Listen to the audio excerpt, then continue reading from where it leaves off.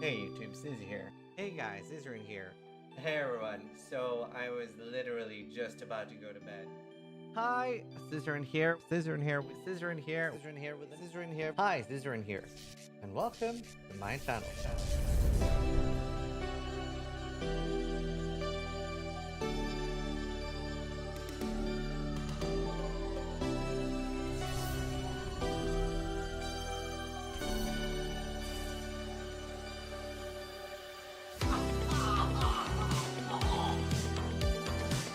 Wow, that looks like my girlfriend. Sharks is the best one. Go away! Leave! I believe in Sharknado, and you should too. Vote Sharknado to go away!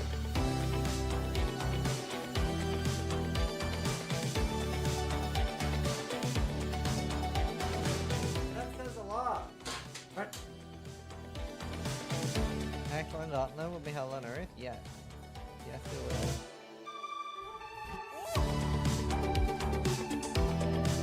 Oh my god!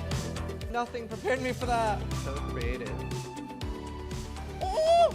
Oh! We made so much money! Oh! Oh. Scripted! Scripted!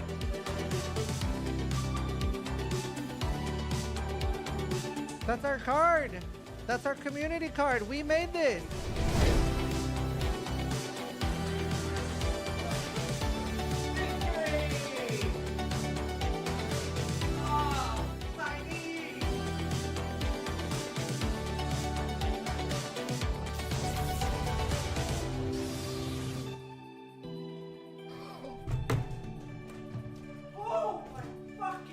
Buggies. That is... Oh my... This is the undisputed best axe in the game! For duelist, for banquet, fucking banquet! Holy shit! I was about to make like a going live tweet. I saw the weirdest sponsor that I've seen. One of my favorite ingredients, gonna need milk. Your favorite streamer's favorite performance drink. Is she sponsored by milk? What in the fuck? That's like almost as weird to me as I saw Instagram streamers sponsored by natural gas. Your biggest enemy. I was literally gonna make that joke. I saw like Instagram streamers sponsored by natural gas. Like, I'm sponsored by natural gas. I'm fired all the time. But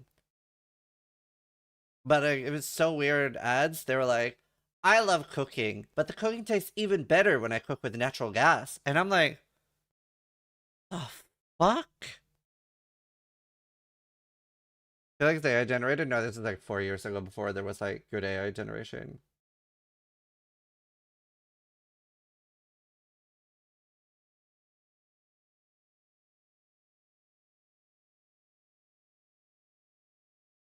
Some people even get sponsored by a country. Yeah, I mean, I have had offers to like promote like India or something, like Saudi Arabia stuff and shit like that.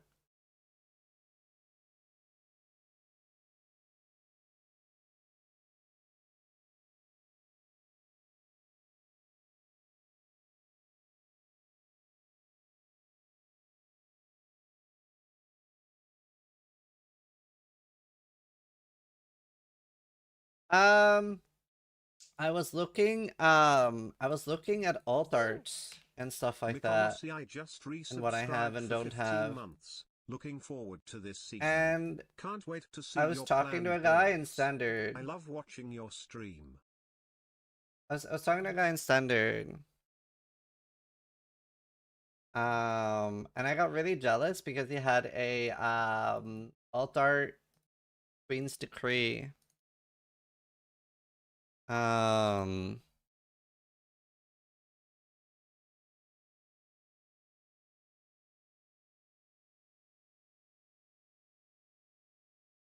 So I think There is a chance that I can sell enough alt art to afford a Queen's Decree if I can find a buyer. Sorry, if I can find a seller of Queen's Decree.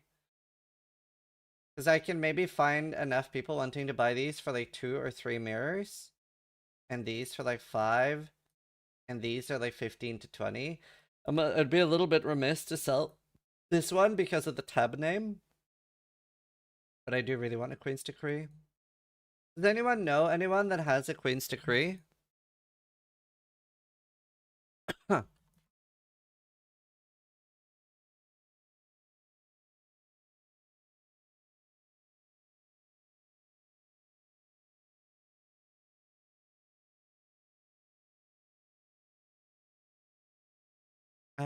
I'm afraid to open standard.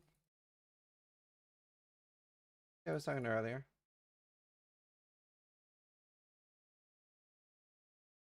I have plenty of non-alt art ones. Yeah. Should I become big? Is that an alt art map in your? Yeah, I mean I have nearly every map. I think I have every map. I need a character with swords. What's like a sword character? With swords? Royal sounds like an EA. Shit. Dude, I don't know what would be wearing swords. Is there a race? No. Um.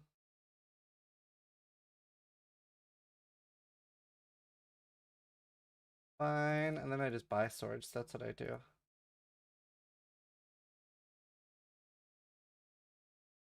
Simplex just can't be magic anymore.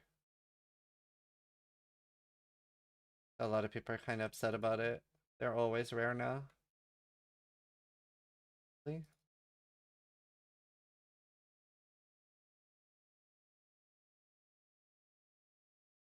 Why is it a bug face? They're just always supposed to be rare.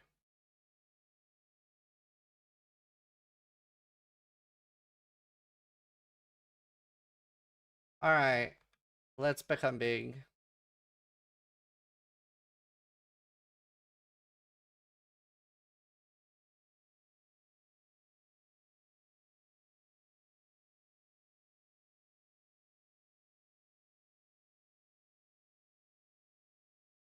How else do I get bigger? Authorities.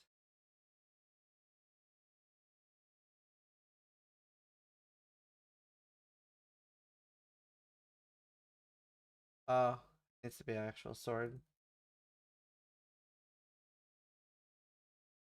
Oh. Oh, the jewels.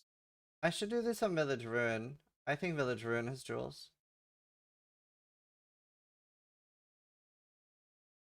My first character as a streamer.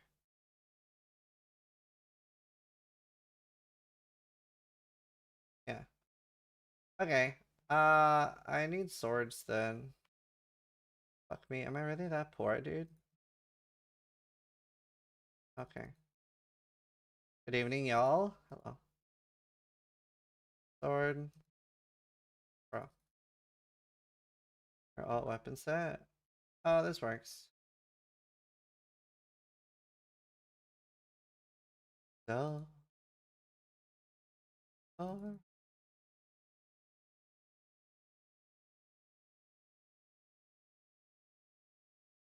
Do you even need to wear things except weapons to have things?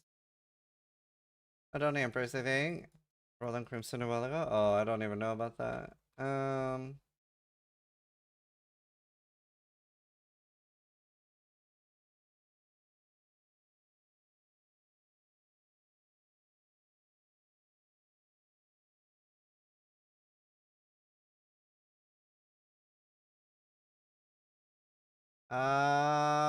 What else makes you bigger? Authority. Right. What am I missing? Or am I the same size except I'm not floating right now? What am I missing?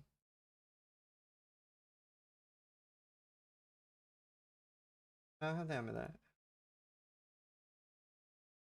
What am I missing? Is it just me or did everybody start playing PoE 1 League late? I don't understand the question. What do you mean? Late? There's no chest that makes bigger other than this.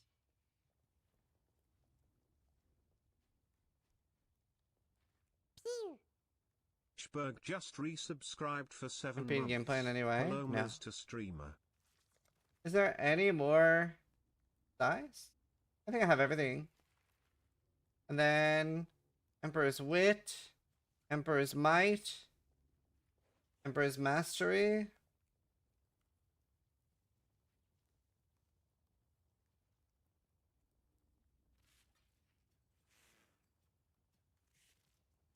Oh wait, I'm D&D.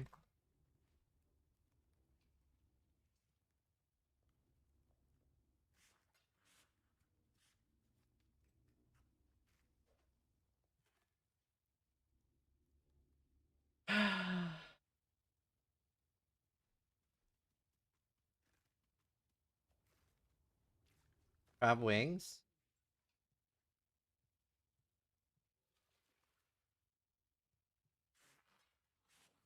These are the best wings, well big. They're so ridiculous. You're missing your other demi on me. We can't have two.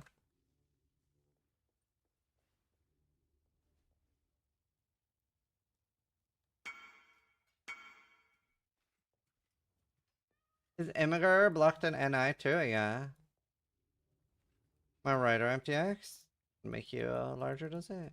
Take the Bloodline Insanity for +1 ring? Would that work? It would work. I need a third ring. Morning, new stream schedule. There's no way that you of all people asked me that. What do you mean? You've been watching me for like 8 years. It's the league started in a week. Zest wings. I don't think I have those.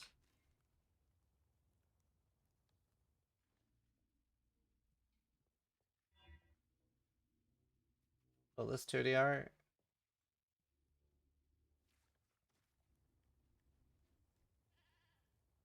Man, it does suck to need the MTX from this.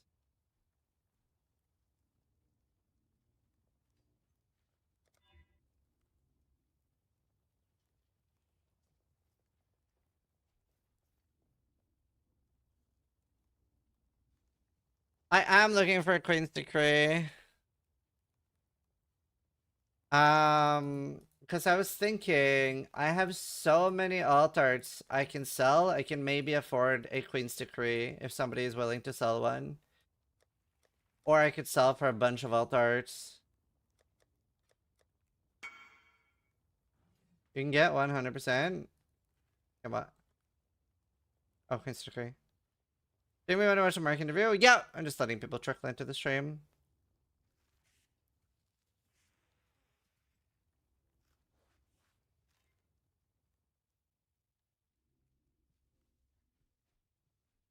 I don't think I'm missing any size stuff.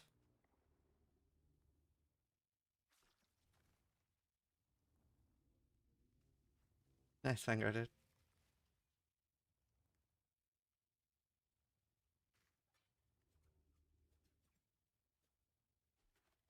Why do you sound so zesty? Do you have the gay? I don't think, like, your sexuality is influenced by how you speak. Like, there's a lot of, like, gay people that sound a lot manlier than me. Always YouTube comments. I don't know why, like, YouTube is such a shithole.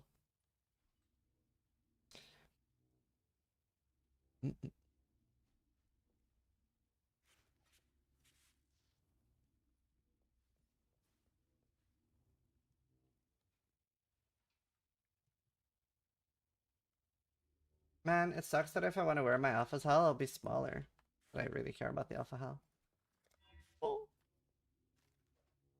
Wait, has he got the actual helmet on then? Are you wearing the actual helmet, LMAO? you're wearing it, not as an MTX?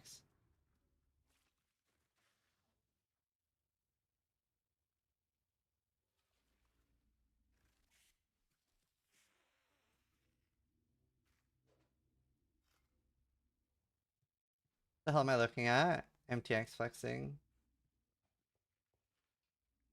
They don't understand what dialects or other cultures are. Not all about size, it is all about size. Yeah, I don't know, dude. I've always had a bit of a nasal voice. It's not really that nasal when I speak Norwegian. Hvis jeg bare begynner å snakke norsk nå, så høres jeg litt forskjellig ut. Er det mange fra Norge i chat?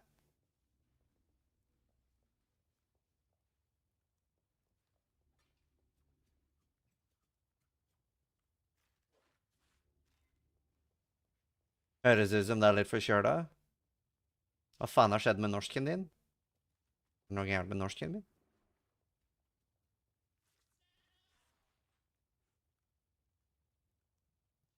Høres jeg mer eller mindre homofil ut når jeg snakker på norsk?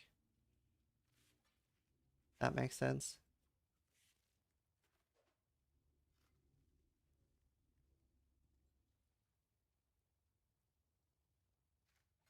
More masculine in Norwegian? Right. Okay, I mean, okay, to be fair, I could speak with the same... from the same place that I speak Norwegian in.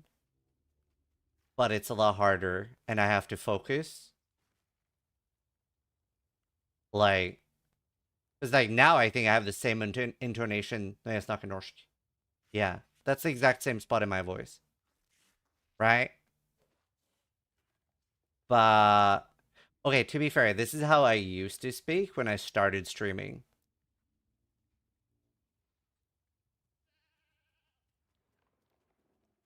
English makes you gay?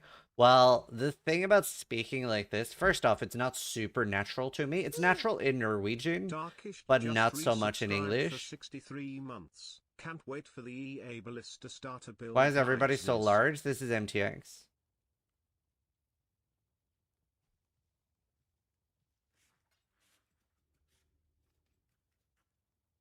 But yeah, I don't know, dude. It's way harder to be like happy and excited in this voice. But I think surely most people go up in pitches when they're happy and excited, right? Like, oh my god! Oh yeah, laughing. Did you say you like, knew anyone selling a Queen's Decree?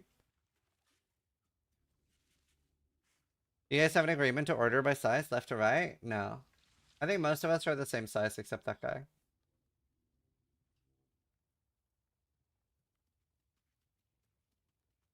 Hooray! Hell yeah! You know, Carcass Jack is cooler than I thought.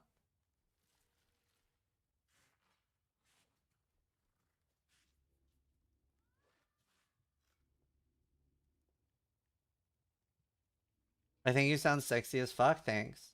You know, I've found a lot of girls like my voice, a lot of guys don't like my voice.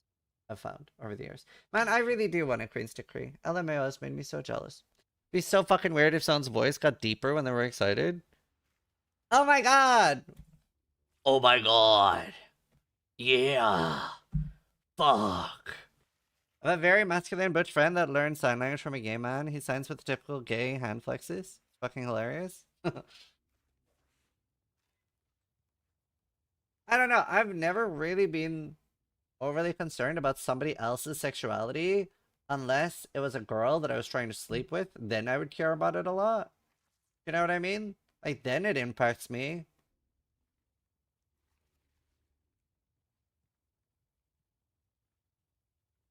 Although, like, my wife has said that she prefers, like, not super masculine guys. So I'm, like, perfect for her. She was like, she said she likes her men on the cusp of being gay. Like, kind of feminine, not super masculine, but still interested in women. I'm perfect for that. I like cocktails, I'm not super masculine. On the cusp. Almost sucking Steel Mage's dick, but not quite.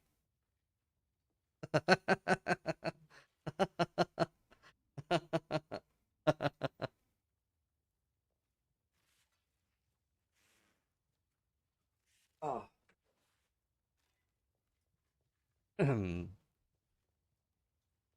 You'd be a horrible bottom. Everybody likes a little spice. And look at this crew, bro. You drop an album. James Bond likes cocktails. Do you know, I remember I had this moment. We were out a bunch of like, I have one of my friends group, they're like bro dudes. You know what I mean, right? They like watching football. They're like overly masculine. Um, and you know, like out drinking, they're like bragging about like one guy slept with 2 girls in his life, the other slept with 3. They're so full of testosterone. But like one time I was out with him, I was like, I'll have a cocktail, and one of the guys go like, nah, cocktail, that's gay. And then all the other guys backed me up and they ordered cocktails too, and they're like, cocktails are fucking nice, bro. And I was, it was really nice. I love cocktails, dude. I've never really liked beer. Do you have advice for a player who wants to be as experienced as you? In any game, like the main thing is just trying. Like review your VODs, review your plays, shit like that. Play the game or yeah.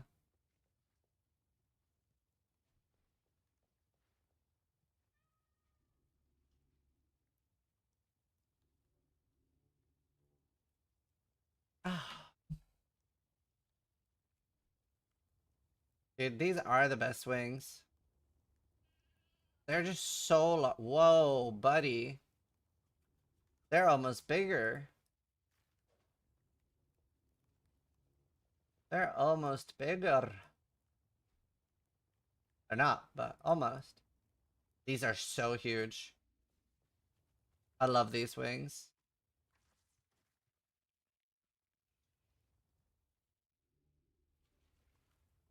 Drinks that are considered feminine are way more alcoholic than beer. It's about the color, not the taste. You just decide on a starter. Now I'm struggling a bit. Are those guys always in-game? I mean, pretty much. I'm sure, I don't know if any of these guys are listening to me, but I'm pretty sure most. Oh, that is where the law. Holy fuck. That is worth a fuck ton. I've never even seen that, I think, in-game. Pretty much everyone here bought this just to stand around in standard and flex. They don't play the game anymore. They're all dead inside and burnt out. They just enjoy flexing. That's why we all buy them. Yeah, we're chief. One of the right too? Oh wow. Alternate art. Alt arts also just massively increased in prices because one of the guys that had the most amount of alt arts just got banned.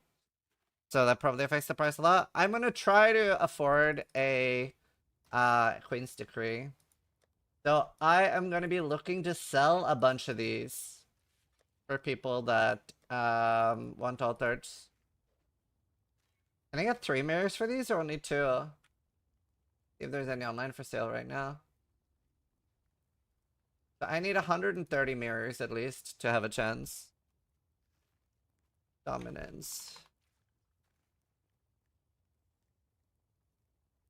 Everything. Online only demigods. Okay, they are up for 2 mirrors. I'm guessing they're for sale.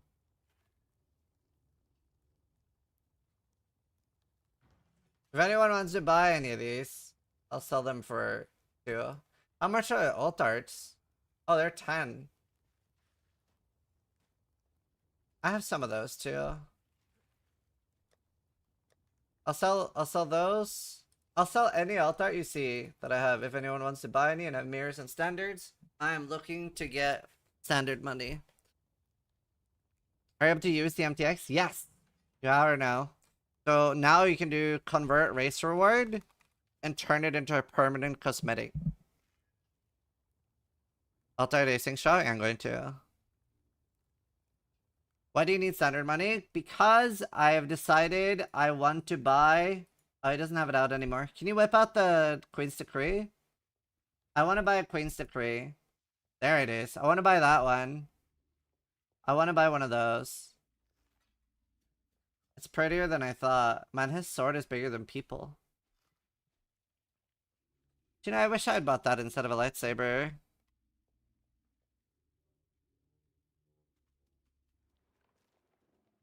They are very cool.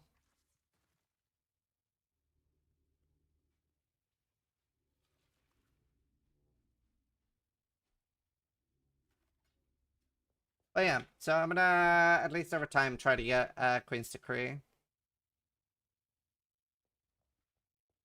Imagine running into that town while playing for the first time. Wrong neighborhood kid. What is that thing? Is that a wand? A ball. Like a void battery or something.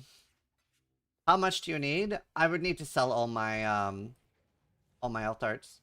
I only have one mirror, I think, now. I used most of mine on random dumb shit because I didn't think I was gonna go for more. So I need like 129 mirrors. I have a bunch of these. These are 2 mirrors each. These are 15 to 20. These are 9 to 10. And I have a bunch. I can maybe get there. Why is that so expensive? Because you can't get them anymore. Scarcity.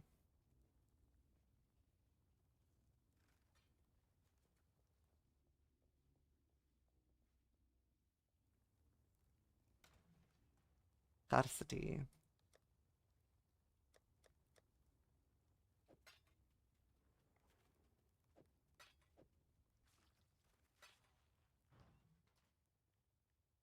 And I probably have more stuff that I can liquidate. Do I still have anything interesting on hardcore that people would buy?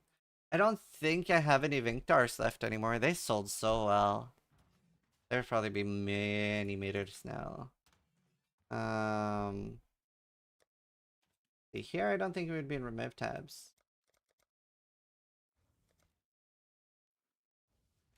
Bro, this is lagging so hard on hardcore. There's like 2,600 tabs or something. Fuck me, it freezes my entire thing when I open it. Is this what you need? Yes, but the alternate art version.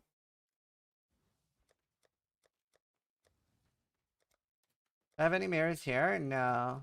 I must have some interesting stuff throughout the years. That would be worth anything. Is there anything else that's gone legacy more recently? Wait, where are my, where's my interesting stuff here?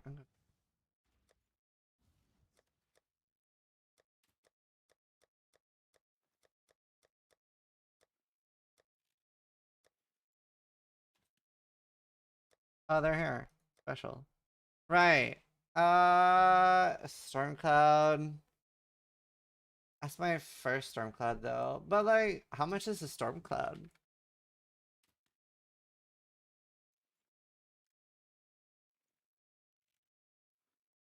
Oh, they're 5 mirrors. Okay, I mean, I have a bunch of stuff I could sell here.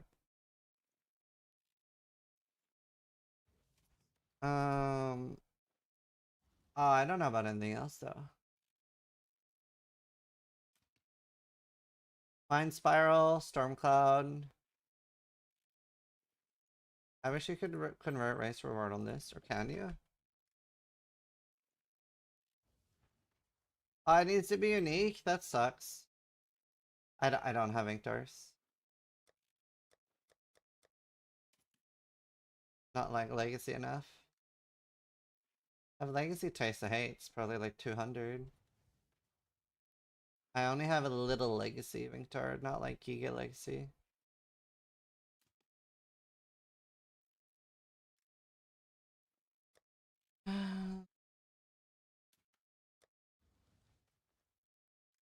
I'm working on starters. I don't have like a list. I should make that now actually.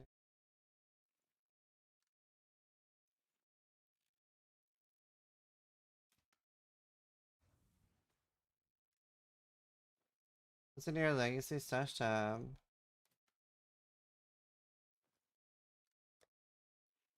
Garbage. Barely Legacy. Hunt rings. Item quantity support. I didn't think I had any left. How much are those? They're only 0.3 mirrors? Oh, but they're corrupted. 0.4 for 2020. Wow, I'm surprised. They look so cool, dude.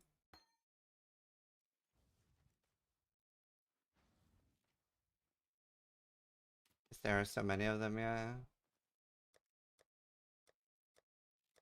My favorite maps.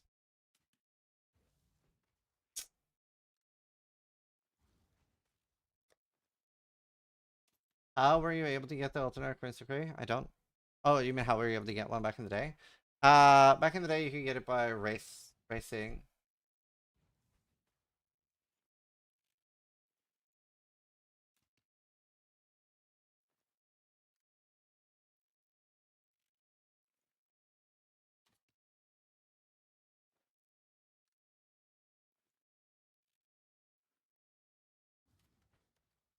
Here I can show you. This these are still.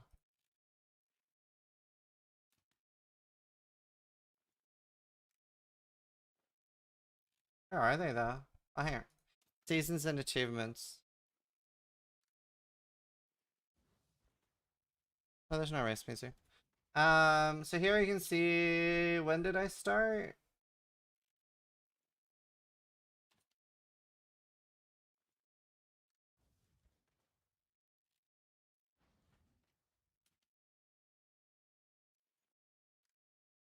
So here was my first race season, and I stopped at 135 because these were all 1C items, and like Oxium was worth something, but I'm like, dude, these are just 1C. Why would I bother? Why would I bother, bro? So I could have, like, this was super easy. This was the first week of the season, so I could have just like kept racing and had this, which is 120 mirrors now. But I was like, nah, bro, it's just 1C. Fuck that. And then I didn't really play as much Path of Exile. Wow, that was that late. I didn't play that much until Emberwake. And then I didn't really like racing here. And I also thought all of them looked terrible. And then in Soul Thirst was my first season, like, trying to race more. And here I went, like, really hard on racing. And here.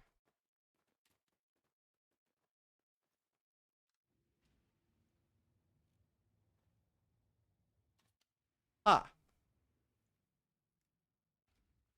Hmm. Oh, okay. I did do that. That's very cool. Wow, that looks sick with influence on. That looks so cool. That actually is like the sickest looking amulet with influence. That is so heckin' cool.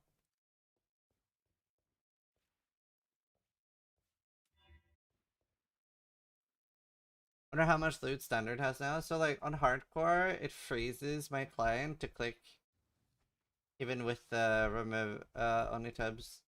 So I did remove roughly like 700 tabs or something. I think I have like 2 or 3,000 left. I must have like 100 mirrors worth of shit here. If you include my alt arts, it's like 300 or 400 mirrors.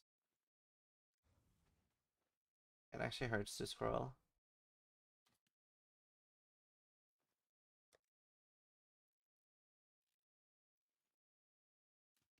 I wish I could just list everything for sale.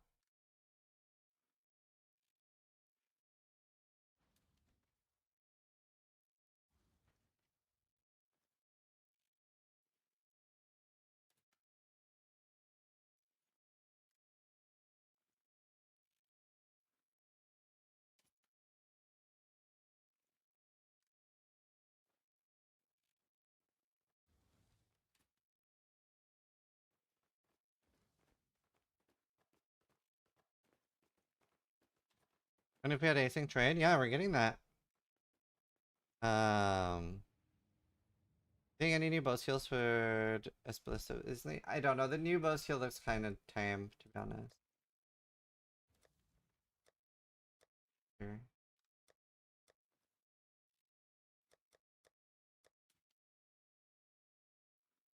Ah. Oh, veiled scarabs. Are they so buggy? Like only 1 pixel to click on them. I guess it's because they're over the exalted orb slot.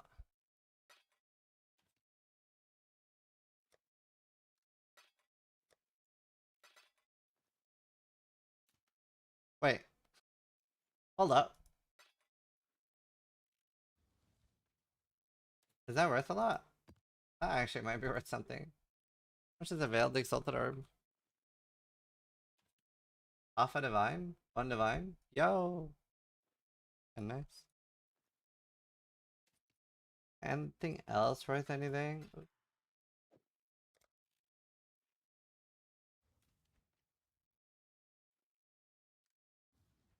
What happened to the music? Sorry, chat.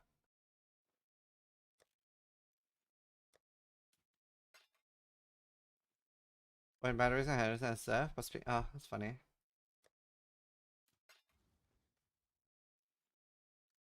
That is so fucking bug.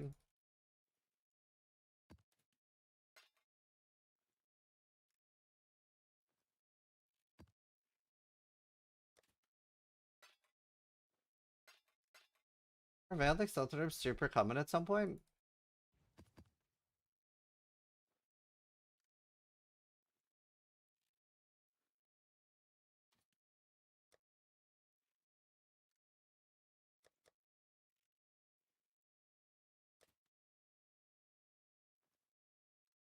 This is an annoying tab. Literally just one pixel.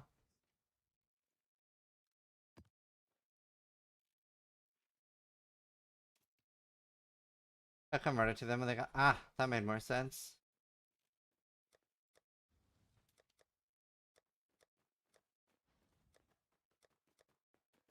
Wonder how many mage bloods I have.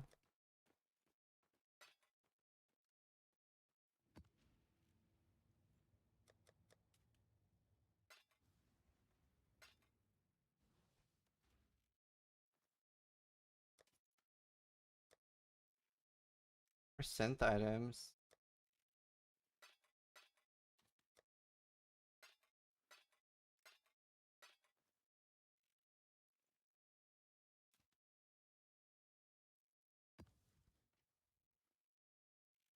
Like 10 mage bloods here somewhere.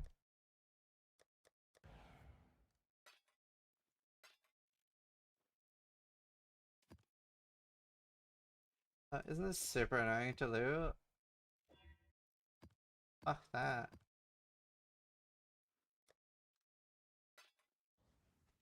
Dude, play this game too much, I think. I have 15 mage bloods in SF, that's a lot. Brought my hand's starting to hurt. Done this in years. It'd be so nice to get like an actual estimate of my tab's worth, including uniques. I think of any uniques that are actually worth anything in standard though. Who Taste the Hate still? Legacy Taste the Hates? Anything else called Legacy?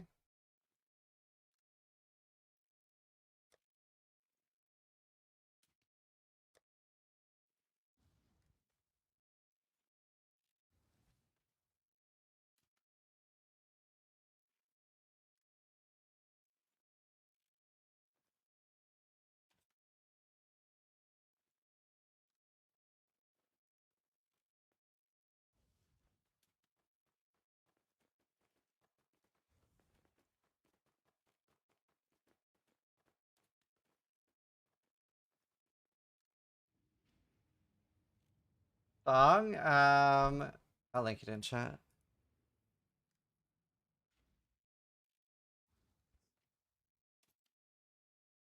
Is there no button to remove a delete only tab? Yeah. Yeah, is there anything us in the UK can do with this like immigrant thing?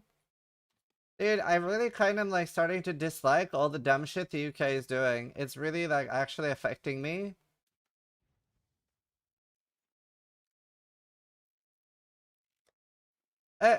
Is dumb shit like that gonna come to Norway anyway? Or will I actually fix it by moving to Norway? It's like starting to tilt me.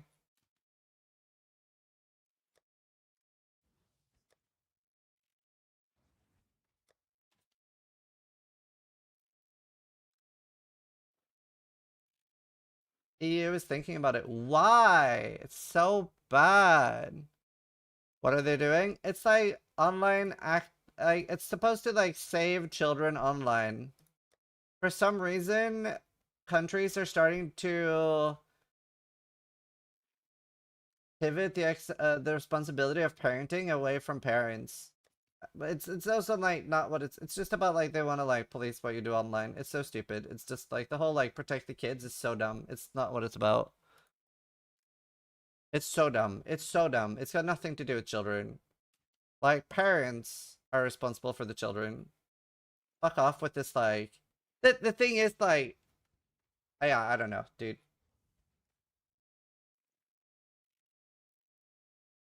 Ah, he's ramping. I'm so annoyed. I'm about to ramp. I'm about to ramp. Yeah.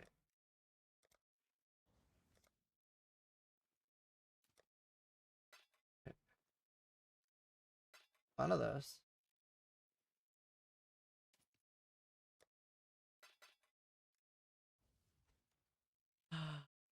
Parents are bad? They are.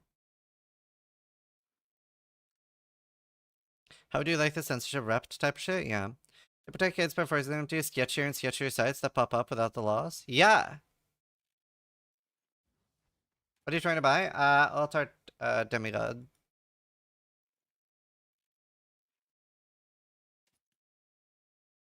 I genuinely actually need to start using a VPN. I got ads how sharing streaming servers loading into the UK is letting scammers win. Funny. Right, let's watch the Mark podcast. Hate the world.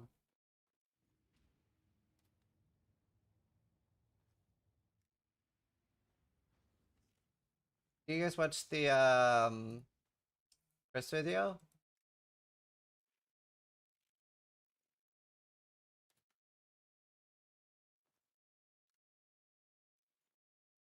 Wilson from Grandy. Rip Emger to the UK, yeah. He's setting us up for a VPN ad. I don't have one. I'm not sponsored by one right now. I'm gonna reach out and ask. It's so easy to advertise right now. Does NordVPN want to sponsor me again? It's so easy to promote with this fucking dumb important restrictions. I'm gonna ask if they want to sponsor me for League Start. It's like the easiest thing, just making like ads about porn. Ray Little would get me on the streets protesting, but if shit like Imgar got blocked here, I would be protesting. It's so dumb, dude, but I don't want to protest and go outside. In my US state, we're doing stupid ID shit too now. That's so dumb. Do we need to, like, make them eat cake again? Is this when we need to rise up? Fuck me, dude.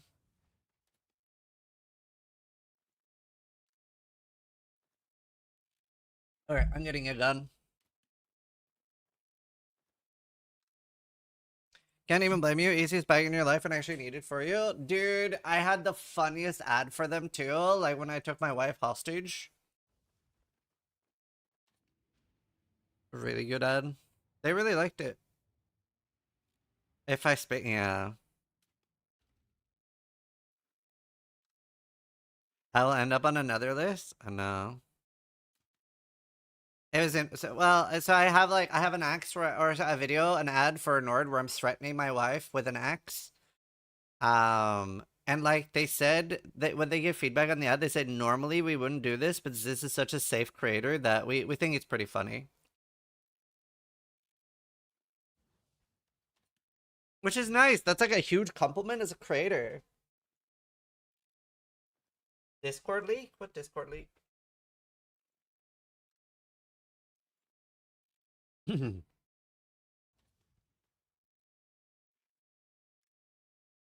Should I run for president of the world, chat?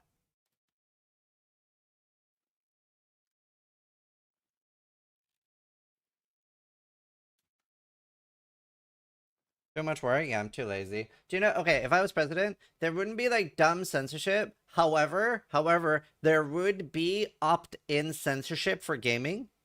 I would make that, you know how you have like ranked queue? I would have a ranked passport queue so that you could play normal queue. You don't have to like engage with that at all. But if you wanted no cheaters, you could have a passport queue where you can queue using your passport, and if you cheat, you're banned from the internet. You just lose access to the internet forever. You are just now a caveman.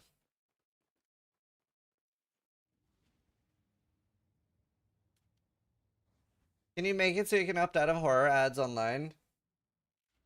Steam had that with CSGO, but with a phone number. What if I use my dad's passport? Straight to jail. Actually, probably executed. Wouldn't people just get a VPN? You can't VPN it. You got loser tattooed on your head? No, cheater on your forehead.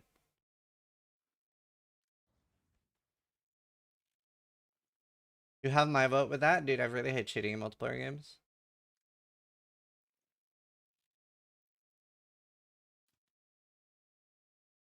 Are you gonna make builds on Maxroll, or was it a one-time cooperation? Well, I'm the Path of Exile director for Maxroll, so it's a very regular thing.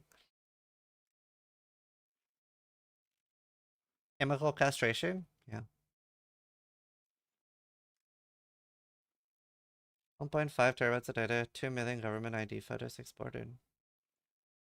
A bunch of people had to upload their ID to prove they weren't underage to keep their account on Discord, and the third-party customer service provider used to host all that got breached? Damn. That's crazy. That's crazy.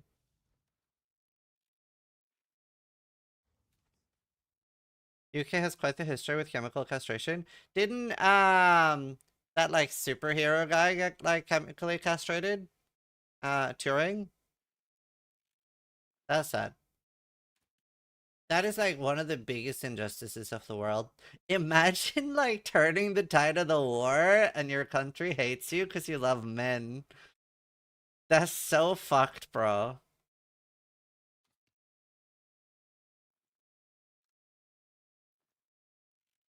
That's so fucked.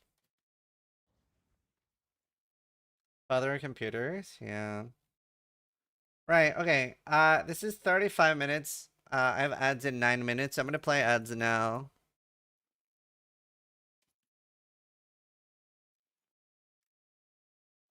You know roughly what build you want to theory craft? So I've been looking at a few things. So, what I'm looking at is Scion SRS, Poison, or Scion Raw, so ranged anime weapon. And these builds are interchangeable, so if I don't like one, I can pivot to the other. The benefit of Scion is that like there's a few things I would have to solve on it, but since you only have 3 ascendancy points that are really good, you also get like basically you get to take the Chaos Ascendancy for Permaval Molten Shell, 30% life as extra ES, red ES, and +5 max all rest permanently, including Chaos, and then you go Glorious Vanities, the Bakwa, and you're getting 85 Chaos rest with damage shift. So that sounds really good. I'm a big fan of this. I would need to solve life regen, and potentially mana regen. But that sounds amazing as a hardcore starter. Another build is Stormburst Hierophant. Also gets to do the same tech, but that actually has the regen both for life and mana solved. So that sounds really, really good. Fire Ice Life Regen Mastery, definitely. 100% would be using that. The third one is Explosive Arrow that I'm considering.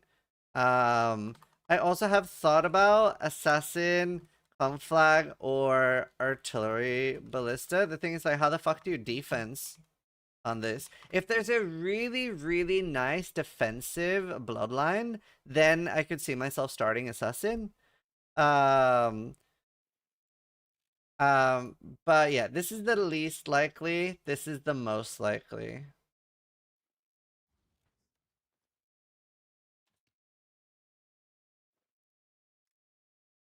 Conflag looks balls. The only reason to play Conflag is to be a special snowflake and play a new build. For real. Like, the thing is, right, there could be something good about it that we're missing. but it looks terrible. I think we all agree, right? Everyone who's theorycrafted Conflict came to the same conclusion that that is a dog water skill on paper. And again, we don't know until we try it. But it looks dog water. It looks really bad. I was so excited when I saw it, and I'm like...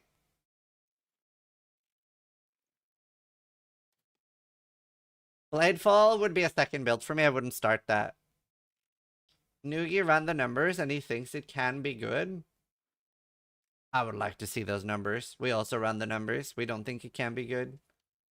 Like, the problem is a skill that has that clunky of a mechanic needs to be higher. Because you have to shoot and you have to walk into it. That is annoying. And it looks cancer, right? It looks like the fucking ballista skills that we were doing PoE 2.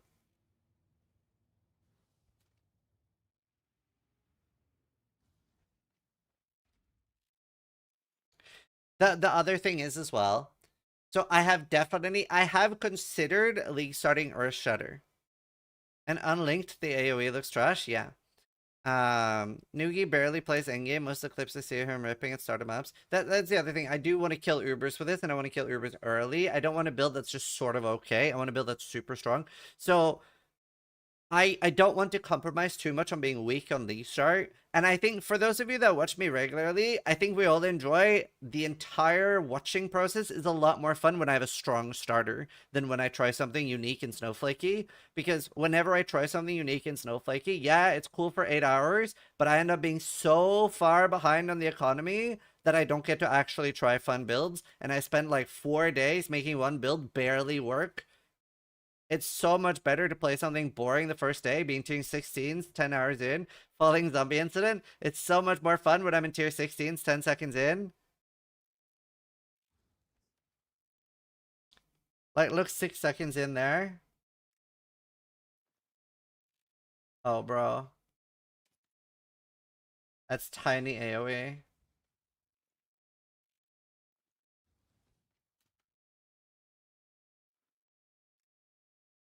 Yeah, I mean, Conflag is like risking your entire league start. Okay, guys, I'm going to play advertisements on Twitch, and then we're gonna watch the video. Oakley dokley.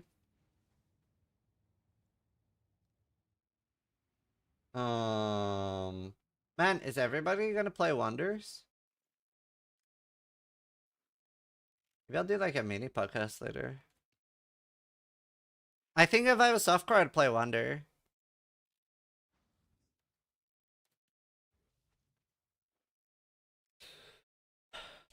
Poison Caster sounds interesting. Oh, I should have written that down too. I love the Unleash node. For 21 months. I don't know what I would do with that, but the Unleash stuff looks insane, dude. Stupid Flanders just resubscribed for 18 months. Wonder Unleash start. This is so cool. Stupid Flanders, thank you for the 18 months. Kiermo, thank you for the sub. Dark Years, thank you for the 63. Sorry if I missed any subs today, guys. Been a bit out of it. This is super exciting for so many skills. The really cool thing about this is if you're doing multiple, like you do a duo 5-link on your chest, right? So instead of having one 6-link skill, you have 2 5-link skills on your chest. And then you get, is it 8 or 9 seals you get, Max? I think it's 8, right? So you get 8 skills, or sorry, 8 unleash on one. So let's say you did, I haven't thought about skills, right? But let's say you do like freezing pulse or ball lightning of orbiting, something like that. It is 9? Okay, so 9 is max. Then you do like 9 skills with one, 9 skills with another, and then you have a pseudo 5-link in a glove or a helmet, and you do 9 skills with that. And then you've probably in that time, because you also get higher frequency seal generation, and then you get 9 skills on your first one again. So you're doing 9, 9, 9. That sounds really cool to me, dude. That is like a genuinely really good reason to have 3 different skills. You could do Spark, Storm Call, and you could be Poison. Like, yeah, there's a lot of cool potential here. Stormcall and Spark Assassin sounds really cool. Like a poison Stormcall Spark Assassin. Doesn't that sound so fucking cool to play too? Ideally, you do want something with just multiple projectiles. So maybe like Spark and Ball Lightning of Orbiting. How does Ball Lightning of Orbiting work with multiple projectiles? Doesn't that reset the ball? Isn't it an orb? I haven't actually played it. Yeah, you could maybe do Blade Vortex. Fires a single projectile which moves in a spiral. Wait, so does that work with Unleash?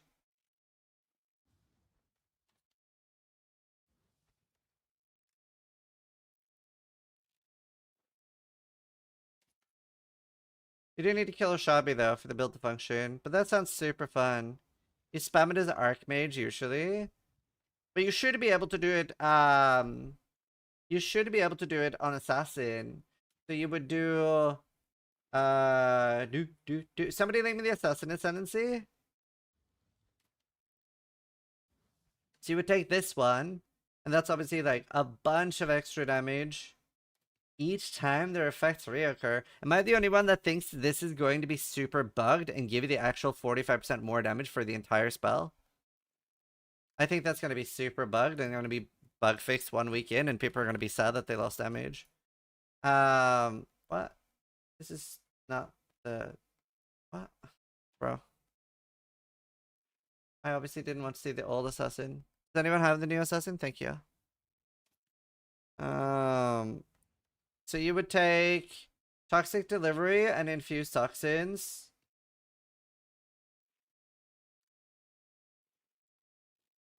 Do you think you would go crit and do Perfect Agony? I mean, that would be the end game, right? Because you do need a third Ascendancy.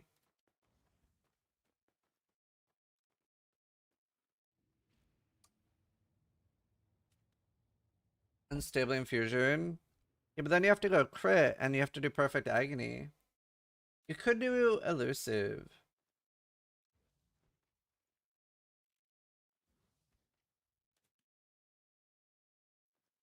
What spells work best if all can poison? I mean, I think there's a lot of different ways, but Spark is pretty good. Ball Lightning of Orbiting's pretty good. Honestly, this still sounds super cool. This does sound super cool. I feel like you almost have to do Perfect Agony, though, don't you? What does Perfect Agony look like now?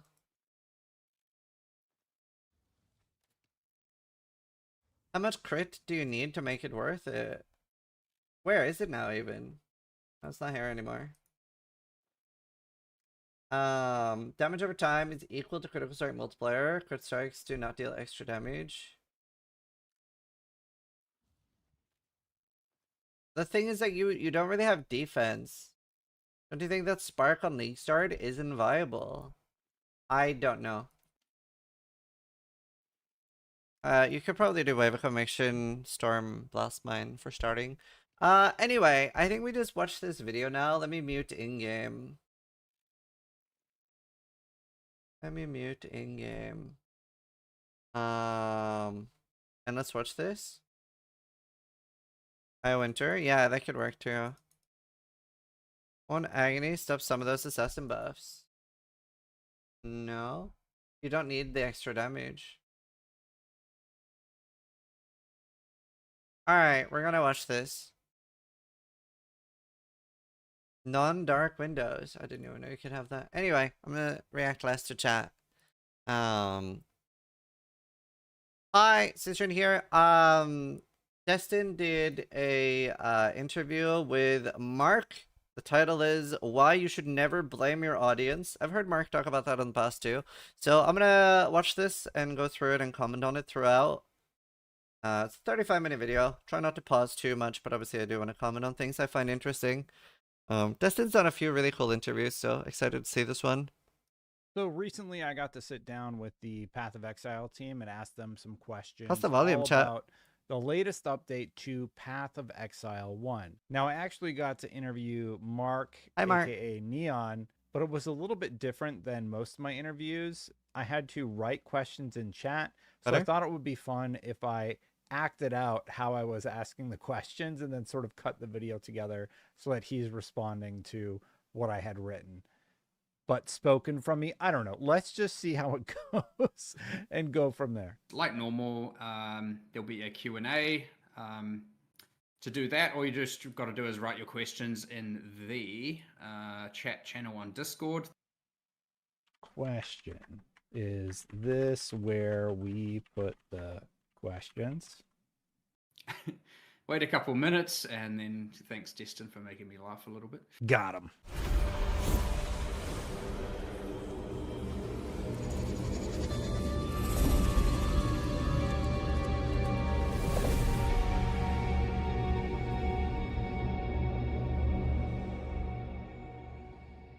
All right. Hope everyone enjoyed that, and that everyone can hear me. You never know.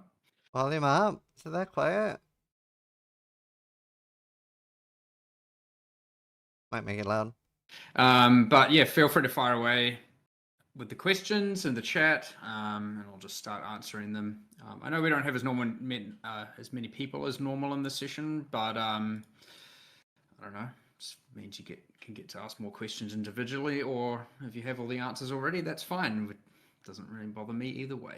Now, it was about this time I just dumped all the questions I've been writing on my phone while watching the presentation into chat. So, oh, okay. Well, never mind. Destin, of course, there's 30 of them there, so that'll give me some time to fill in. So let me catch up on all of that. All right. Well, I'll start back from, just because I wasn't too sure if that was your first question, but at the very start of it, Destin does ask, did the game get a graphics update?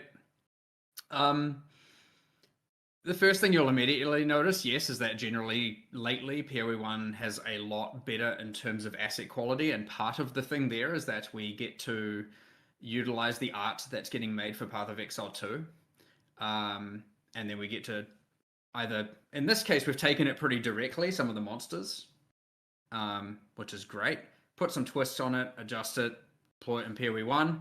In a lot of cases, we get to then make modifications to it. We get to use sometimes the model, change the animation, sometimes the animations change the model. But simply because, PoE 1 is such a has been around for so long, you get this like very insane spectrum of very old art all the way to very new art that's now coming in.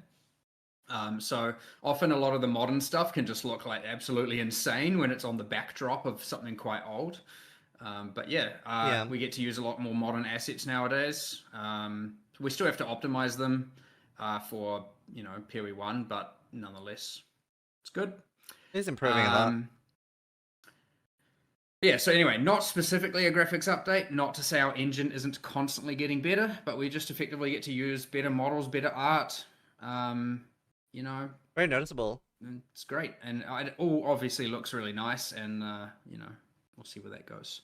So, second question we have, and I agree with this first part of it for sure, probably the rest as well, which is I love seeing Breach get some love in a rework.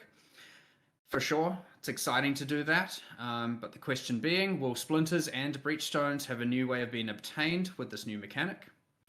So to answer that one first, during this breach, everything that was the existing breach, so during Keepers of the Flame, all the existing breach stuff is not there. So you won't have the Splinters and Breach Stones.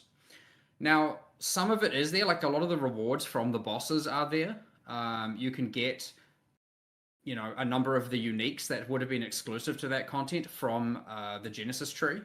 So, the rewards are there, but honestly, that content, again, when we're doing this thing where we're trying to modernize and revamp. So wait, is there no Breachstones at all? Do we not have any Breachstones anymore? If I was Legion.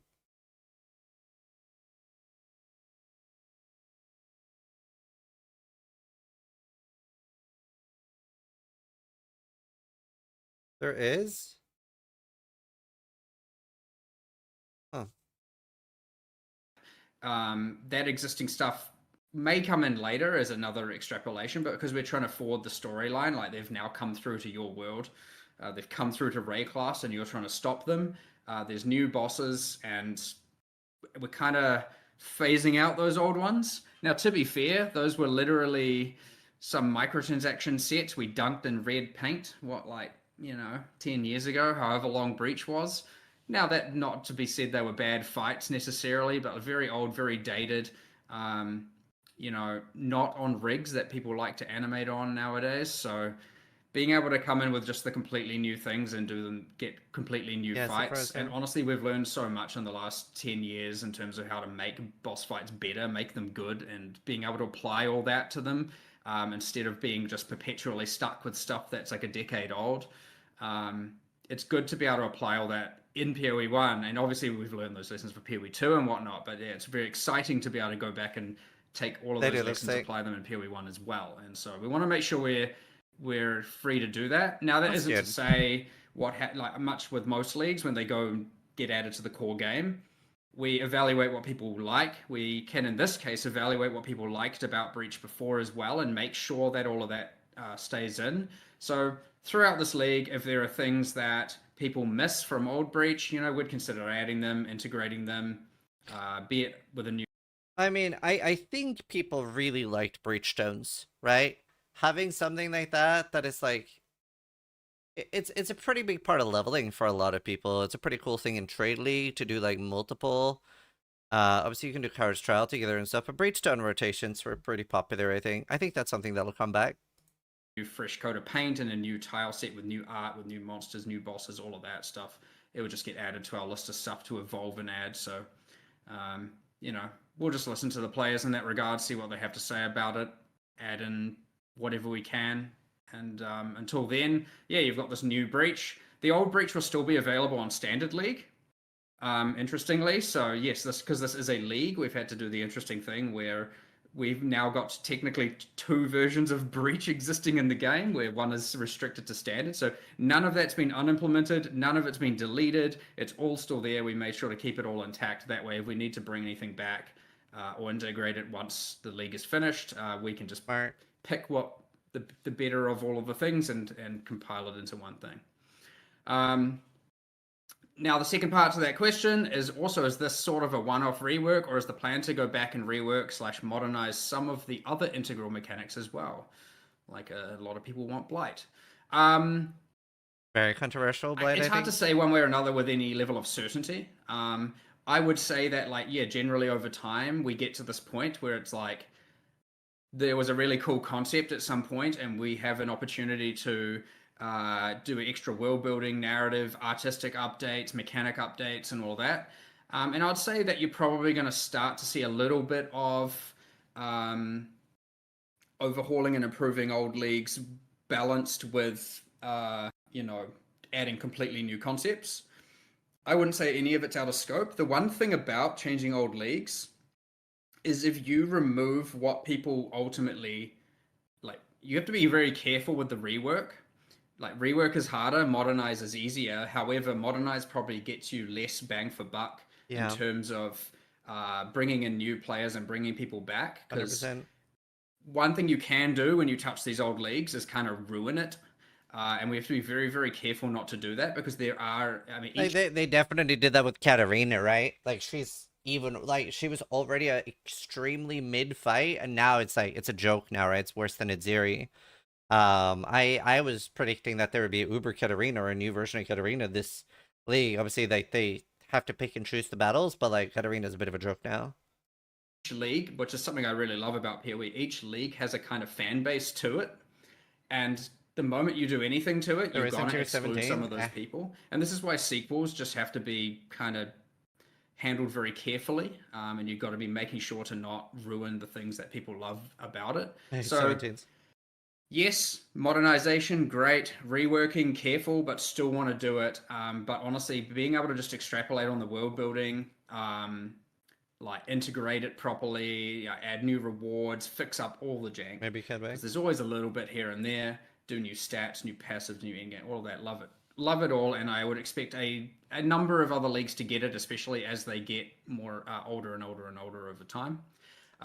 Some other leagues we've just straight up removed because you know, in the past, you know, like Perandus kind of just despawned off the face of the earth, because it was kind of like, okay, well, in order to salvage this, it's a full new league, so like there's not really a salvaging we can do. So it really, as long as they come from a good enough baseline, and I would say Breach, Blight, a lot of those leagues achieve that, then yeah, completely happy to do so. Okay, so fire through this list of questions. So I have to hand it to you. Breach looks fun. Hand, because of all the hands. Anyway, what's the ideation process like when updating a mode like Breach? Thanks. with all the hand puns. So what's the ideation process like when updating a mode like Breach? You know, just a side note, I actually do like what he's doing there with like asking the question as if he's actually getting to do a live interview. That's nice. Nice touch. Well, the good thing is we got to go from a bit of a baseline here because when we designed, we were doing Breach for PoE 2. We kind of jumped forward a bit.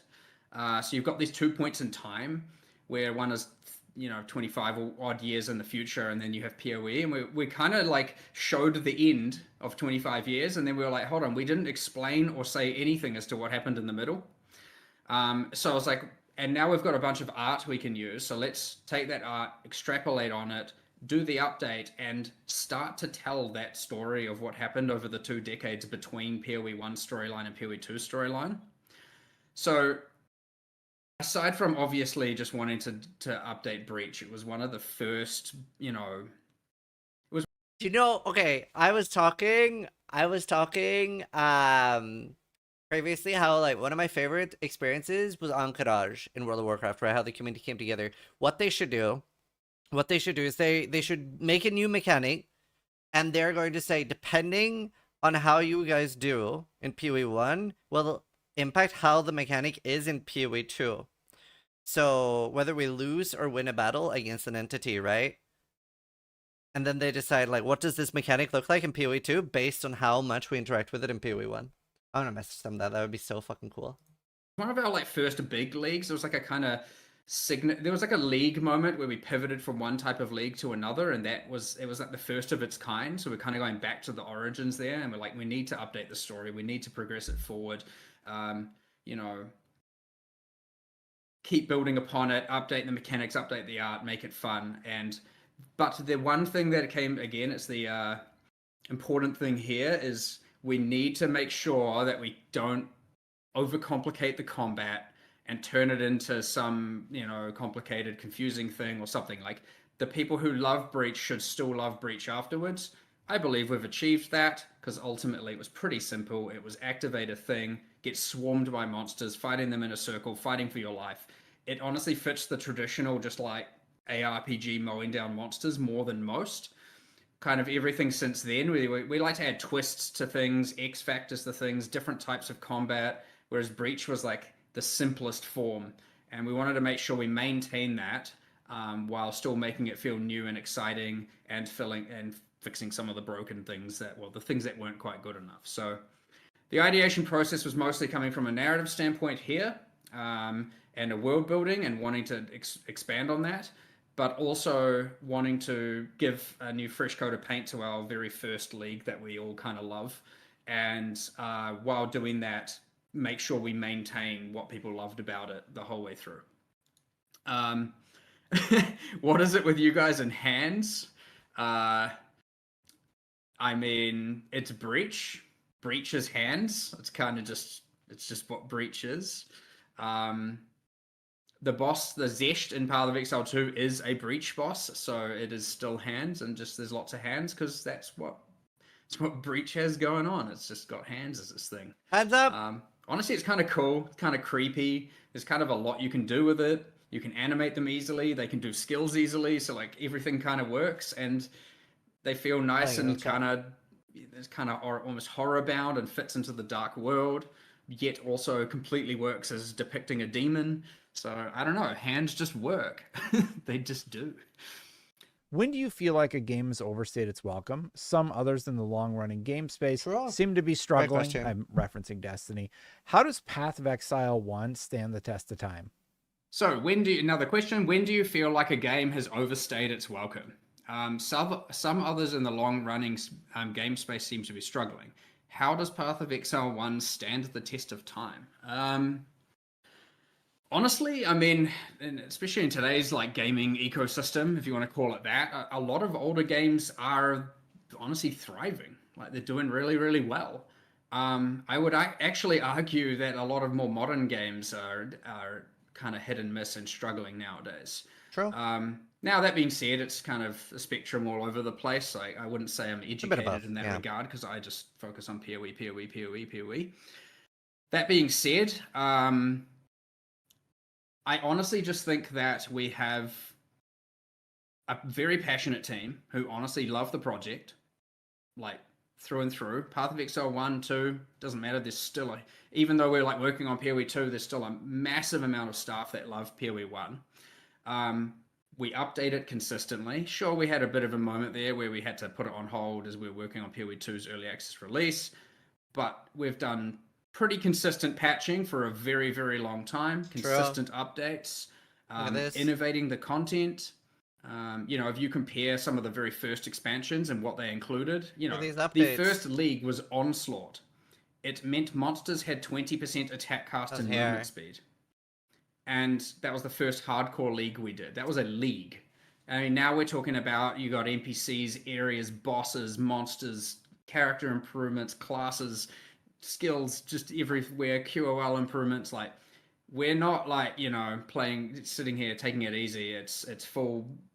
We have a schedule. We want to update. What can we do, and what will players love?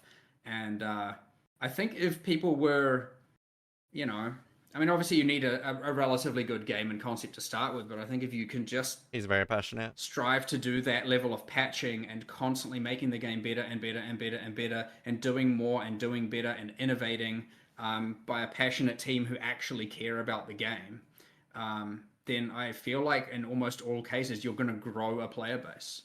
And that is one thing to know. Like, PoE 1 grew, right? It doesn't just it's high, it goes low, and then it grows and grows and grows and grows and grows. And you get your ebbs and flows, and you get your plateaus for a bit. And then when you plateau, you're like, hold on, we need to do more, we need to do better. Let's get more people back in here. Let's get people excited about it again. What do we need to do better? So don't let it get stale. Don't flatline. Just keep innovating, keep designing, keep doing better, and make sure that people, your staff, the team working on it, feel passionate, not only about working on it, but also about playing it. And I think we have just that. Like, they do such a good job of that, for sure. And I think that's why it's so important now that they stick to this 4-monthly schedule. It's so good for them, I think. Like, just having like a constant, it's so nice. That recipe, and it works for us. Now, again, I haven't researched too much about the rest of the industry because I just focus on Path of Exile all of my life. So I can't speak to other games, but that's, I guess, my perspective on how we kind of keep doing so well and keep growing and keep standing the test of time, as you said. Another question, how do you prevent the player feeling like they're on a hamster wheel chasing short-term power that's simply replaced in a few months? I love borrowed power. I mean, part of it is that you don't need to stop that. I mean, that kind of is what we're doing. Yeah. I wouldn't say things are replaced. Like, we don't have the kind of World of Warcraft expansion territory of literally the patch comes out and every single thing that you knew. And like, the way borrowed power ends up being in PoE, right, is that it's a different, like, it might be the same amount of power, but it's in different way that enables different builds. That's the fun part. Which is a thing that MMOs historically have done, when you're just like, an expansion comes out, literally everything I knew and had, aside from, some basics, is just like gone. I missed that, which was taken, right? though. My character's nothing.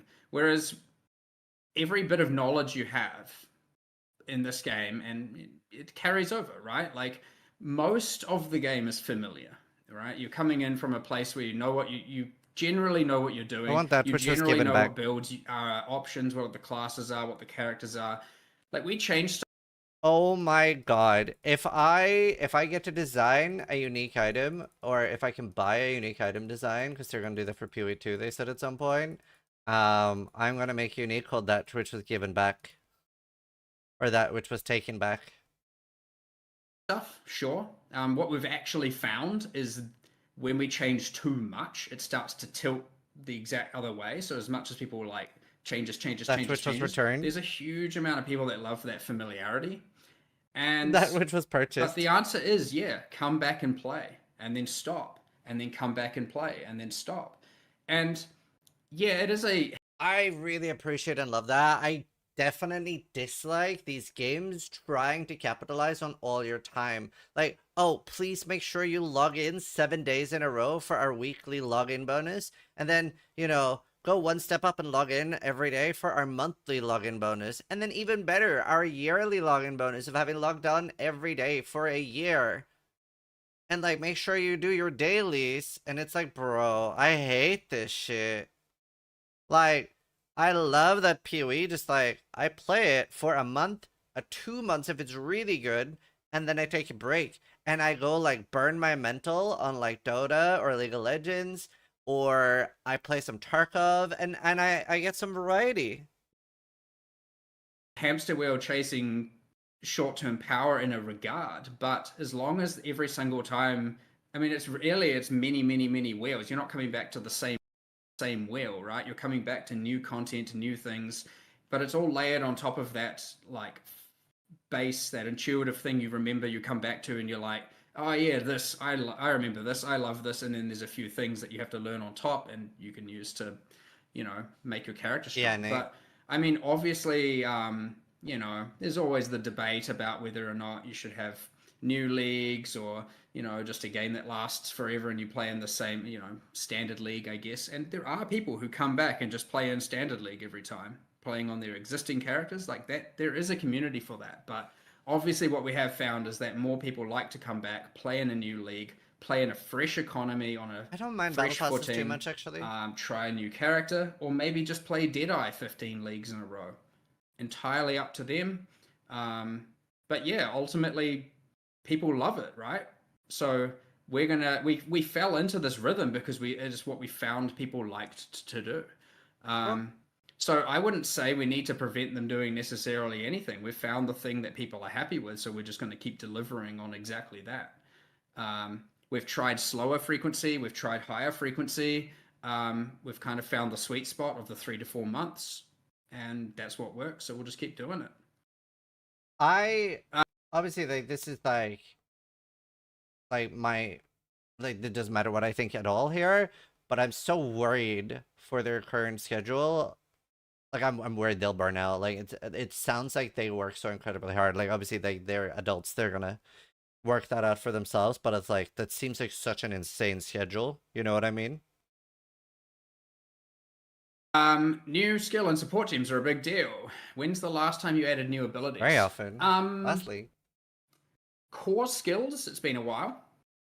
So I would say that Troth and Gems. we add new skills all the time, but often they have a kind of, you know, for example, in the last league, Mercenaries, or the Secrets of the Atlas, we added Trathan gems. So, and then before that, there was Transfigured gems, and so there's always been like we've done kind of, you know, twists on skills, and we've done a bunch of that. So there's often stuff coming out, but in terms of actual just core abilities, especially skill gems, we did obviously the retaliation skills with Settlers of Kalgur. I can't remember if there were any others around there. Honestly, we work on so much stuff. Good luck, my short-term memory nowadays. Or maybe that's long-term memory, whichever one. But however, honestly, yeah, we don't add a lot of them too frequently. But there's not really a particular reason for that, honestly. It's just that, you know, sometimes it's nice to do skills, focus on character side, and sometimes it's nice to focus on content. We don't always get to do both. In this case, we were just kind of like, you know what, it's time for some new skills and supports. Let's, especially like focusing on Wander and, you know, a few other like the more archery attack stuff. It's like, these seem like they'll be cool. Let's get them in there. So, you know, the last time you could argue was the last patch. It just depends what you count a new skill and support, I guess. So They're pretty new. They just have the same name. They're effectively a new skill. How do you make it so that players can map, which is in-game maps, but to never feel overpowered to the point that the game is too easy? You don't. Well, you can get to that point. Not very many people get to that point. But at this point, we have so much content that is so multiplicative.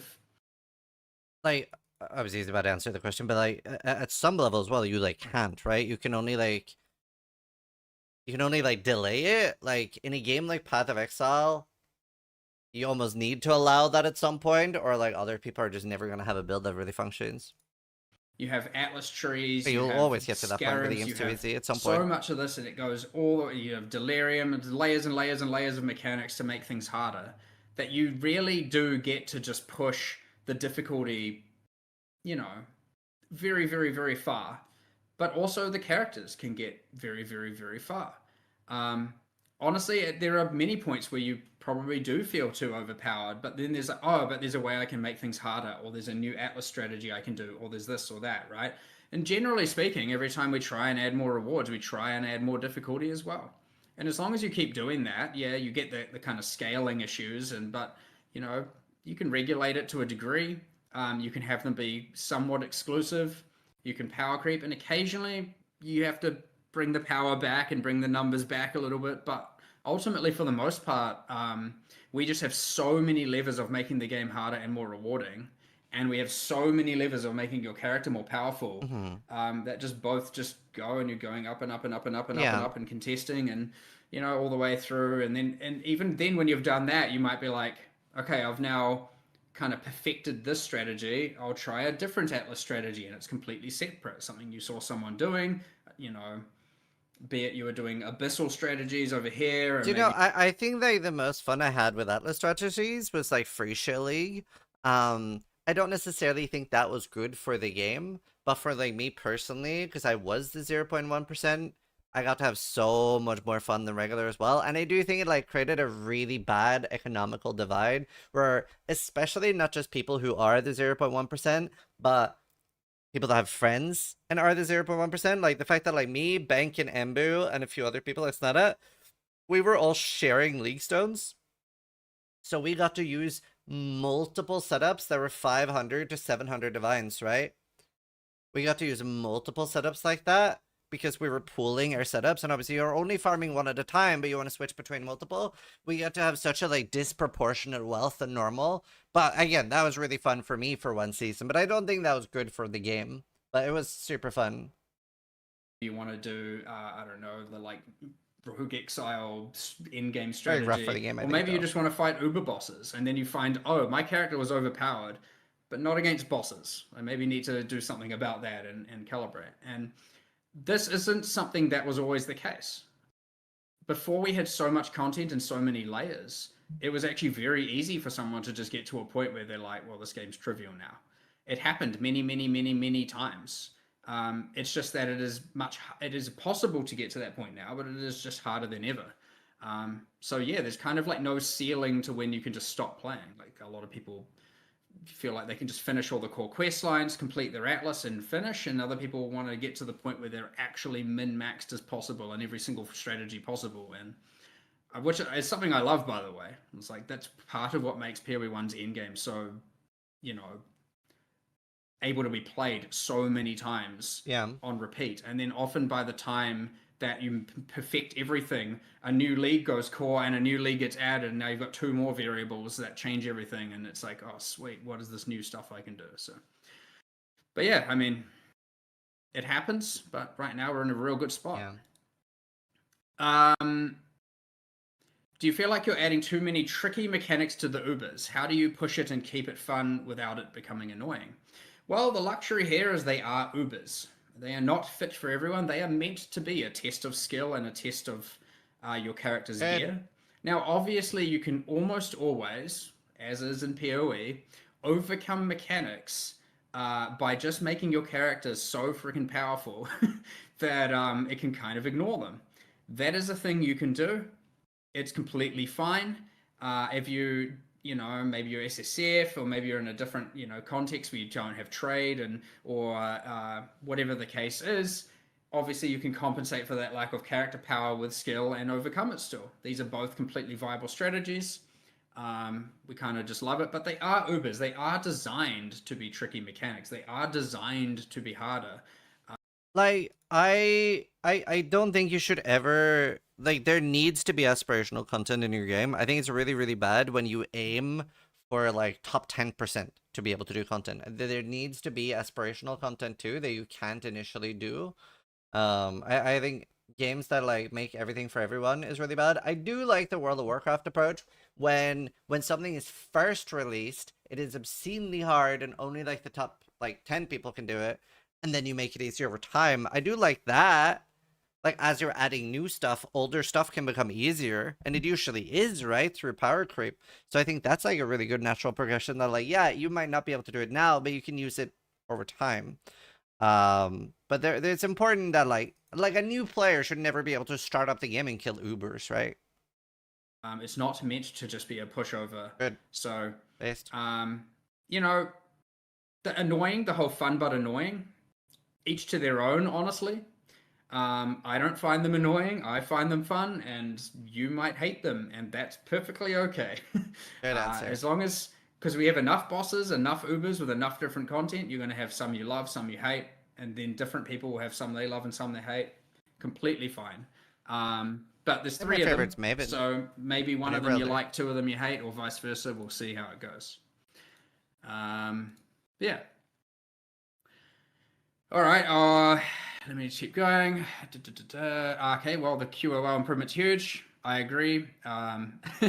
You are welcome. We will continue to do that every single patch. Hopefully getting like 10 of them a patch or so would be nice. Or the good timeline. And yeah, regarding the graphics, yeah, agreed. So another one from Victoria.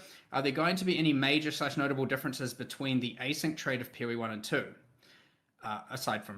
Besides what game it is, and will it have the same requirements? Yeah, it is currently identical in terms of requirements. The only real change is that the gold, because the gold... Chris was so against quality of life, all the feeling about weight. Well, weight is still important. There are still things that, like for example, I don't think you should be able to affinity. I think it's like easy to you're too much. Like it's too easy.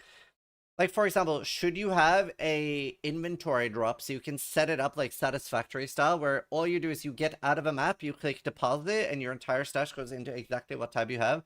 I think you can give too much quality of life where it basically becomes an idle game, right? Like, it is a slippery slope. Like, I don't think you... Like, I have very mixed feelings on, like, too much quality of life. And, like, for example, like... Is there a reason for why every item shouldn't just be a 1x1 like a ring? I think there is. But like in Diablo 4, a two-handed axe is the same size as a ring. Does that weight matter? I think it does. I think that's very important weight. So like there definitely are like limits. You shouldn't just do every quality of life you can think of. Like, do items even need to take space? What if they were just like things that were just listed that you can't physically touch? Like, I don't think that would be good. No, it doesn't matter at all. Inventory management isn't fun. Well, I disagree. I think, like, I think just, like, let's say that if I could loot 700 6-socket items in one map, I don't think that's a good thing. So, I think you can get too much weight. I mean, too little weight. Things should matter. Why do ID scrolls exist, though? To identify while you're in a map, so you don't identify the entire map. Old metagame is a little bit different. Like the gold balance of the game. It's not exactly perfect, and gold in PoE 1 is actually has a higher demand because of the settlers mechanic. So we have this thing where we're having to now balance trading with engaging with settlers, so we need to make sure we get that right as opposed to just throw it in there. That being said, and it is worth noting, we are working on UX improvements to that trade system. There's obviously been a lot of things that have come up, you know, about wanting to be able to more rapidly. So, for example, if you have a pair of boots in your inventory, you can do something to immediately search for those parameters. So you can then modify from there to be able to find equivalent or similar pairs of boots quickly. Whereas right now you've got to fill in all the stats and fill in. What is this video watching? It's an interview by Destin. Path of Exile dev on why you should never blame your audience. All the values to search for it to be able to assess it. Now, obviously, a lot of people just use price checkers. That's not ideal. Ideally, we'd either find a way to integrate that or reduce the need for it. But, you know, these are things we'll get there. We'll be applying both of these improvements when we do them, as we do them to both games. But yeah, the exact same requirements. And if you've purchased the merchants tabs for PoE 2 already, you'll have them for PoE 1. You don't need to buy them again. You just have them in both games, much like most or all of our microtransactions. So, you know, no issue there. Um, next question. With the old breach going out, are there any changes to the breach nodes in the Atlas tree to interact with a new rework mechanic? So to immediately answer that, we don't actually do Atlas passive nodes for actively running leagues. So currently when you play in Keepers of the Flame, there will be no breach nodes on the Atlas tree. The mechanic, due to the grafting and the kind of tree, it has its almost sort of own meta progression. So you'll be interacting with that. Are there any new stashes for the grafts and graft currency? I believe there is, yes. I need to actually double check that, but I believe there's a graft locker or something. I can't remember what we call them. And that's just for stuff that sits in the monastery. I can't remember with 100% certainty, but I'm pretty sure there is. Cool. Only because last time I saw it, it didn't have the art yet, so it looked like the heist locker, and I remember thinking it looked weird. So that was a little while ago, of course.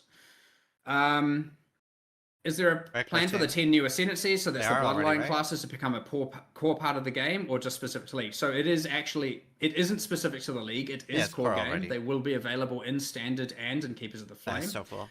Now, not to say that once the League Keepers of the Flame ends, or much like with any expansion, if they are unhealthy for the game, if they're unhealthy for balance, or if we just need to make any changes, we're always going to make those changes. So for now, I think they're very likely to stay because they fix one of the biggest Path of Exile issues, and one of the biggest issues is, especially over time, some ascendancies will maybe lose some of their power in the terms of, like, some builds might only require 2 or 3 ascendancy points, right? Not all 4. And then the flexibility from having a second ascendancy fixes that entire problem, right? Because then an ascendancy that ends up having 2 really strong nodes and 2 from a bloodline ends up being super strong. We intend for them to be core, remain core, and stick around afterwards. But, you know, much like with any new content, you don't know how it's going to play out, so we'll see. And then a personal one. Steven wants to try run something brand new this league. What's your favorite new skill in this league, so I can try and possibly fail to build around it?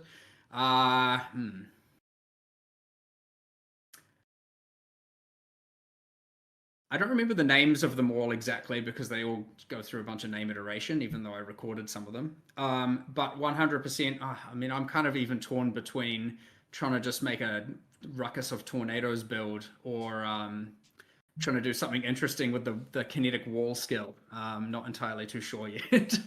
I would honestly just give the Wanders a try, give some of the kinetic skills a try and see what happens. Everybody will.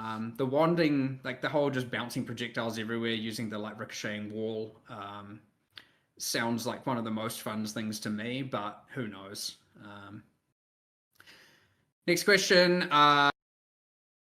On standing the test of time, when you have a big lull or low point, how does the company weather that storm, financially and or morale-wise? Again, I'm referencing Bungie with this question, not really grinding your games. Big lull or low point? I mean, have we even had that? Like, I don't even know if we've ever had that, to be honest. Like, I don't know if they had that internally, but obviously, like, Settlers would be that for, like, the community, right? Like, Settlers was a rough point for the community, but, like, maybe it wasn't a bad point for them internally. I think the worst case we had... I guess it does not matter, but... was either, yeah, because we had to stop, like, just in the context of PoE 1, it was because we had to stop developing to focus our resources on PoE 2's early access. And honestly, you know, we had to pay a cost to that. We certainly, you know, it was regrettable and it sucked. But we were still working on a project, you know what I mean? Like, they're just always working. I would say that the morale lows come from actually when we deploy something and it sucks. Yeah. Because, you know, we fail. And so often what sucks is like a week into the league if we really miss the mark on something. Like Dawn of the Hunt, yeah, we kind of messed up some stuff. That sucks, but like you just have to truck on forward. That's also a rough one though, because like obviously they were so crunched on time, And like, even though like obviously a lot of things went wrong with Dawn of the Hunt, but like the league mechanic was, would I rather have had a league mechanic that basic, or would I rather not have had one? I would still rather have had Dawn of the Hunt. And just fix it and make it better and do better and not repeat your mistakes. And you may, but just turn it around. Do what you can. You may not win back everyone in the moment, but that's the luxury of coming back 3 or 4 months later and doing even better and a larger expansion. And even 2 weeks into a league, like I know Necropolis had a ton of problems, and it's just fix them. Don't get stubborn. Don't get arrogant. Don't sit there going, nah, the players are wrong. Like, that's madness. Stay away from all. I don't know why people do that. I have absolutely no idea. Just make the game better. And you do have to be careful too, though, because I'm sure we all agree, like, there is a little bit you think you do, but you don't. So like, you shouldn't be too stubborn, but you shouldn't give in too easily either, right? You should like really think about, like, a lot of devs have talked about, like, the players aren't wrong, but they're not necessarily giving the perfect fix either. They're not necessarily suggesting the perfect fix, right? It's like that the problems they're talking about are correct. Top comment of the video. Oh, is it? I don't see it. And if just keep doing that and stay positive and passionate. And honestly, that is honestly the sentiment to just again keeping morale high, and weathering that storm is just like we've been through a lot. Like we've messed up a lot of things. Hi, Blakey. Just make it better. It's fine. You can always do it. It's not that bad. It's completely fine. And just don't. As long as you never have that approach of being like the players are wrong. It's absurd, and I have absolutely no idea why people do that. So. Honestly, this has been our mentality the whole time, and it has worked, honestly, always. Sometimes that league has some damage, and that is what it is. And yeah, we shouldn't have fucked up. That's the answer. Like, it's right for people to have stopped playing if the game wasn't fun. And so just make it fun. That's it. It's kind of easy, but I understand when it gets emotional and the players are angry, especially about something you did, it can be hard. It can be quite difficult when you are passionate in game development, but just honestly, it's fine. You're making the game for them. You want them to be happy. You want them to enjoy the game. Make the game for them. Do it, right? Like, that's your audience. So yeah, I don't know. Do you think Mark has like, you know how like Homer has like do it for her poster? Do you think Mark has like a little picture of like the community, like do it for them? That's cute. Generally, just stay positive all the time and just make the best Path of Exile as possible now that there's 2 of them. Wait, hold on. Let me read this from in the chat. How can you talk like that and do the complete opposite? Every league which had problems, the league got abandoned after 1 patch in 1 week. How can you release a PoE stream like yesterday? Bring patch notes with the nerfs and everything and forces everything to this wonder. Man, I feel like you live in a completely different reality. I can't remember. There definitely has been a league or 2 that I've felt like was abandoned. I can't remember exactly which one right now, but I feel like that's more like a rare thing. And like nothing got nerfed. I was hoping for more nerfs this season. And obviously there's gonna be so many insane buffs with the new Bloodline stuff. But yeah, you have definitely created your own personal reality there that you're alone in. Yeah, that's all the questions. Yeah, Necropolis felt like that a bit. But I think we're kind of hitting the schedule for going into the one-on-one interviews. So yeah, thanks everyone. Appreciated it a lot. And probably see you in a couple months or something for PoE 2's next one. I don't remember what day it is, but you know, around there. Necro as well. You know, the next PoE 2 expansion. See a lot of you there. If you're not there for that, see you at the next PoE 1 expansion, hopefully. But yeah, hope you enjoy the league. And let me know how you feel about the breaching. Peacock nerfed, Elementalist nerfed, Volcanic Fisher nerfed, Bomba nerfed, and no, there are no nerfs. Nice reality. Elementalist isn't necessarily nerfed, right? Elementalist is buffed in a lot of cases because it's going to be so strong to just take the golem nodes and then bloodlines, right? So if they hadn't nerfed golems at all, it would be like insane amount of people. The other things though are right. You're right. Bomba got nerfed, maybe over nerfed. Volcanic Fisher thankfully got dumpstered. But yeah, It's good. Enjoy all the hands. All right, so that was my interview. I know it was a little Good interview. unorthodox, but I do appreciate you watching. Thank you so much, everybody. Hit that subscribe button, hit that bell to know when my content goes live. I do greatly appreciate Grinding Gear Games having me join this session. They know I'm not a huge PoE 1 player. I'm more into PoE 2, but I like seeing the team and I like asking them about their philosophy interview. when it comes to creating games. Thanks for watching, everybody. Huge thank you to the members, Chris Reddy, Phil Roney, and Aries EMS, as well as everybody else who supports. You can support at patreon.com/SaveStatePlus or by becoming a YouTube member. I'm going to get out of here, but I will see you for the next one. Bye for now, everybody. Bye. I'll link it in chat. This guy's done some good interviews. Yeah, it's got a good style. Huge thank you for watching my reaction to that. This is a cool style of doing it and getting questions from a bunch of people. Yeah, just good interviews. I mean, we are incredibly lucky to have Mark and like several. There's so many good devs there. So we're very lucky with Path of Exile, I think. I'm very excited for this league. Let's move on to like looking at builds and stuff. But yeah, thanks for watching. Some of you liked the video, but more importantly, try to die less than I do. Read what Bellicky just said to that dumb chatter. The reality is, if we spend too long after a league fixing it, then the next league is going to be late. So we do our best to get the biggest fixes in early. Yeah, I think it's pretty rare that I feel like something's been abandoned. So yeah, I agree. And there's like so many leagues that like realistically don't need a lot of changes. And like for me, like the endgame meta has been like I do agree. I think the early game meta to me is stale, right? I'm sure a lot of us agree on that. Like more so on hardcore. It's a bit rougher on hardcore than it is on softcore, because on softcore you do have options. But yeah, the early game meta is a bit stale on hardcore right now, for sure. A lot of that is due to defense, right? Like, if I want a league start, an assassin, and again, Bloodlines might fix this. There might be really tanky Bloodlines, but Bloodlines is also not an early game thing, right? Like, at a minimum, it's a tier 16 boss. But if I want to league start an assassin right now, how do I tank on hardcore? I realistically struggle quite a bit. Like, it is substantially less tanky than a lot of my other options, you know? I would agree with the viewer that the meta didn't change that much, even with Bloodlines. Some bad skills still be... No, like, the thing is, like, unless you're talking about just the league start meta, I wildly disagree with that. The endgame meta on all the last 3 patches has been so different. There's been so many new things to play. I do agree, like, there's been something staying, like Ephemeral Edge, but I think it's also healthy for the game to have comfort picks that people like and know that they enjoy.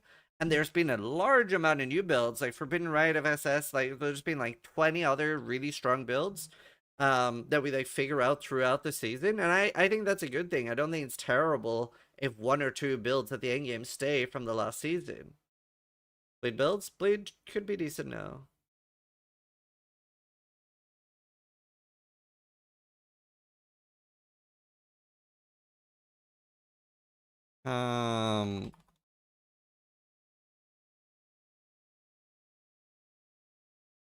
Aren't early metas kind of biased to be stale since he wants to build an sprint? Yeah, for sure.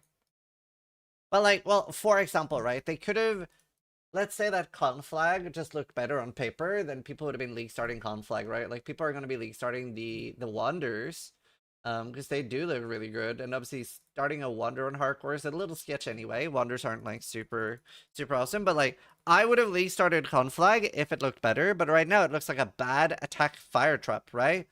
It doesn't look particularly good. We could have missed something, like maybe it stacks even though it doesn't say it does.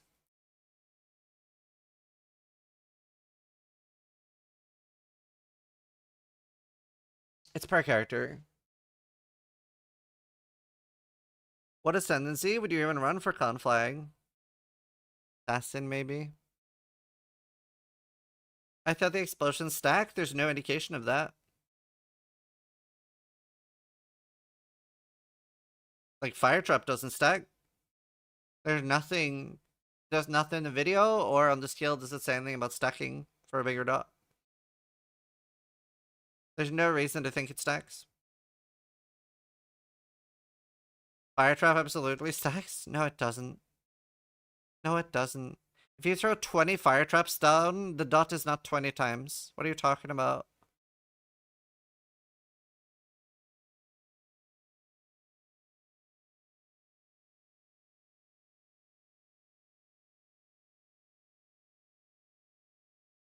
They say a max of 20 explosive arrow. But that's what we're talking about, right? They say a max of 20 explosive arrow. That's just how many can be on the ground, like Bladefall. At least in video, did I thought? No. Ignite never snacked, yeah. I mean, unless you use Emberwing. Yeah, I've double checked and I misunderstood something they said during the reveal, yeah. So it does look very bad.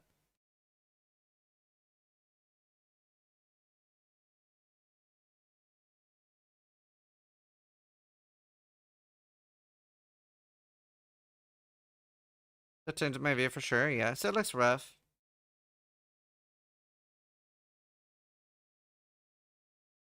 I think the 20% cyclone buff makes it good now. Yeah, it might be okay.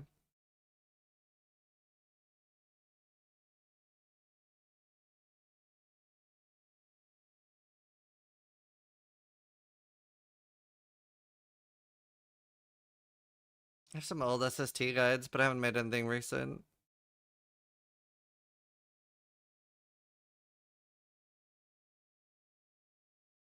Amiru dropped a nuke against Now on livestream. Against Now? Who's Now? This will shake up Twitch and streamer community for years.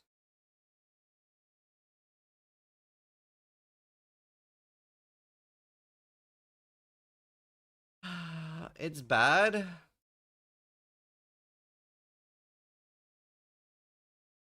Let me watch it.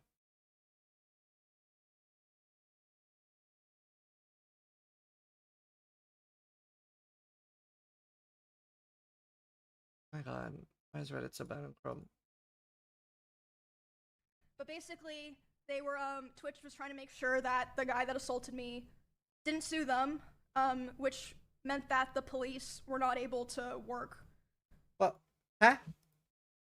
Didn't sue them. That the guy that they were Twitch was trying to make sure that the guy that assaulted me didn't sue them.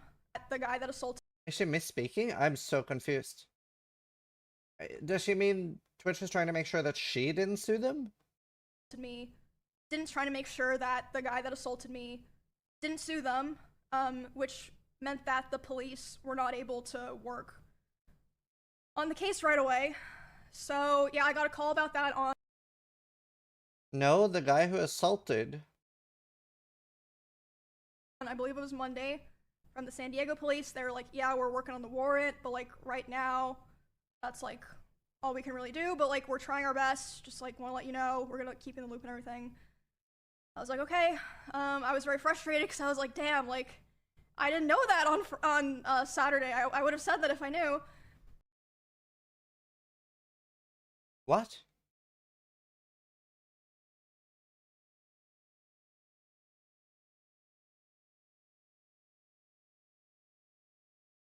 They're afraid he would sue them for leaking his name. Isn't this like breaking into somebody's home, cutting yourself on glass, and suing them? Like, I don't... What?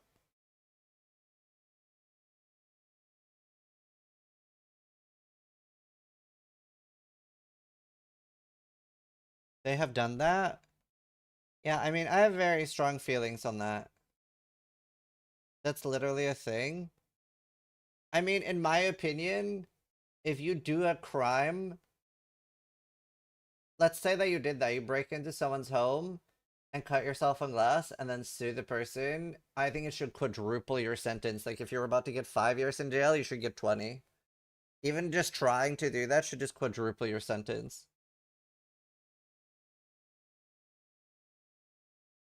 Did you just get a snippet from her stream, or do you know what she's talking about overall?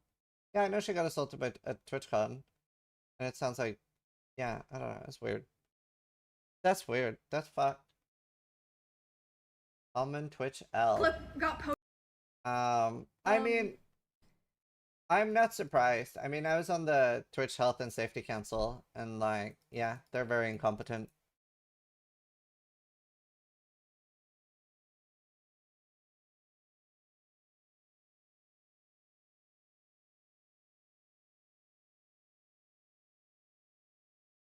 This is about the amused by mischief and what she had to endure for a long time.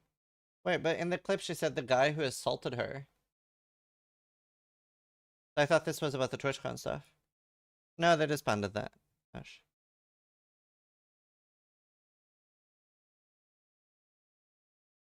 It is about TwitchCon? Right. Yeah, that's what I thought. There's another clip. Miro accuses Miskiff of sexual assault, domestic abuse, stalking, and threats of blackmail. Dude, I'm so glad we don't have this stuff in the PoE.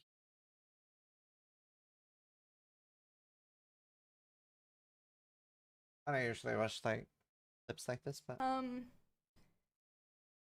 today I'm finally going to be opening up about the psychological and domestic abuse, stalking and harassment, sexual assault, and threats of blackmail that Ms. Kiff has done towards me, and some of these issues which are still ongoing. For the entirety of this year, I have attempted to separate myself from him and not talk about him at all, and not talk about this issue, and just not make it a public thing. I always reading off a script, isn't that like what you should do? And I wouldn't be able to fucking ad-lib something like that. Surely you want to prep something like that. Didn't Miskiff recently have like a lot of people make like apologies to him? And now this comes out?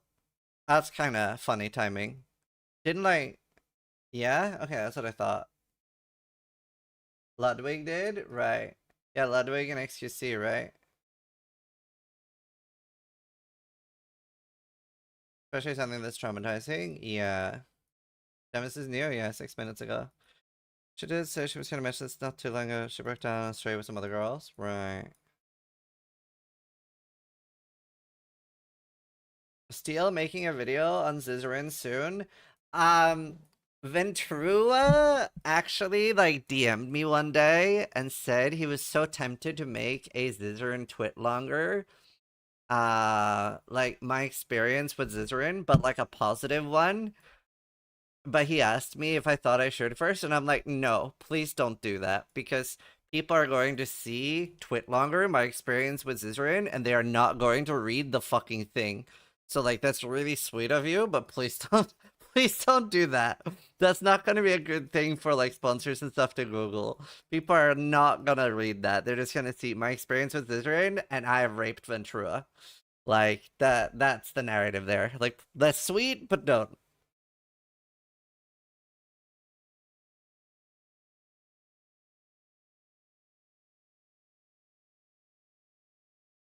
Someone should make a tweet longer about Jung's bait builds. Instant replies, I knew it. Yeah, exactly. I was also gonna do the twit longer thing, but I dropped the idea. That's sweet. I mean, it is nice that people want to do like positive, fun twit longers about me. My good experience with Sis, yeah. What the hell is a twit longer? So there was like a period in time where there were like a lot of people coming forward and they would usually make a twit longer because you used to be able to do short tweets, but through a twit longer, you would be able to write like 2,000 words or something. And they'd be posting about like, there were a lot, there was like a period where there were like a lot of bad stuff that was coming out that like streamers had like raped and sexually assaulted people, especially at conventions. And a lot of large, yeah, hashtag Me Too era for Twitch, and a lot of bad streamers were, I don't know, like getting canceled is such a like dumb way of putting it, because they'd genuinely done really bad stuff, and like people like Arcadium and stuff, which were like massive sex pests. But like at that point it was called getting twit longered, right? And I even remembered, because like I would like share hotel rooms with women and stuff at TwitchCon. Like a lot of my friends are girls, and I remember Viro and Silva and other people that work with me, they would message me when all these twit longers came out and like, are you good? Have you done anything dumb? And I'm like, no, I'm good, I'm fine. It was really sweet because I actually had like several women that I would have been sharing rooms with messaged me and they were like, not that you have to be worried, but if you were, you're good. And I was like, okay, yeah, that's nice. I wasn't worried, but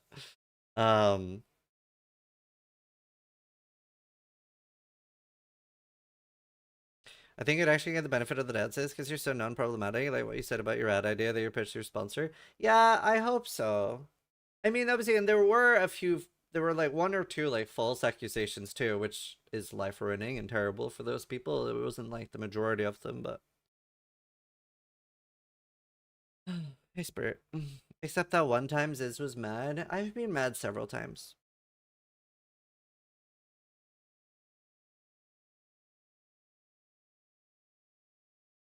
Would never clips, true.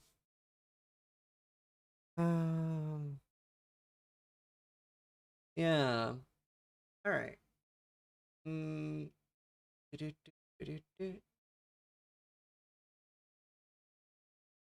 Yeah, we're going hardcore trade chat. Dude, I'm thinking string all the time. Was this some third party app? Okay, that was justifiable. I'm justifiably angry.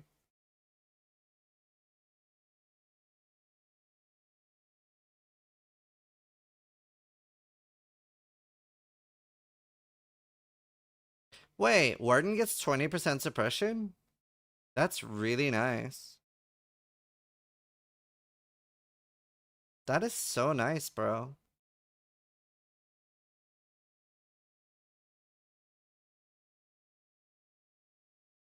I was with streamer Zizrin when he started undressing.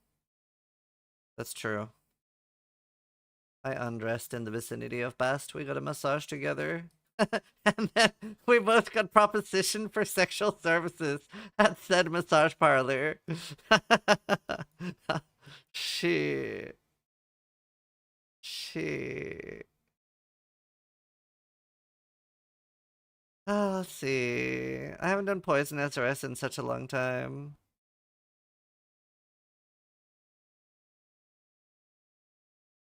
Did they have a neon open sign? No, it didn't. It looked super inconspicuous, right? Like, Bass, didn't it look super non-dodgy? It was just like very like pastel, literally off like the road. It just looked super. It was in Germany, Cologne. It looked super normal. It looked super normal.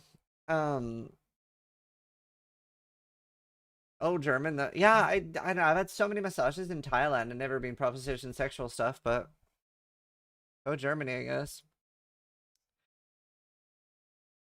What's the name thinking about it? It was pretty normal, but weird entrance.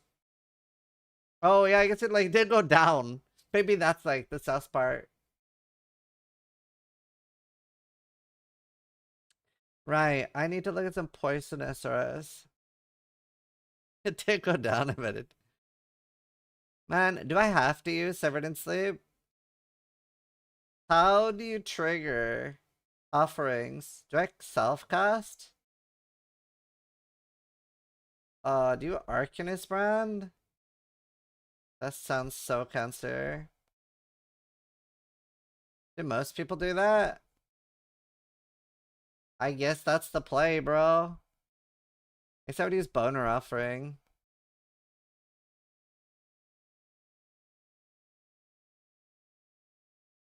Do you have a link to Steel's Poison SRS character? I also think I'd be going ranged anime weapon. Dude, everybody uses the Covenant. I wouldn't be using the Covenant. I wonder how much less damage I get.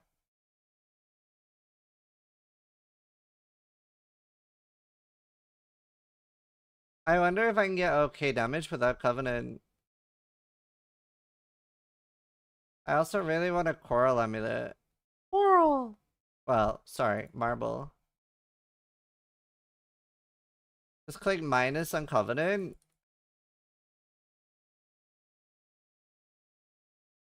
Banned. Is there a Scion? Oh god. Oh, this is not looking good.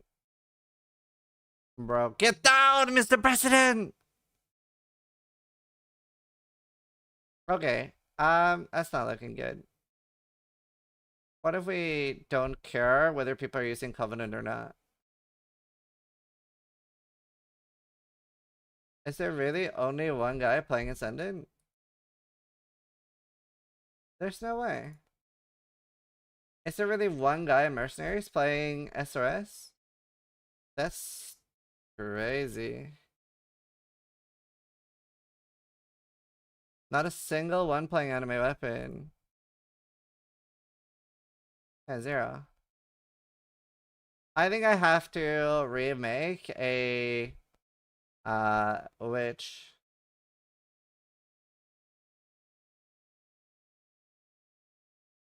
is Scion the play though? Like I could potentially do Witch as well. Like what's the benefit of going Scion over just going Necro? And like what ascendancies are people taking on Necro? Because I might be able to just get rid of it anyway. Those 4. So you can just ditch this for the 30 damage and res. And like you can just do those 2. And then you're getting the leech. Is this worth it though? You get increased effect. What does Scion get? So this is... Man, is this not better? Oh, there's no increased duration.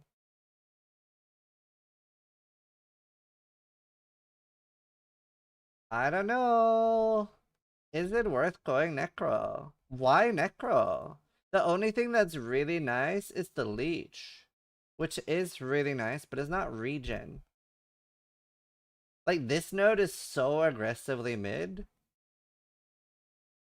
The small ones are good though, and the skill effect duration's huge. It's not out of the question that I do Witch. Like, this is not out of the question. It is genuinely a very difficult choice. And you still benefit a lot from this early, which is when this shines anyway. And then you later switch. You later switch. And you get Corruption's Embrace. Because you can't do that early anyway, you know? Like, you're not gonna have that many, corrupted items. I'm thinking of doing a longer session on Friday, 12 hours, and as an old man, I need some tips. Take a stretching break every hour.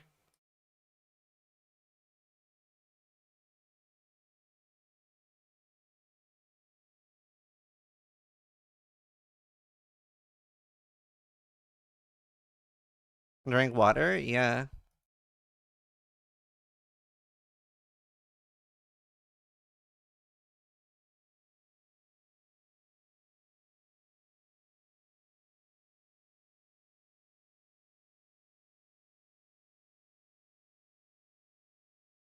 Water, macro with brunost, and some burmers, yeah.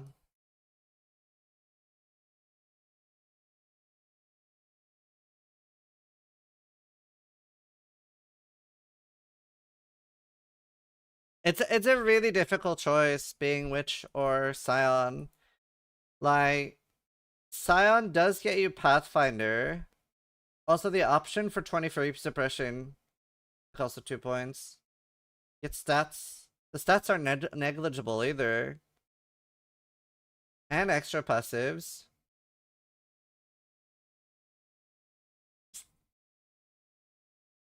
Mistress of Sacrifice for your defense. Well, I get that on both. I get that on both. So the Scion Necro is offering seals affect you, same reduced effect, 30% increased damage, very negligible. Auras, 2% attack and cast speed, same. And the AoE, that's irrelevant. So this is basically just for the offerings, to be honest. And then on Pathfinder, you get flasks gain 3 charges every 3 seconds. That's quite substantial. That's quite a lot. 25% chance for flask not to consume charges, also quite substantial. Removes bleeding when you use a flask, definitely not negligible. And 10% movement speed. All of these, really, really good. Pathfinder, Scion, you almost always take this, right? Incredibly strong. And then both have the option. Isn't Unholy Might important? Well, I'm not even gonna take that. I can't really take that. Like, I want the Chaos Ascendancy. Like, it is really good. But you need this. Ah, man, it's difficult. Did most have that? No. Most don't even have that. Some do. You can flesh and flame the unholy might. It won't exist on her core, pretty much.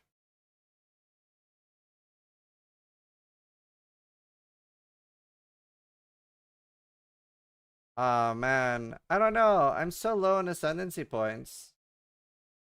I'm so low on ascendancy points. I'm gonna go toilet real quick. Fuck, it's hard. It's difficult. I don't know what to league start.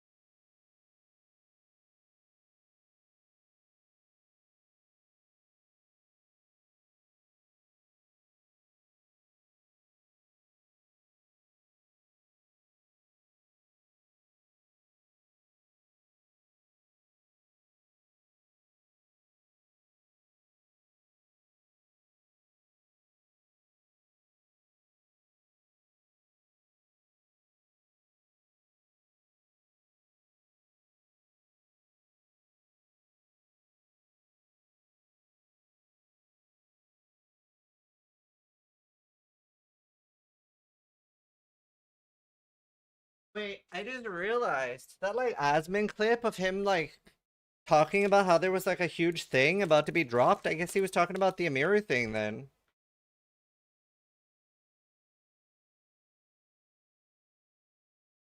Because like Asmund and Amiru is pretty close, right?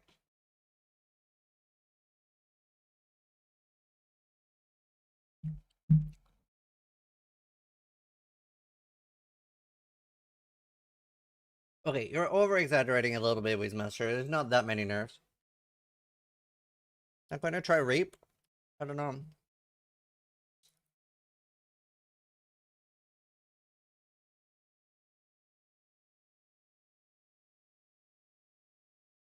Rich Temple also come back to Twitch today.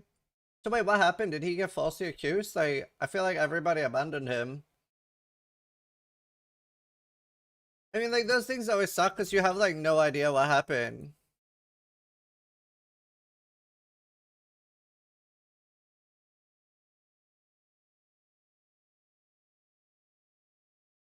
Like 10, 15 spirit?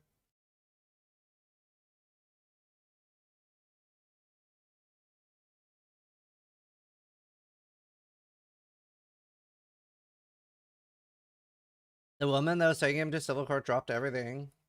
Right. The girl withdrew the lawsuit. Yeah, I mean, it's a tough one. Like, I hate speculating and talking about things like that.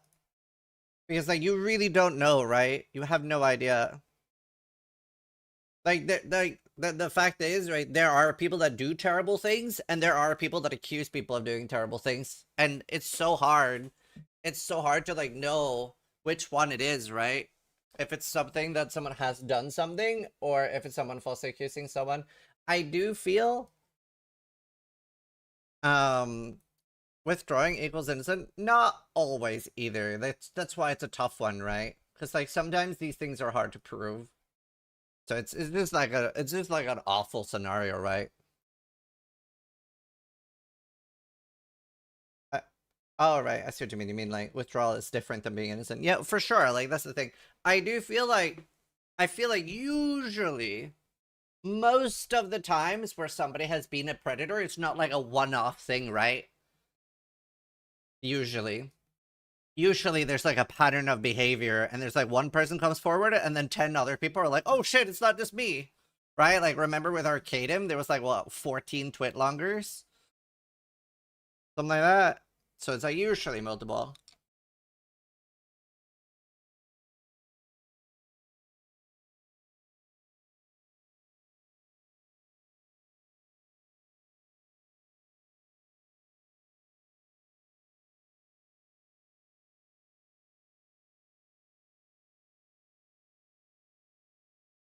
I don't remember playing this build. That's nice, yeah. Didn't his porn star girlfriend say he crossed lines as well? I don't know. I'm not very invested in like that kind of stuff.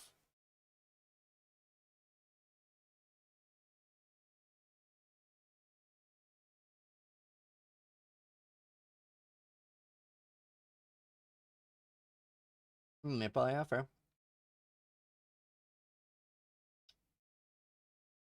Not really right.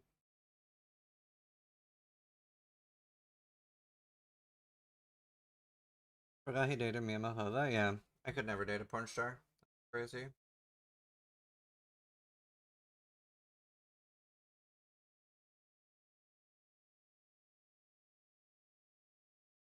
Man, what do I want to league start?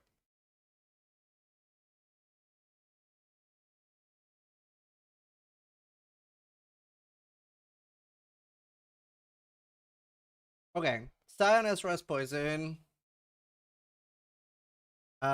These builds have ascendancy issues. Unsure what to do. Didn't you say you were league starting the new bow skill? I said I wanted to league start the new bow skill, and then we started doing the math on it, and it looks absolutely dog shit.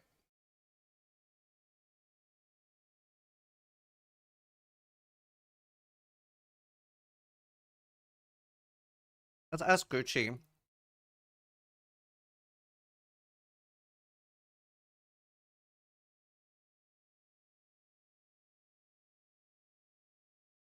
I heard Gucci didn't like playing it.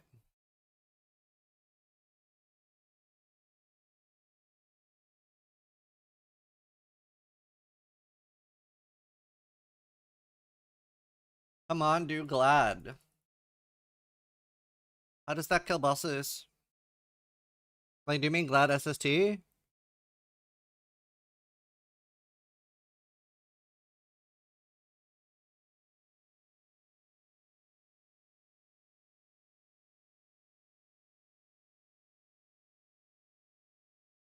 This, face it, you're gonna end up league starting a wonder just to solidify your hardcore trade currency so you can go crazy with other builds. I don't have wonders to play for that though. If that's the goal, I think Earthshatter is the bigger play on hardcore. If I was softcore, I would do that.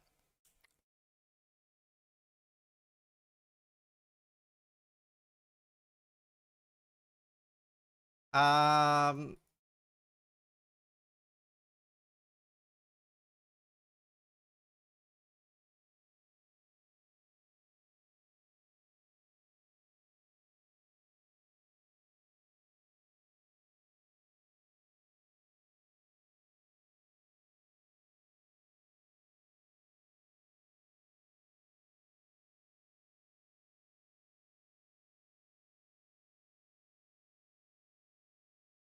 I keep seeing Bone Shatter being discussed. I am making a Bone Shatter of Complex Trauma build guide.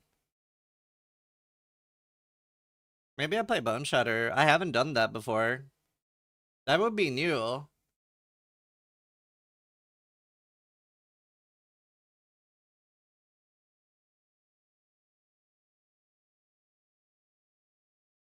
I've never played Bone Shatter.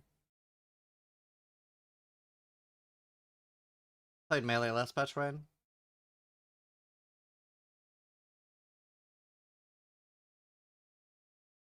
It's also, I know the leveling and I'm pretty fast at it. And I'm not talking about Bone Shatter. Bone Shatter of Complex Trauma.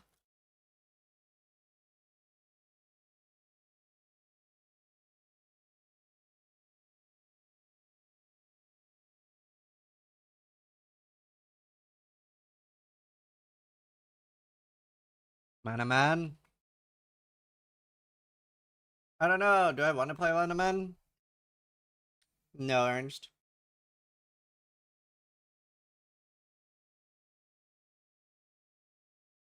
First, Ratha's Quelling. Shield Crush is awful.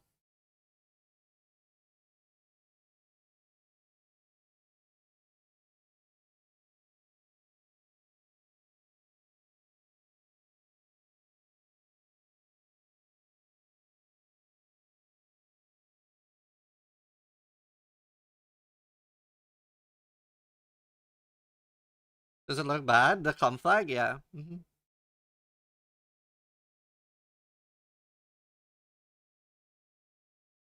Warb is like quite far away from being a starter. Warb is the type of build that you put like 20, 30 divines into, and then you like jerk off while you're playing.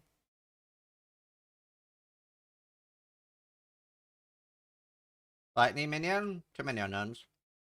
We have no numbers on that, right?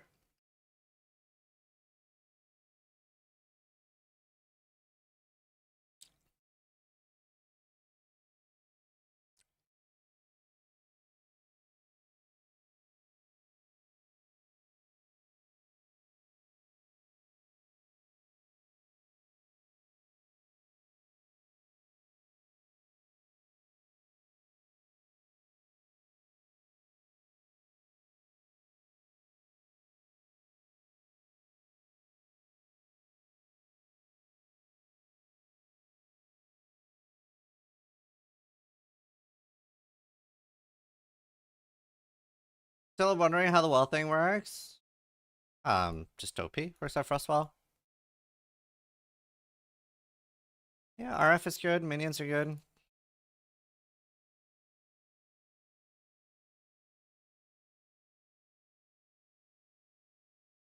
Poison Spark Assassin? I'd be doing something like that on softcore, I think. I just don't know how you get defenses.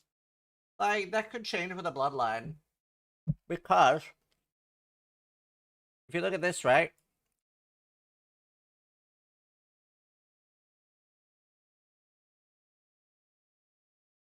You only really need these two.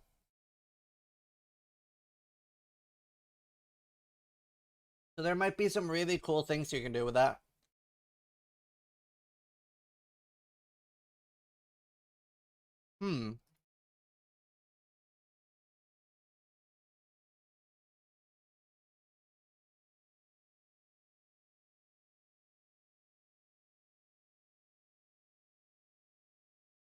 I wonder if that would be really interesting with Wellspark.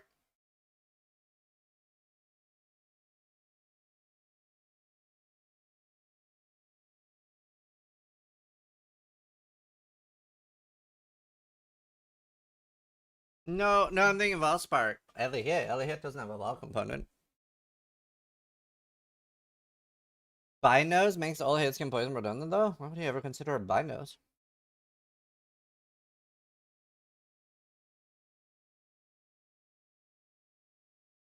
Yeah, there's no shotgun or stacking. No, Wellspark. You do like Wellspark on this. Is there any other lightning? Is there a Storm Call?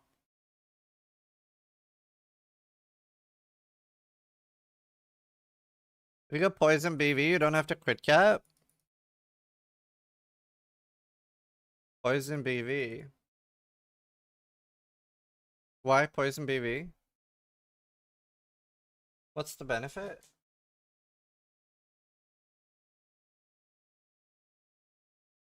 That a Stitch build?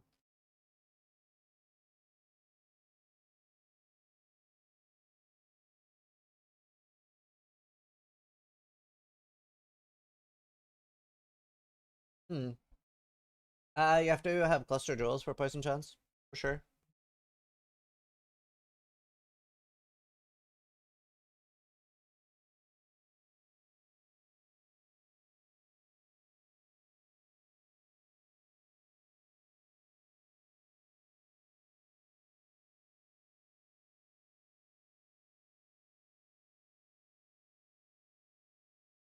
No, conflict look awful.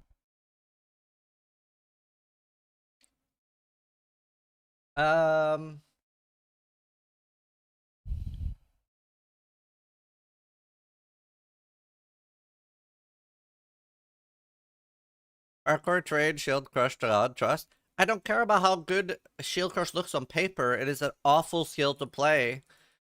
Like, the fastest way to get me to play the game is to boot up shield crush again. It feels awful. It's an awful skill. It's literal garbage. It's literal actual garbage. I played it. It's so awful.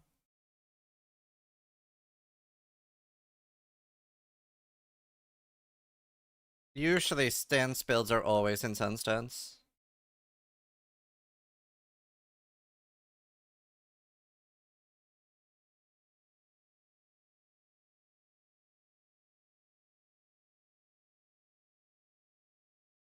I mean, Word was already usable, so got buff. It just needs a lot of currency.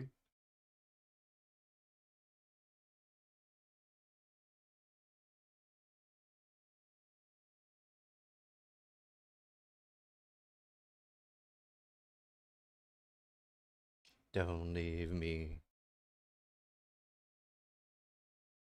I wish we had more of the Bloodline Ascendancies.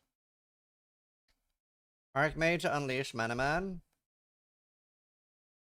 Yeah, that does sound fun. How does Unleash work with Archmage?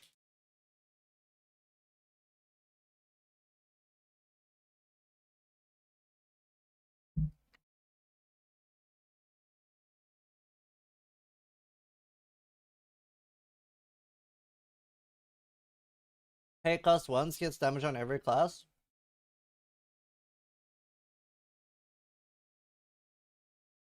That does sound really fun. That does sound like the most fun. Starting Blight? I've not talked about starting Blight in a year.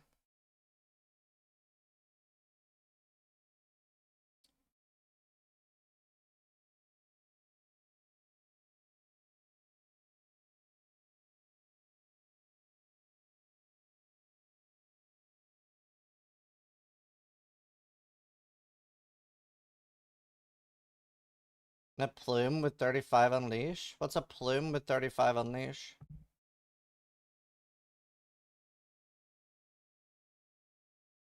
Well, I think on hardcore you would do a double 5-ling instead of 2 6-lings, and then you would do a pseudo 5-ling helmet or glove.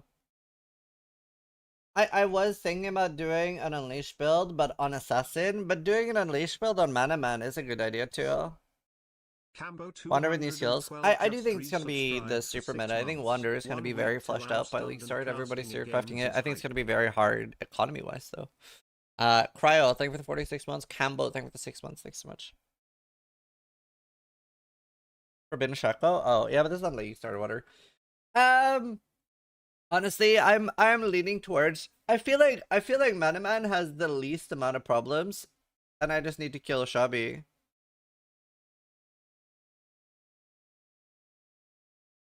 Maybe I am vibe on with Manaman. Like, surely I would do Spark and... Wait, what's the new skill? What's the Fusillade skill? Is that fire? I think I'm kind of leaning on Manaman. That is a really strong starter. It is lightning? Is it a spell? Do we have any info on it? Where's the video? Can somebody link me anything with a Fusillade? It's in the patch notes. But like the video of like showing it. Is there anything that works with Archmage?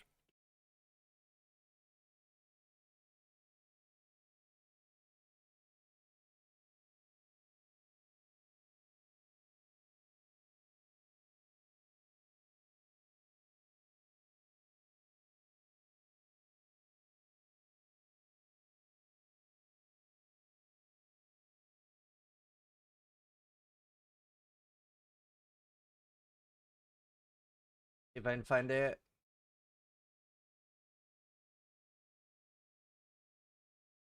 Path of Exile.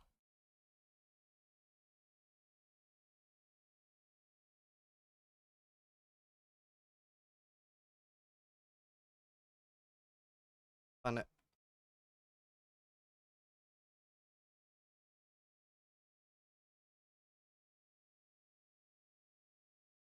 Um.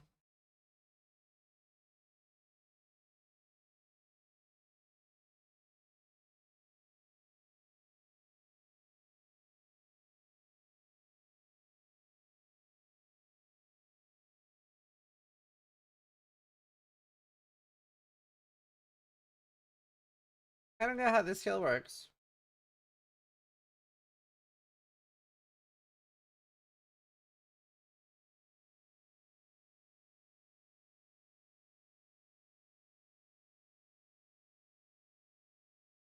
That sounds like a wand attack. It doesn't look like a spell.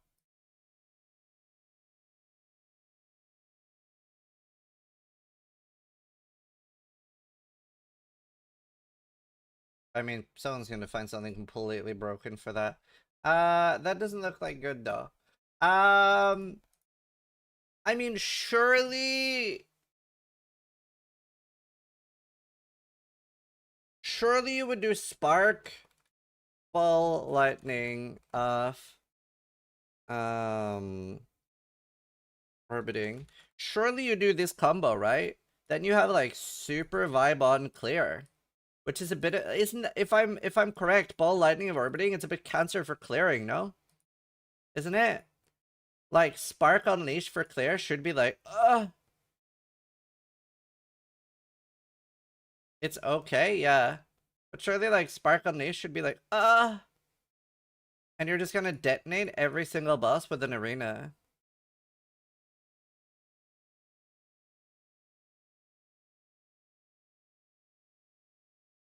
And you also let me see if we can find any like orbiting builds that exist already. Orbiting. I want to place this shit. What ascendancies do people take on?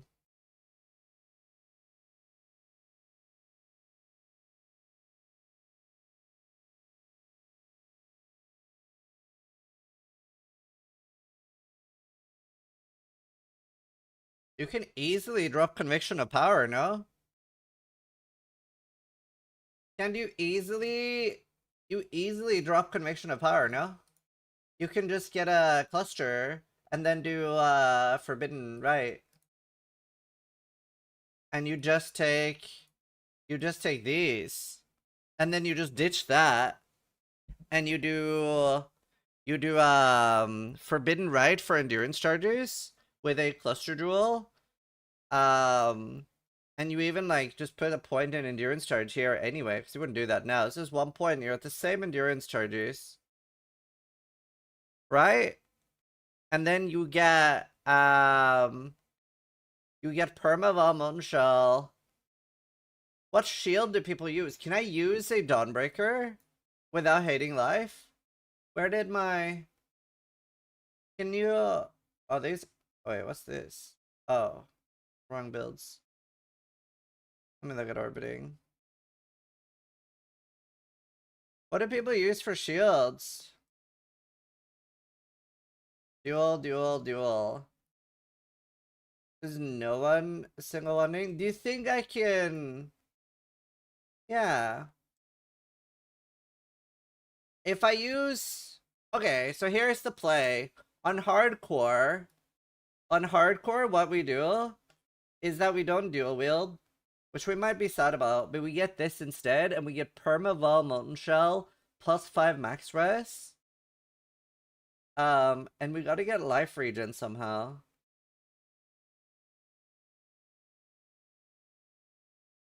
Taken before your life or energy shield. That sounds really nice, bro. Although 30% more life on a mom build isn't that good. The plus 5 max res and perma VMS though. Yeah, you need to. Double 1 Archmage in tier 17 is so rough. Do you mean you need to use a shield or... Because I did do double 1 Archmage myself. 8 corrupted items though. I mean, we only need 6. Can you get regen from Consecrated Ground though? No. I don't have a Consecrated Ground to get.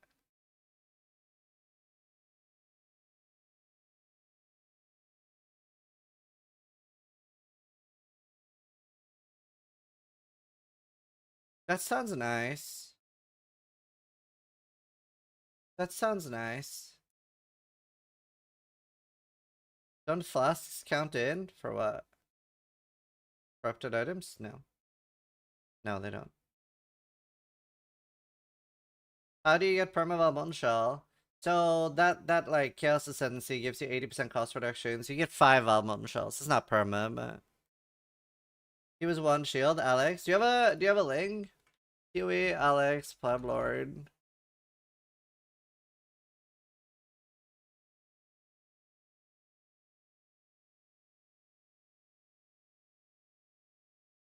Yeah. I also did double. This is Mage Blood though. I also did this. I've done this too.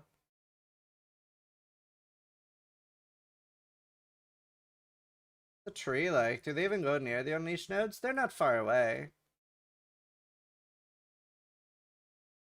I need to find a hardcore non-mage bloody.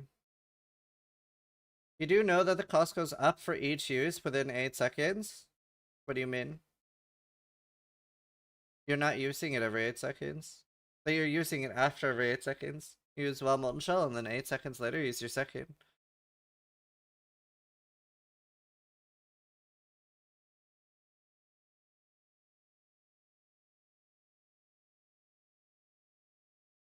Or use 3 in a panic. This does sound like the best choice. It lasts longer than that. I have one here. Molten Shell, base duration is 9 seconds without any duration. That does sound really nice though. Archmage in tier 17 with no shield is just a big pool. 20k evasion's rough. You don't get any auras like Tempest. You can get auras from specters now.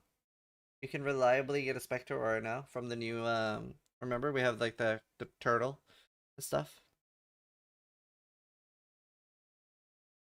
That changes a lot. It'll help. Or at least for mapping.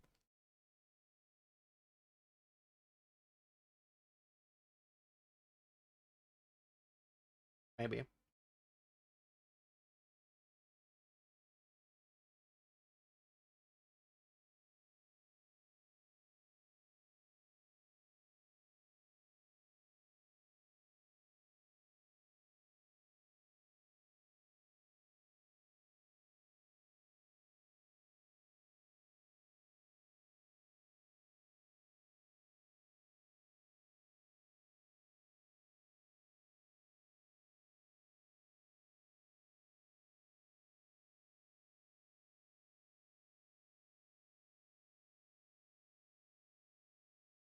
I'm definitely very vibe on about Archmage.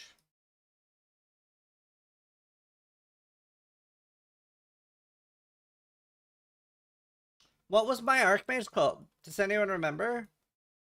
Maybe I just like try that and like try leveling and see how it feels. I can't remember what my Archmage was called though. Did it even die? I think I killed it on purpose to try stuff on standard. Do I even have that many Hierophants?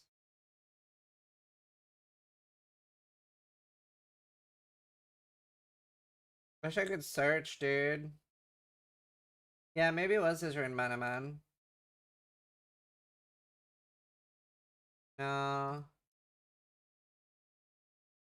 Maybe Scissor and Archmage?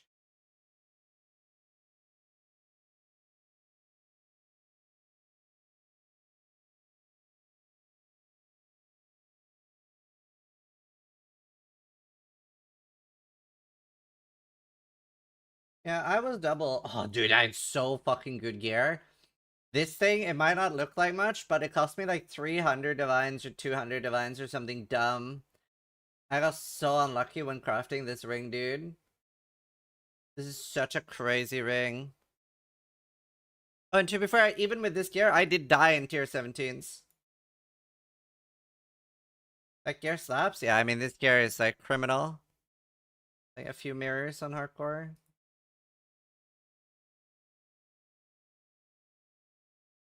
But like, this was super cast speed based, I seem to remember. I'm pretty sure this was like cast speed based. Yeah, it was necrolly. No, was it?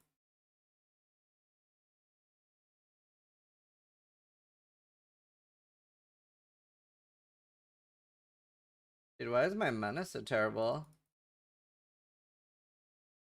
Have I forgotten to turn something on? Oh, yeah. I was like, why is my mana so bad?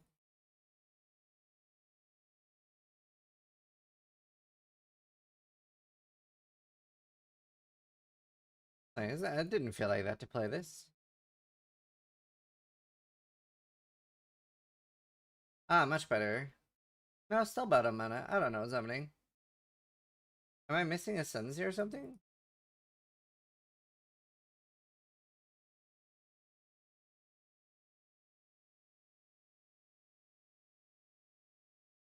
They changed the mana regen node? Oh. How old is this? 564 days ago. So do you just build this differently now? Do you not do like cast speed based anymore? I guess that's gonna be the like the big benefit of I guess that's gonna be like the big benefit of being Unleash.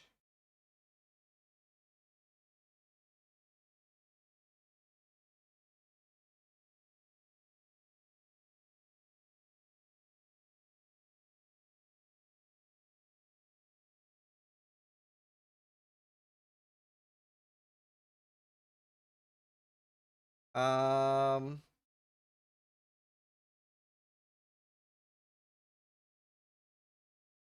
it does sound fun.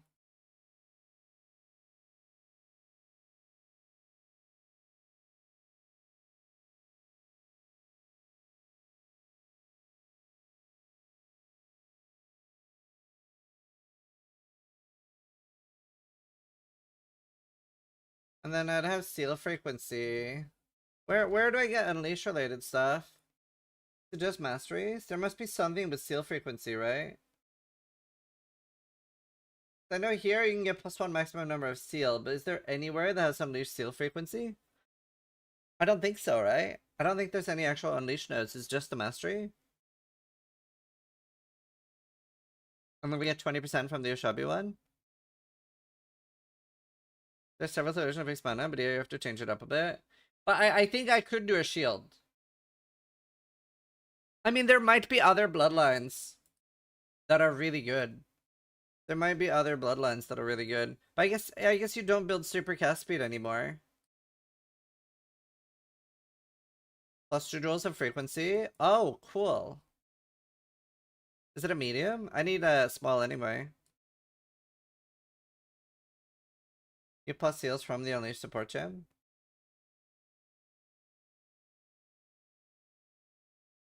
Yeah, they were bright.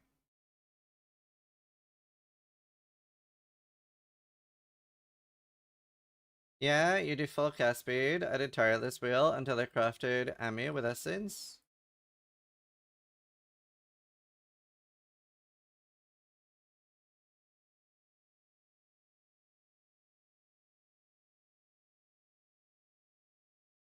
Reduced cost of steals. 10% chance to gain mana back 1. I think I have that, right? Yeah, I have 10% chance. Oh, you crafted an amulet. Oh, right, and I'm using a foible. Yeah. Do you think the Unleash thing will work for Archmage? Like, it does sound kind of fun to be like an Unleash Archmage. Like, double Archmage. Like, Spark and then Ball Lightning of Orbiting. That does sound super fun.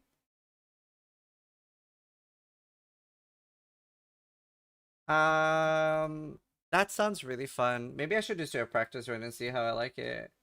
How do you even level early, though?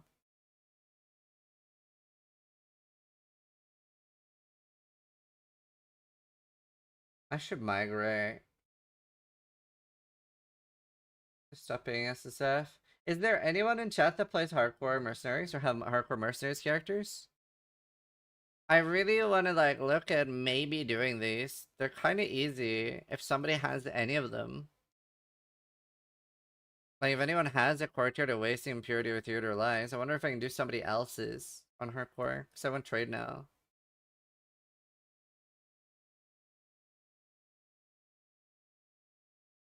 Wait, did my sashes not go with me?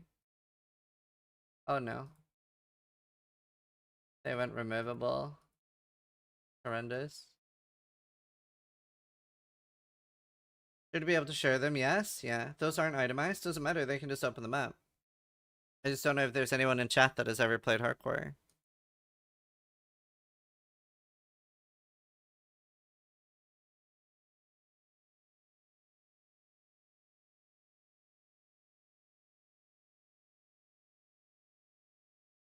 I also wonder if you could do a poison unleash character.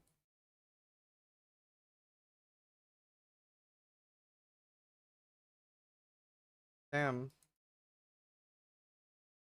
Yeah, I would love to buy that. Poison Sprite? Yeah, I thought about it.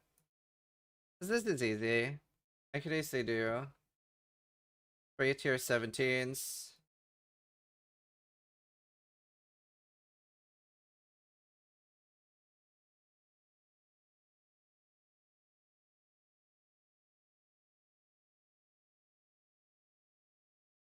When abilities coming out, you're always solid before league start.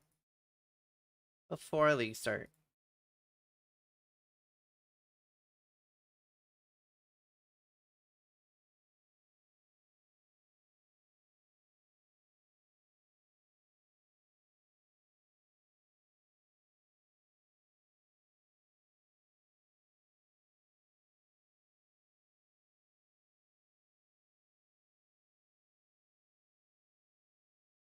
Yeah, it's very normal, Elliot. I have one of each left on hardcore if it's the new boss fights you want. Yeah, I do.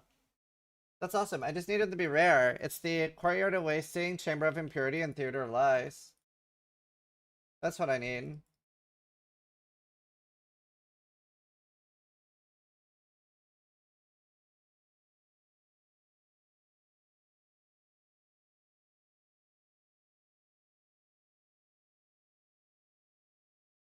Oh man, let's raise resets. These are empty maps. So for that, every defense. Well, to be fair, when everything uses something, it probably should be nerfed, right? Like, for example, endurance charge on Cry on Cast, I'm mistaken. Like that was obviously gonna get removed. Like most of those things that everybody uses should be, but they should just give us a lot of different options. I'll grab you after this tonight.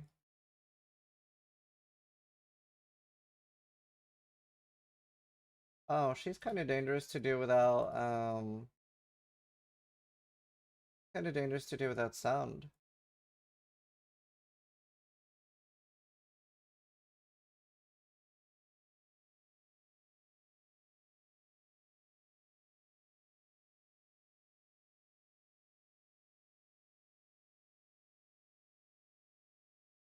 What's that?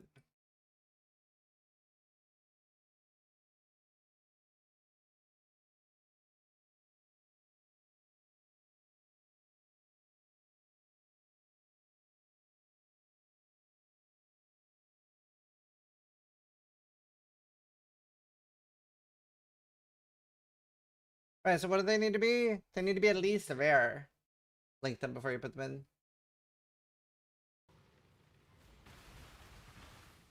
I don't disagree, but Eviside basically bupkis for defense they don't train. No, I do agree with you, by the way. I don't disagree that like the defenses are strong. No, not these.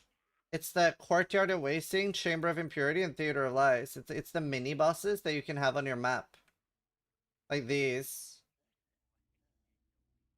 I don't have any unallocated skill points. Yeah, like I don't need the new bosses. I need the new mini bosses. Hurry up! I'm bored!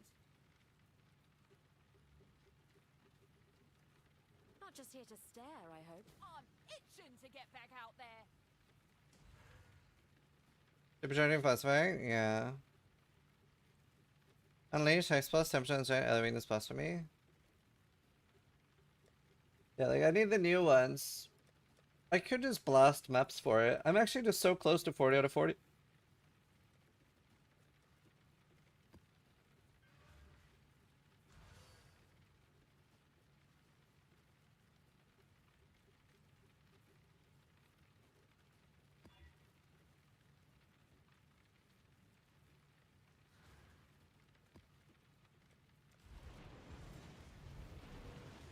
If you have them in PoE 2, you have them in PoE 1. Could say that.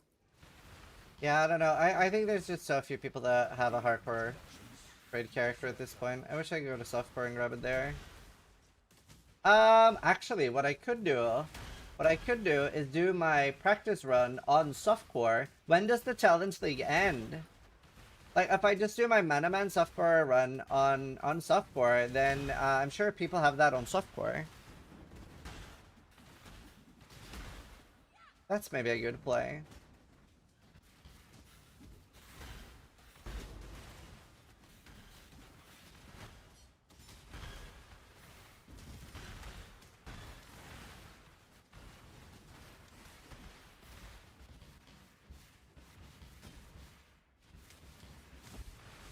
Unless they're so likely they would have to stop playing with an active thread. Yeah, I do think a lot of people have done that, but yeah. You will know pain.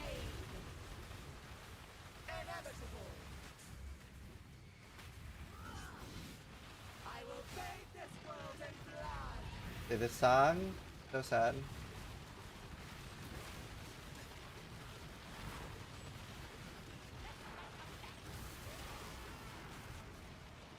Impressive, but futile. Be gone.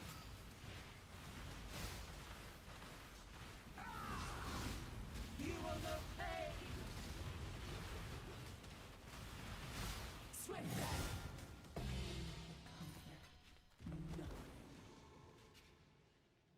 Gonna be sad while I find about German unique class, yeah.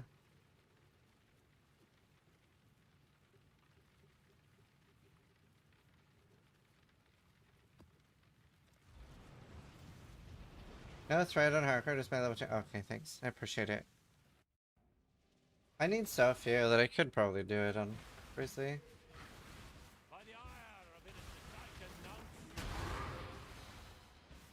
Wonders Art Guide? I'm gonna be doing a collab with Garatha, and he's making a wonder. He does like the he uses the style I do for the POBs.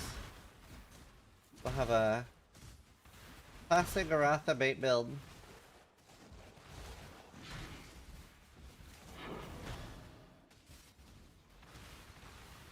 Yeah, maybe I just do a Manaman start practice. How do you level? I can't remember what I did for leveling Manaman. I feel like I didn't do it as my first character. I can't remember what I did when leveling Manaman. Have you done it recently, Tanari? Firestorm? Oh! You go Archmage kinda early, no?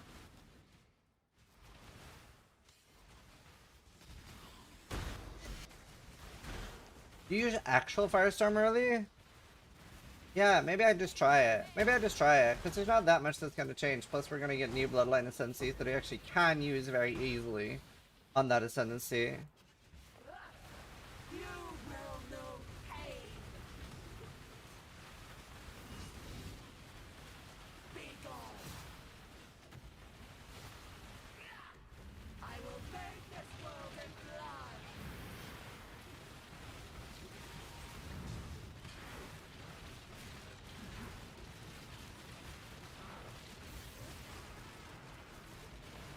Impressive, but futile. Be gone.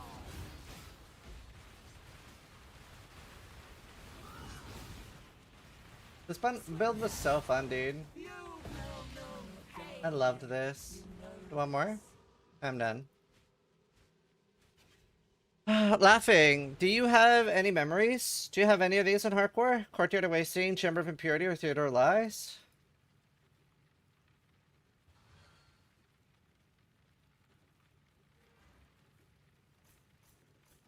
Is there any memory stuff I can do? Yeah, Scarrick specifically. Yeah, Forbidden Ray got nerfed a little bit. Not a lot. I have Loneliness active on softcore? Yeah, I need it on hardcore.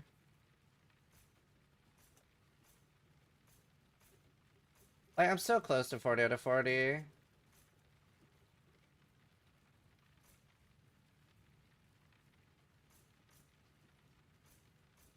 What do I need the most? What's wasting? Dude, I hate the names. I think Dread is the one I need the least then.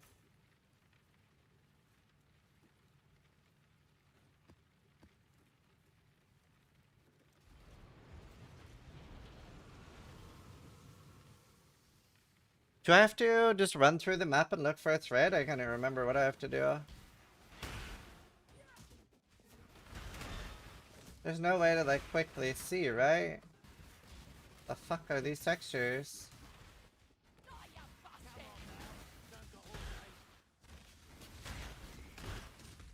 Just need a ton of nice layout maps. Strands, maybe? I need to find a bunch of strands. Fuck me, I have no strands. Do I have any good layout? Dunes isn't really nice.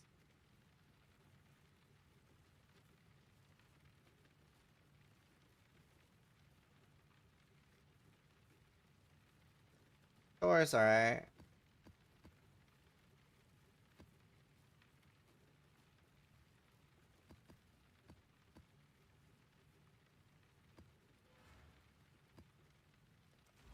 I also have to beyond them, 24 city squares. I think I have a lot of city squares. It's like strands would be perfect for this. It's like city square. All these I have to like run around in the map a little bit. Strand is just a like straight up beeline.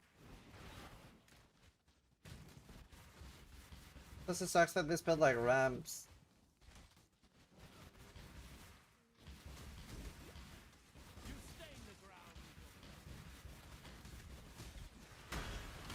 This is such a fun build to play, dude. Technically, you could also be doing this at the same time, Laughing. You could be helping. You're in hardcore. That's Forbidden Right. This is the special Forbidden Right. It's the Wintry Blast. It's not normal Frostbite.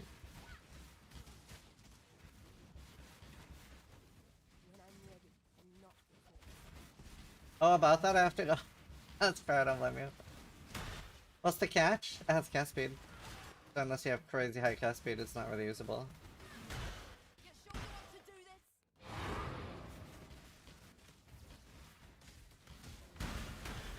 It's only usable with very high cast speed. Hi, Jacardi!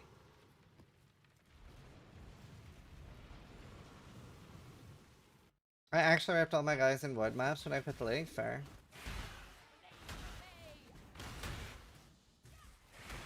I'll consume if the owner is not in the map. It might not give me the thing then.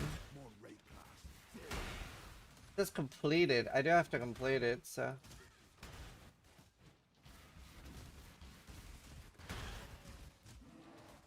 Same, I would have helped otherwise. Yeah. No, that's nice. Appreciate it. Safety and strength stacking down. I mean, I like strength stacking. I've done it a few times.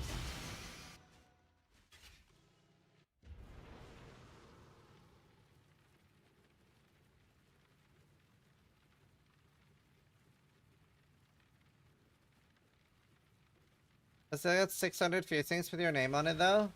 Wait, why? 100 fusings. Are you doing FR? Oh no, I'm just like thinking. I just like I'm 39 out of 40 and it's actually like very easy for me to get a 40 out of 40, so like I stopped at 38 and I was like 3 tier 17s away from 39 and then I'm not too much work away from 40 out of 40. Maybe oh yeah, sorry, when does the challenge thing end? Did anyone write? I didn't notice. Oh right, I see.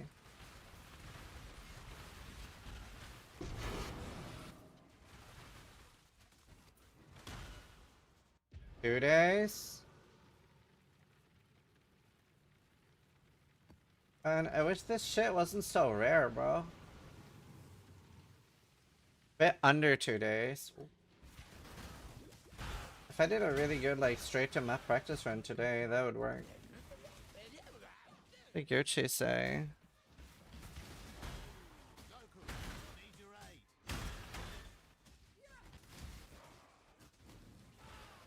I am going to be playing Hardcore Trade. I recorded a video earlier, which is basically hardcore tips and tricks, plus like talking about the fact that the you go to softcore now when you die. You don't go to standard anymore. So obviously there's going to be so many more people trying hardcore than ever before. So I also talk about like the new Hardcore Trade Discord in that. Was your cam always frozen these days? I think it's a USB issue.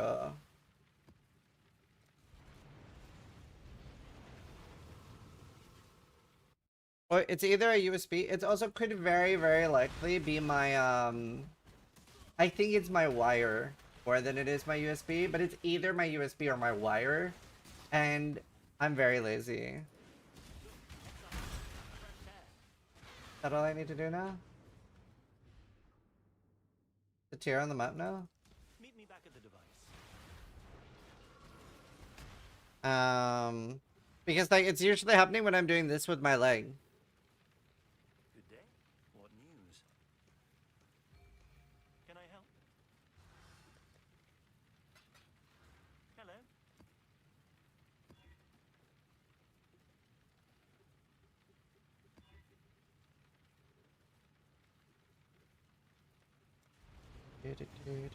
No, it's not overheating. I mean, that can happen too, but... This is like Center versus Cam, yeah. Gonna try hardcore, but hold all my shit worth currency so I have it when I die. But you could always just make a new character and migrate anyway, so it's like you don't need your currency on you. And you could always, yeah, you could always migrate, but like you might decide like, fuck, that was really fun, I really enjoyed that and I want to continue. Wait, did the camp freeze again? Okay, it probably is the cable. Okay, I'll stop moving my leg.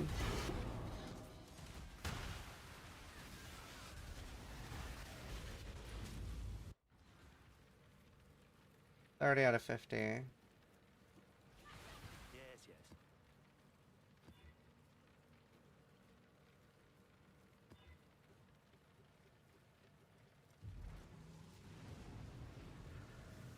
What about Atlas progression? Does that migrate with you? Yeah, I believe so. If you click migrate all, which you should be able to do now, right? No, wait, you won't be able to. Yes, you will be able to. Will you? This thing. Will you be able to migrate? Actually, is Belaki here? That's a good question. I don't know if you'll be able to click migrate all, because we can't normally click migrate all to standard. We have to wait. No, but it's not the parent league in that, like, it's the death league. It's not the parent league. So I don't know if you'll be able to migrate. You can't migrate in PoE 2. So no, you probably can't click migrate. You probably have to literally die. So I would assume that Atlas progression is not the same. It's a bit silly. Is Blakey here? No. Assuming software people make it on maps in hardcore? I mean, definitely some of them will. Also, we want to encourage people to play hardcore. We want to encourage more people to play hardcore. So of course software players will make it to hardcore maps. Of course they will.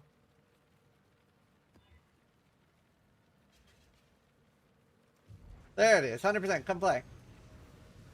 And we are here to help. We have, like, there's a Discord Laughins made where people are super helpful. And honestly, the best thing about hardcore is that the community is so much nicer. Like, people aren't gonna try to scam you. Which is nice, because that's what happens a lot of software.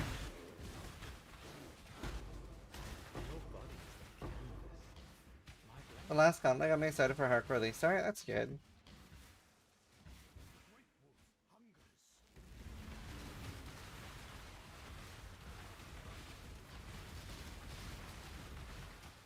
You are a tanky boy.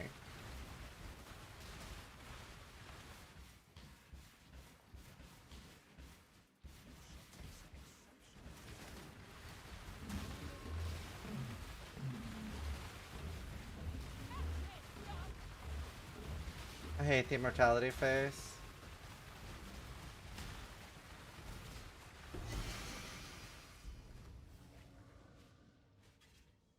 I got scammed 10x on PoE 2 yesterday. Really? That sucks. What is it? Yeah, I mean, it probably happens more in PoE 2 than PoE 1.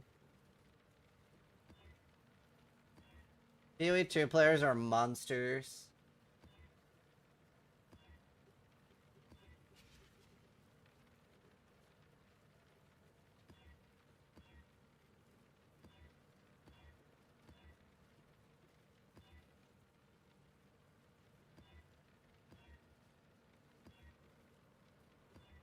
These rolls, dude.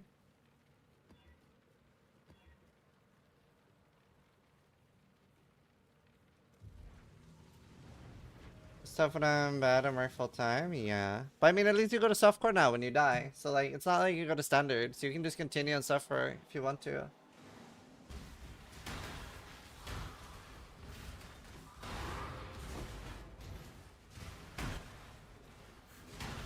That is obviously very cool.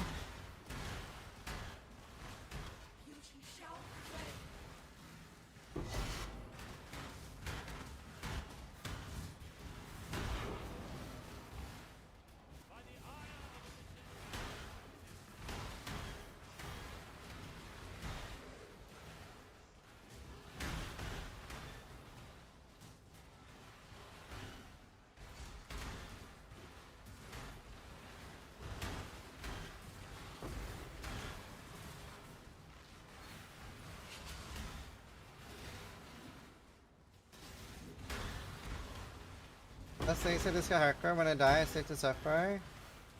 Oh yeah, but now you actually can do that. Before you couldn't really. Before you started in standard. Then you die in standard. But now you actually go to softcore. I like the softcore league version.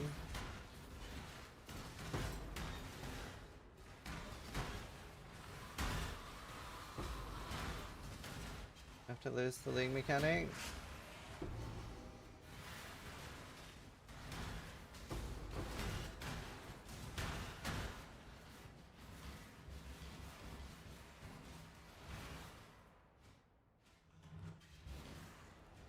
It's worth playing hardcore just for the economy alone? Yeah, it's definitely the best part.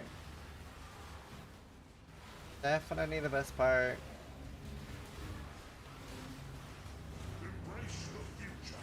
And like, you really get to recognize people you trade with, although that will go away now with the instant auction house. That's gonna be a bit sad. I do love the community feel. And haggling.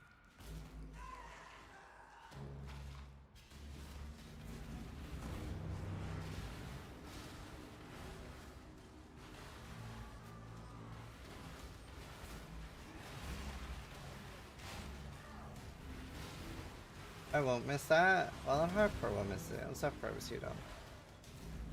Your rep in hardcore is important? Yeah. Less scamming now anyway with the instant auction house. Poe raided my stream with 907 Poe! viewers. Hi, Poe! Hi! How you doing? Thank you for the raid! Hello! How you doing, dude? Hello, Pox! Should just mod you. There.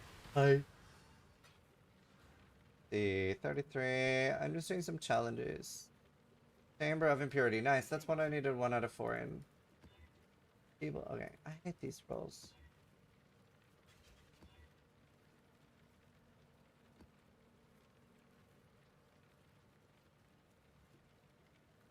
Better. I have to make sure not to misclick. True. Don't ban people. How you doing? Are you excited for the season?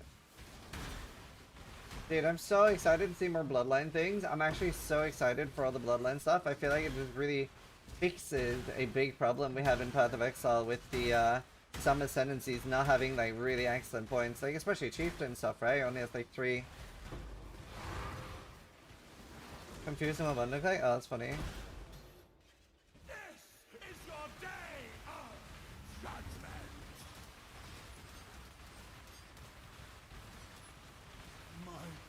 Alright.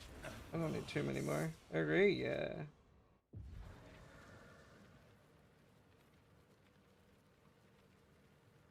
Do you have any very useful 4th point? You can now pick from 10 different ascendancies? Yeah. Like, there might be something super special to pick from now. It's so nice. I'm so hyped for it. It's so nice. Might try hardcore with RF Chieftain Pop since it's satisfying with Breach. True! It'll be a really good, like, Breach farm thing. It'll be really good for that. And Loban have a lot of transitions for builds. Yeah, that's the thing. It's not like something that's super early, so. Turn around.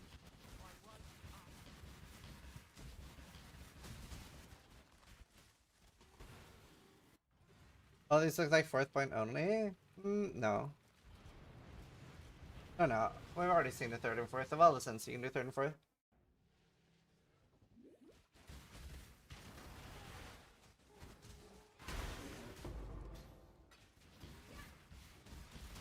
Do Shabby one is 4th point only.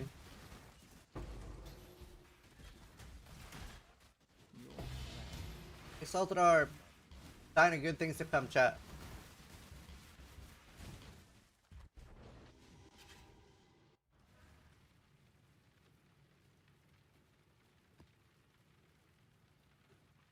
You were here.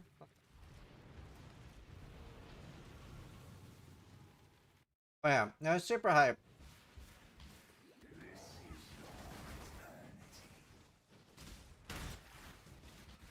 It's just a very exciting patch in general. I'm just very hyped. Are you hyped? I feel like most people are hyped.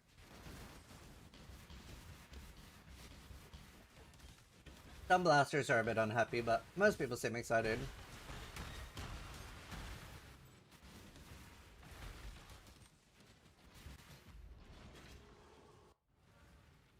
RF didn't get nerfed for once. I know, it's a little bit BM. Like, RF really does deserve more nerfs.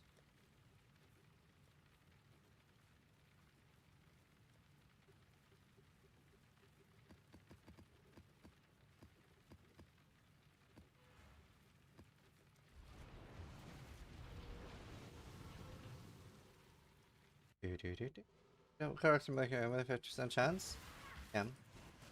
It's still the same chance to succeed though with double corrupt, so like double corrupt is always better.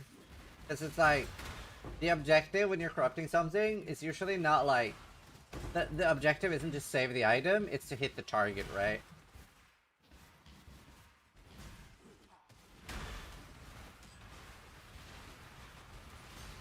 It's like that discussion, like there are some people that think you're better crafting a stat on an item before annulling. Like there was so much discussion about that over the year. Whereas obviously there's never a benefit to craft before you annul. Because the goal isn't to save the mod that you're looking to save, the goal is to remove the mod you're looking to remove. A new POB is kinda crazy? Crazy how? Why do you think RF needs more nerfs? Because Pox is in chat and I'm being toxic to my friend. What do you mean?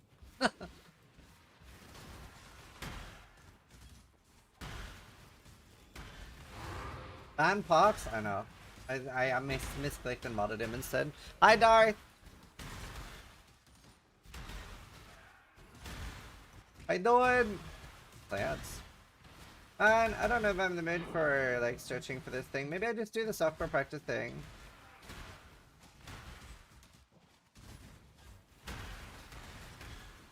Kind of fast though.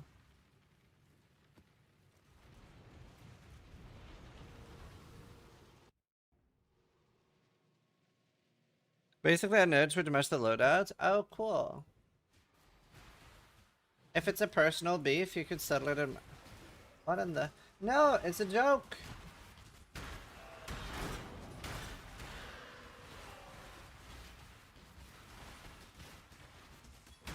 It is joke! Humor! Alright, let me play ads and then we're gonna do like a little bit of like Act 1 start practice run. Not tie style. I'm not gonna reset repeatedly. I'm not even gonna have a timer. I was playing League with Tai last night.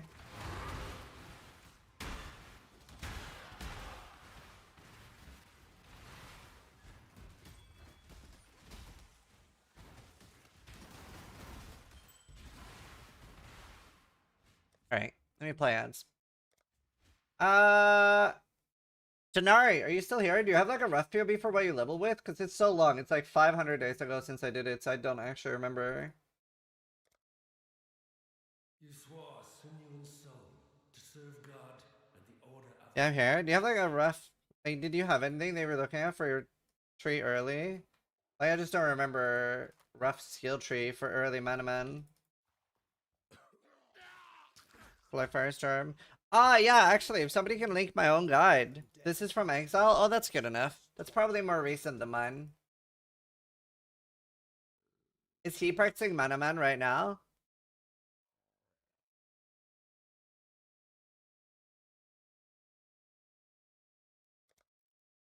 The 4-link Crema. Oh, this isn't Firestorm, though. I guess you don't need to be Firestorm. Is this like not Archmage early? I'm thinking about Manaman. Actually, I kind of want to brainstorm with you a little bit. Let me get to town, and then I'll tell you my thoughts. Because you're a hardcore aficionado. This is the second tab for Firestorm. Right. Cool. Thanks. Oh, I see. 28 plus Firestorm. You level with Firestorm? Yeah. Because, I am strongly thinking about it. So, I'm really keen on going the Unleash thing. And doing, like, Spark. That's what I'm leaning towards the most right now. Like, doing the Ushabi Unleash thing. And then doing Spark 5-link. Like, a double 5-link in my chest. and doing Spark and Ball Lightning of Orbiting. So you're doing 7 or 8, whatever the thing is. Like you're doing 8, 8, 8, 8. You know what I mean? With Unleash, like double Unleash, and maybe a third spell for Unleash too. Here, where's my list? So this is what I was looking at. So I really liked the way, or I really liked the look of Scion SRS or Scion ranged anime weapon. Now both of these builds are super interchangeable, and there's also the discussion like, do you go Necro? Necro obviously get the unholy weapon. The problem is, the main reason that I want to do this is to use, I want to use the new Chaos Ascendancy to get the infinite Valmountain Shell. Why Guardian? Guardian doesn't really get enough, I think. To get the infinite Valmountain Shell, and then use Dawnbreaker and stuff. So you get really, really tanky with this. I would need to solve regen, and I would need to solve mana regen. And on which is really hard, like what Ascendancy do you drop? Because you do actually have 4 pretty potent ones. So that was something I was thinking about, but I feel like that has a lot of issues to solve. Has maybe too many issues to solve for me to want to do it. But it's something I'm thinking about.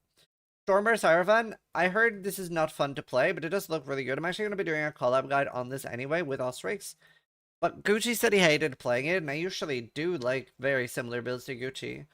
Explosive Arrow, maybe if this has a really good bloodline. Earthshatter, going to be one of the best starters for hardcore. And I'm specifically talking about hardcore starters right now. Is Gucci here? I don't think so. Assassin sounds super fun. There's a lot of assassin builds I could see myself wanting to do. I could do an Unleash Poison build. Sort of same concept as doing Manaman, right? But with Unleash and Poison. And you probably would do the same spells. Like Spark, maybe Stormcall. Spark, Stormcall, and Ball Lightning of thingy. A good old reliable EI. The thing is, I don't feel like EI is strong right now unless it gets a really good bloodline. But it does have 4 ascendancy points we can sacrifice. So it could be. It could be really good. If it is, then I might. No, you drop the endurance charge one and then you get endurance charges from a cluster. And then you can use Forbidden Right to proc it whenever you want to. So it's always up. As long as you remember it. But that does put more pressure on you as a player. And then, yeah, I feel like there's so many assassin builds I want to do, but I have a problem with defenses. But maybe if there's a really tanky bloodline, then that would be really exciting, because you can do artillery ballista with the poison, similar to what I did in Crucible, and that was nuts, right? Now, that did have the 300% more damage, right? So how strong is it without that? Can I duck cap as easily? Or you could do a assassin poison unleash build, but defenses. How do I get tank? And then Bone Shatter Complex Trauma. This just looks solid as fuck. It's basically Earth Shatter, but with the excuse that I haven't played Bone Shatter before. And then Manaman, I feel like there's just so many ways to do this, as so many upsides, as less downsides, and it's just really, really, really solid. I've played it before. I haven't overplayed it, so I think it's something people enjoy watching. Conflag just looked so bad, and then Slinger is so fun, but it comes with so many downsides. Owl might have defenses. Okay, cool. How does that help me in the first week? So those are my thoughts, Bang. Yeah, Miss Fran.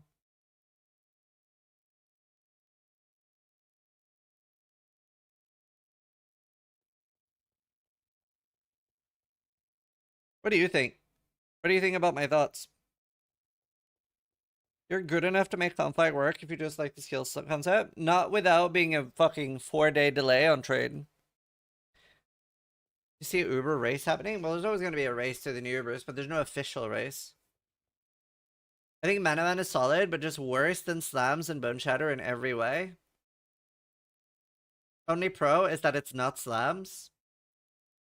The thing is, I feel like Manaman is like hours behind Bone Shatter. It's not like if I do Conflag, I'm 3 days behind Bone Shatter. Please make a complex trauma guide. Today I recorded Explosive Arrow and Bone Shatter Complex Trauma. That'll be up tomorrow. Oh, and I recorded a hardcore video and also talked about how more people should come play hardcore trade with us.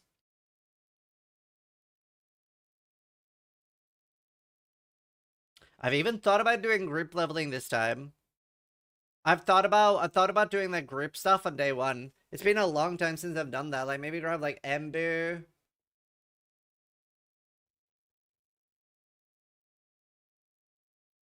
Like maybe a group day one thing could be fun. Derek? Fuck no. Are you dumb?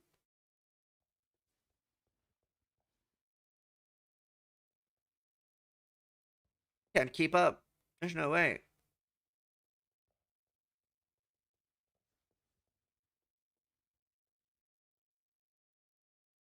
Maybe Bank could be done. Take me, take me. Can you not make an EA video for one league? Well, I do say in the video that it's like B tier, which I think is fair. I think it is B tier. I think it's a good comfort pick. I think the build is stronger because so few people play it. So your gear is cheaper. Which does add a lot of power to a build. Like that is always an important thing to consider. If it's not popular, then your gear is stronger or cheaper.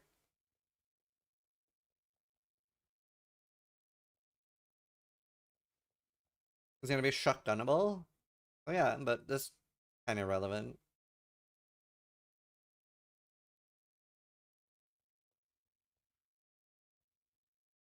I would be afraid to slow you guys down, so I'd have to practice the runs for sure.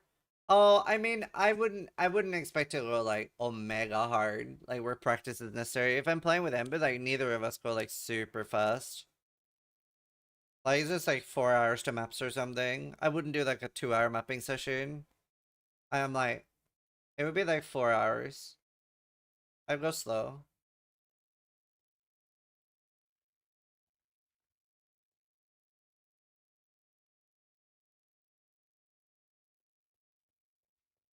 Being able to get your gear on day 2 instead of day 5 because of off meta is big, yeah.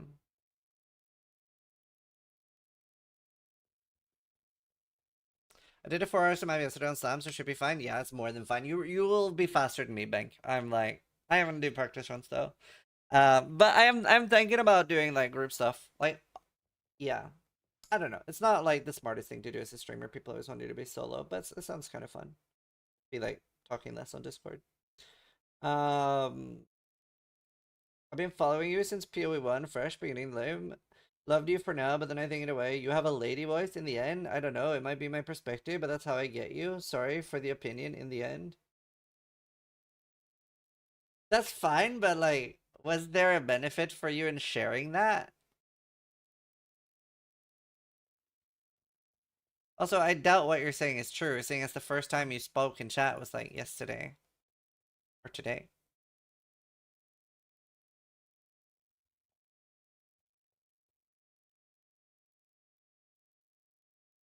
Hmm.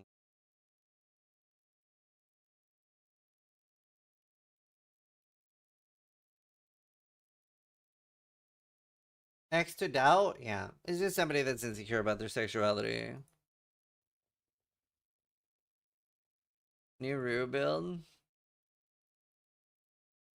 Did I follow an Eagle 199 before? No. You've never talked in my chat on Eagle 199.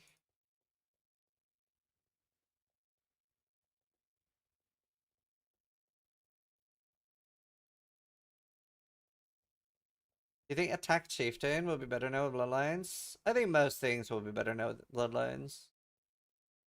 It says he uses a fake high-pitched voice in stream to be more relatable. He has a true Giga Chad low voice. So, like, I've actually gone through, like, a third puberty.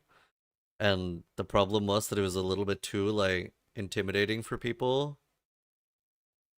So I sort of just had to stop talking like this. Well, then I watched you and Yazzie and the other one with glasses on. Holtz Whoa. 789 just resubscribed for 3 months. Yeah, I don't know. I'm Hi, sorry that my Zeus. voice makes you insecure, but that does seem like your problem. Halls, thank you for the 3 months.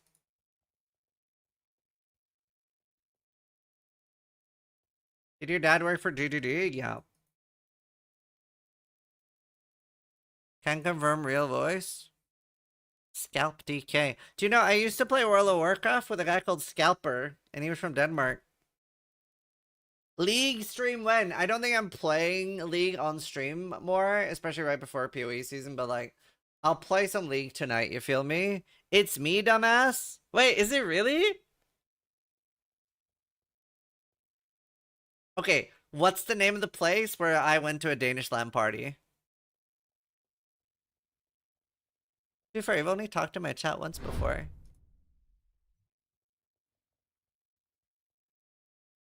Oh my god, it is you! Hi, Scalper! My friendly rogue! Scalper is so nice. That's so cool. It's him! Oh, so nice. I've known him since I was like 16, 17. Scan? Valeu? Scalper, did you know I married a Danish woman? Isn't that crazy? Scan is an awesome place. Timothy. Yeah, I went to a Danish LAN. Serendipity, thank you for the gifted, dude. I know, that's cool. Helena, yeah. I mean, I didn't know how much you like kept up to date. That's so cool. We're playing what together? I was here earlier and this talk was going on, come back, and people were still going on about your voice. To be fair, it was only then and that. There hasn't been anything between then. Dude, Displate's have good content, who cares about someone's voice sound like? Yeah. Dude, but can you imagine? The thing is, right? It is kind of nice. It is kind of nice in a way. Because, if you think about it, like, so many... Thank you for gifting Scalper with a sub. I appreciate it, Scalper. It's good to see you, dude. Like, the thing is, right? Think about it. You've probably, like, seen so many women get comments like, oh, you're only in this position because of X and Y, like, you're hot or whatever, and that's the only reason why you're popular. And same with, like, guys that are really popular, right? Or have a really nice voice. I never fucking get that. Nobody ever says like, oh, Ziz, you're only in this position because your voice is so fucking nice. Or you're only in this position because you're so fucking hot. No one says any of that shit to me. People are just like, nah, Ziz fucking earned it, bro. He looks like that and talks like that. Now he fucking grinded that shit out. So that's kind of nice. Hi, Derek.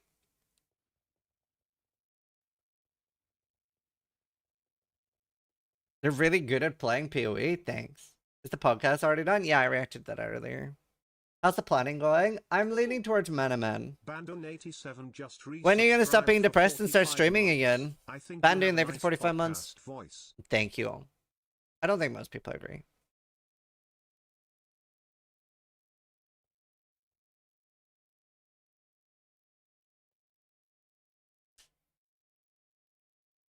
Never gonna stop being depressed?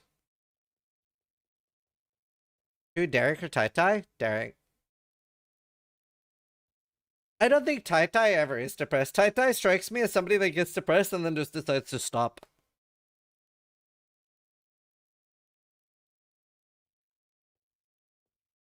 Any chance of League going live on Nurses? No, probably not. I don't know, maybe?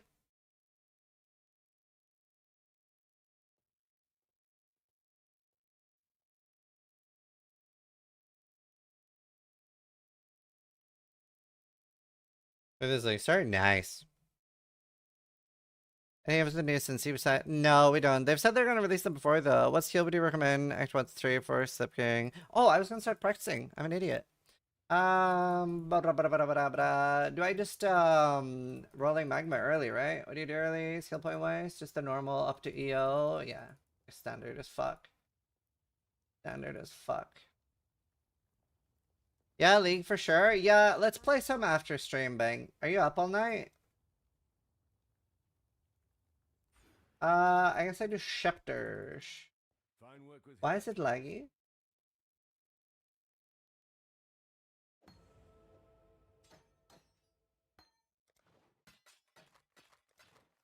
Do I always want a tutu?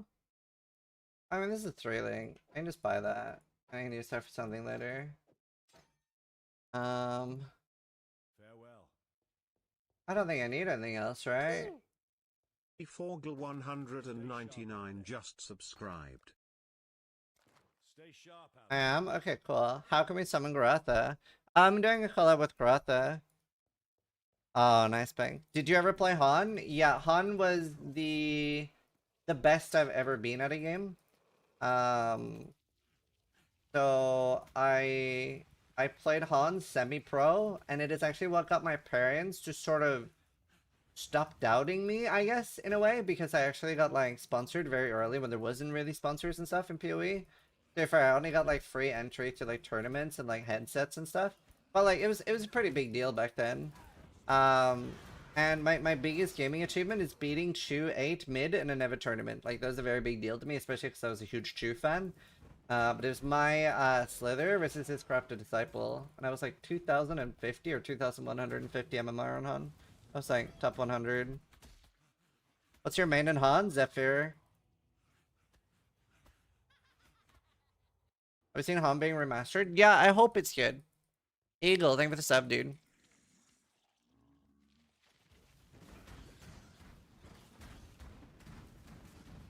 Bombardier was awesome. Sorry.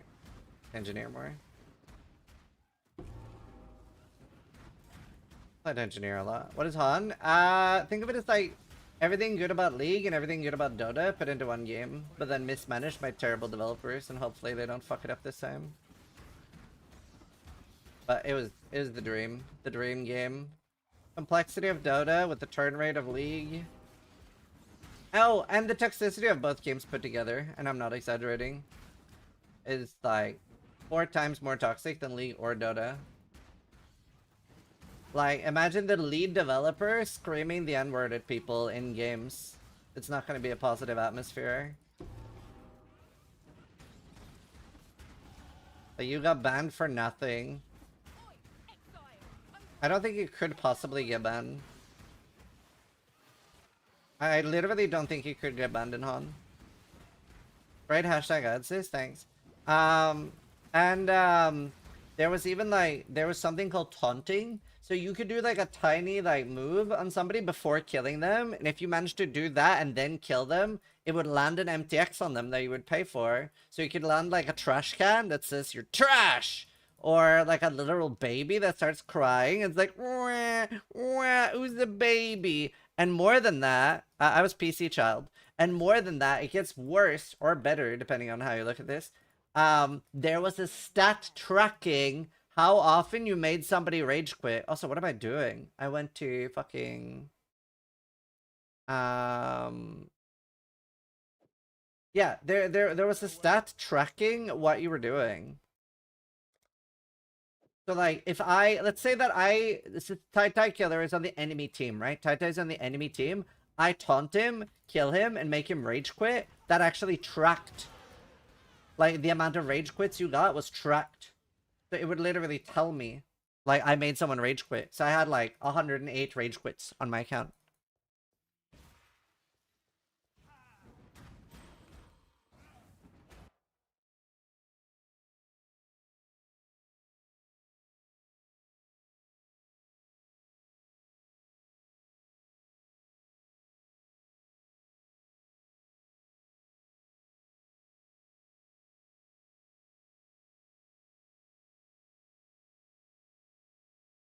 Knowing that there was a rage quit tracker, I would never rage quit again. If somebody left a certain, if somebody left 3 seconds after you killed them, it counts as a rage quit.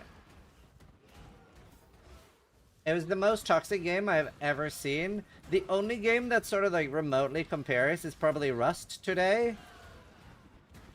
But yeah, I mean like League is honestly like I don't even think League beats Dota.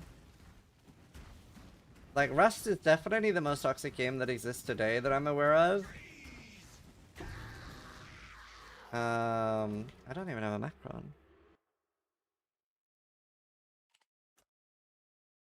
Rust stream when? Never.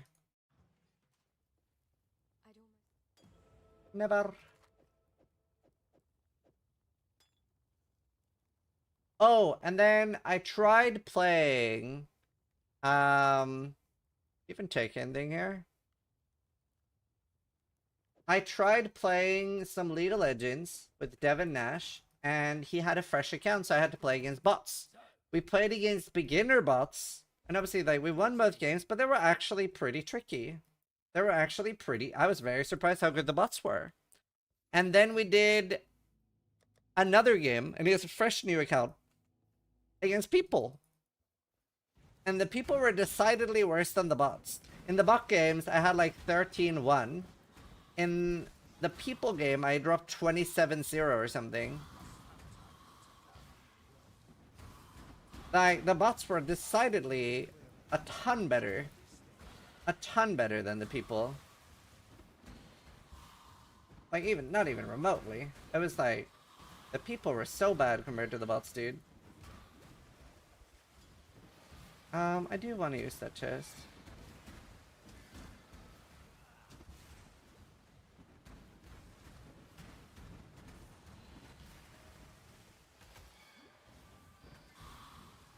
No, they were definitely people because they were flaming. They were not bots. And like some of them were asking for advice too, which obviously we just like gave them advice.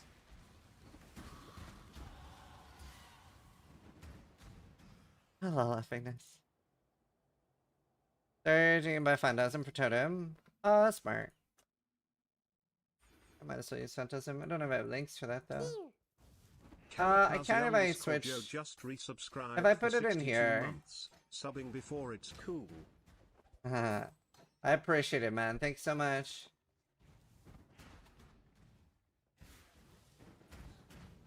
That's no way, fake story. I think Wonders will be the most powerful this thing. Yeah, I do. Ephemeral Edge builds, Wonders, Instackers.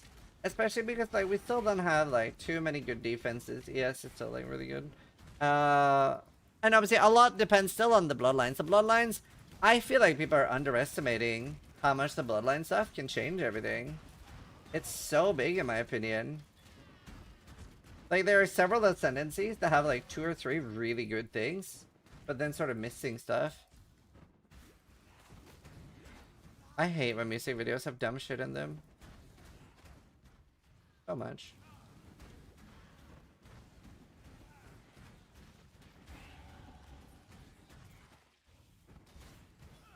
And healing out? Nah, 31st.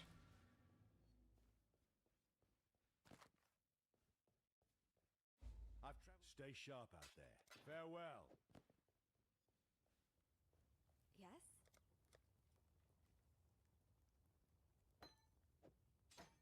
While we live, we are blessed.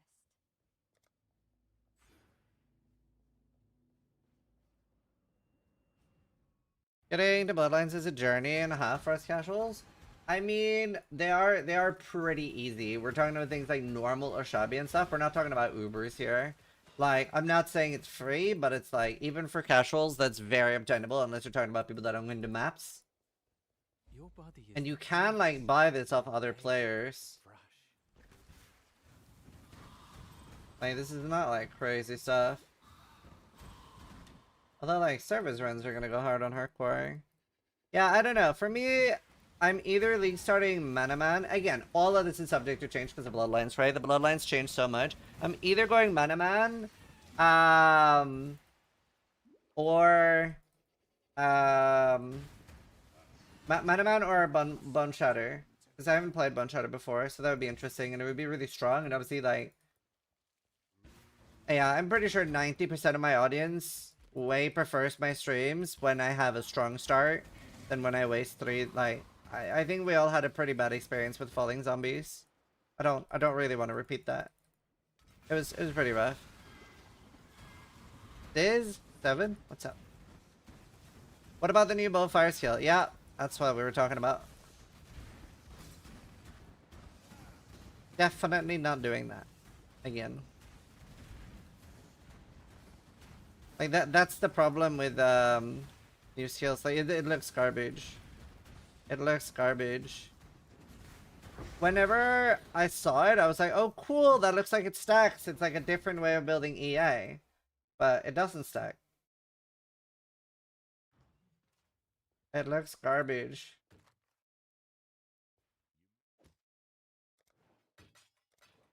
Farewell. It looks garbanzo. Like, it was really bad. I agree with that.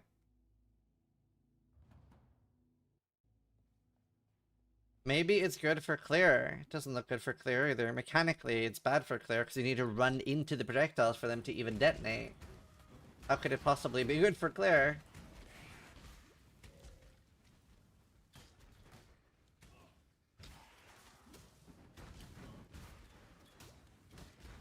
What? The conflagration. It only detonates when you run into the projectile. Do you think KB would be the number? Well, I think a 1 skill would be the number 1 most. What do you need to run into the projectiles? That's how they made the skill work. That's on it. That's horrible. It's fine if it's stronger and good, but it's just like fire trap. It's just got fire trap numbers. It doesn't have any special numbers. It doesn't have any interesting mechanic or shotgunning or anything cool. It's just sort of like aggressively mediocre. So it's like, that's not something like, the thing is like, sometimes you can risk a weird new league starter if the numbers look really good, but why would you possibly risk a new league starter when the numbers look bad? Do you know what I mean? Like, you don't want to fuck your league start, especially in this league when it's going to be async trade, and it's very, very important. Like, as an example, on hardcore trade, if you're the first person to make it to tier 17s, you're charging anywhere between 5 to 40 chaos per base, depending on which base it is and the popularity. You can make like 200 to 400 chaos per map. Yo, this is the run. Yo, like it's so insane, right? And like obviously I know it's a big impact on softcore as well, but it's so huge on hardcore. And the first person like running tier 17 service runs as well, like that's like I don't know what it is for the first person that does it, but it's pretty big being able to run tier 17 service runs. Like being the first person to do that, it's huge. Is it like 40C per slot or is it more? I actually don't know. I'm looking at Manaman.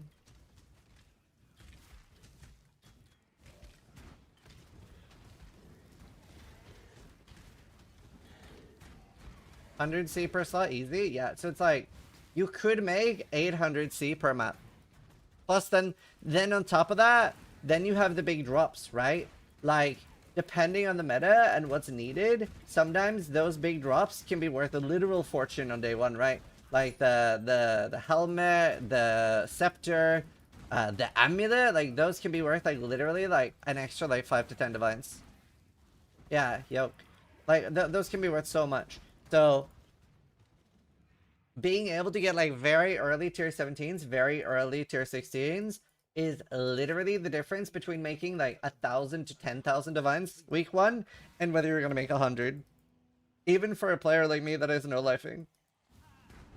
Because if I'm playing a weak build, like let's say EA, right? Like EA doesn't instantly get to go to tier 17s. I have to stay in like tier 6 for a while and grind up currency and grind up gear.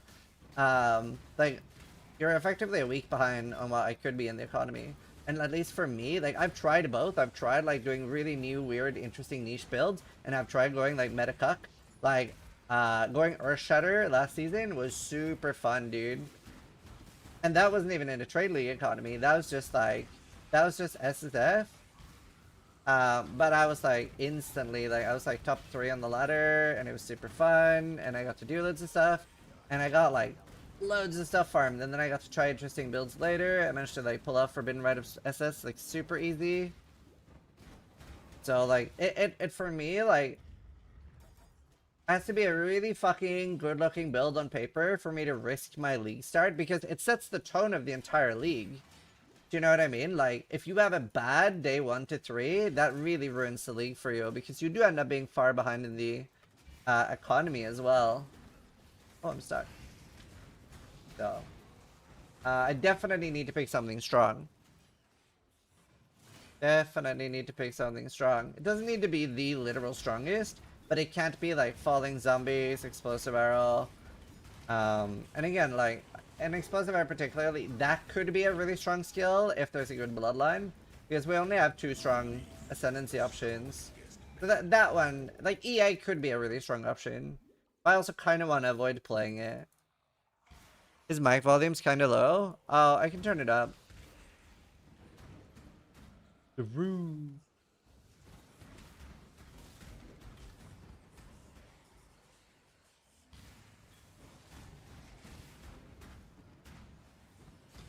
We're just turned away, right? This is why DDD need to shake up early game metas.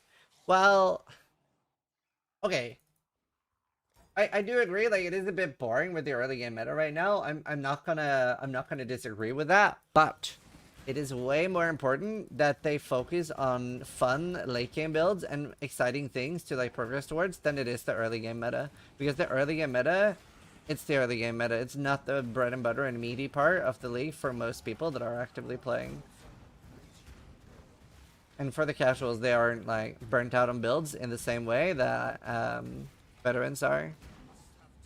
So like the fact that like the last leagues have had like really good like builds to choose from is like way better.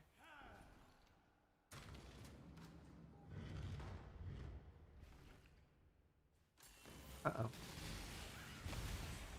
Yeah, but just play a strong starter for your start then. It doesn't matter if like your day one is a bit boring. Doesn't matter at all, in my opinion.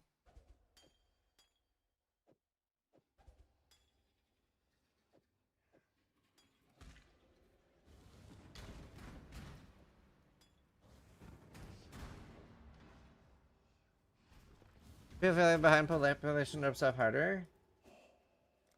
Yeah, I mean, just play something meta on day one. Do you think PoE 1 will get a 4.0 at all once PoE 2 is released? Yeah, I mean, of course. I do think we are going to progress towards some sort of 4.0. I don't know what that looks like, though, because before it was, like, very large changes. Like, we got... The last one was what? Like, more of the campaign?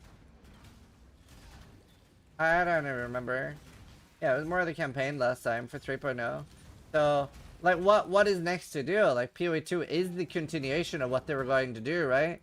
So, yeah, I'm sure at some point we'll get a 4.0, but I can't even imagine what that looks like. WSD's 4.0? I don't know if that's it, but yeah, maybe. PoE 2 is just not very good. I mean, I think most people would disagree with that. That's why it has a lot more players. Like, a lot more. It dwarfs PoE. Your answer's here, heretic. Strong Ignite builds? No. Haven't super looked at Ignite builds. PoE 1.0? What do you mean? Do you mean PoE 2 1.0? Right. No. I don't think so. I mean, I obviously prefer PoE 1, but a vast larger number plays PoE 2. Like, it's so much more approachable.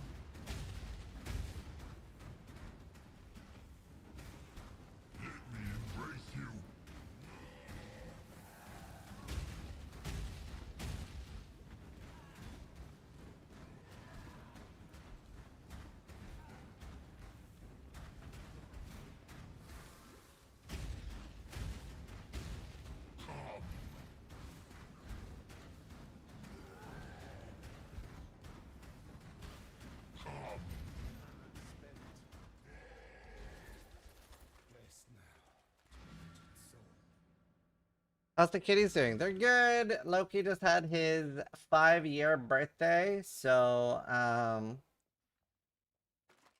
we gave him... Do you know what? I can show you. I recorded a video.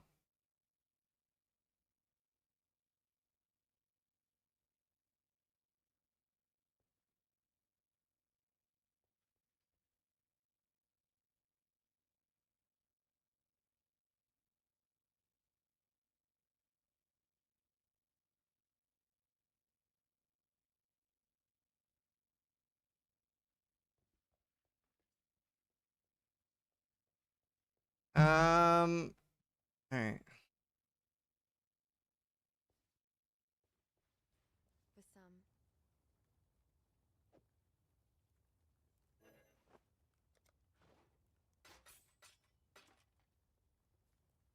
Sending myself the video. Alright.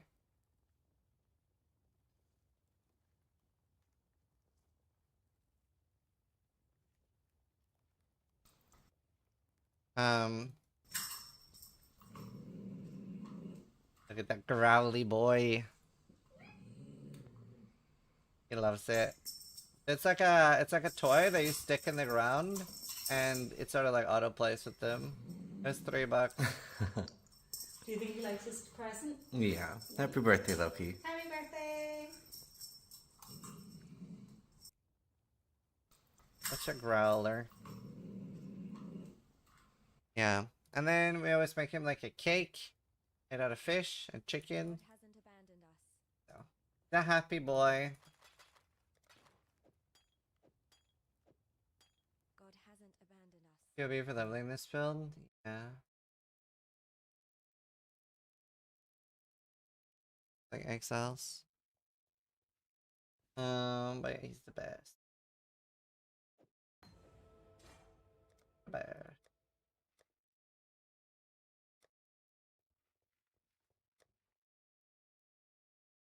Used to go out with toys when they were as well, yeah. Shock Race will be a big meta shake up. 2 second shocks. What's wrong with shock? Stay sharp I know. out there.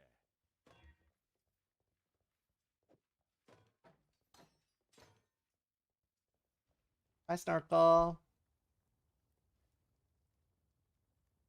Yes? It's right. Goodbye.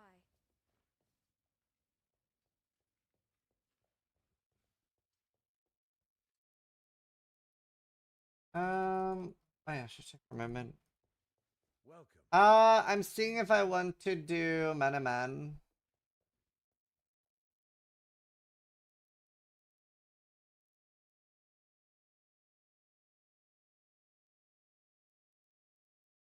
Stay sharp out there. Farewell. I want to pick up a sword for Leap Them. Sword.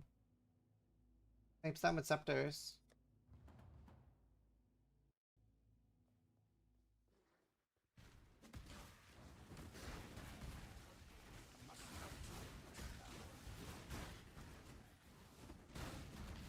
Sword.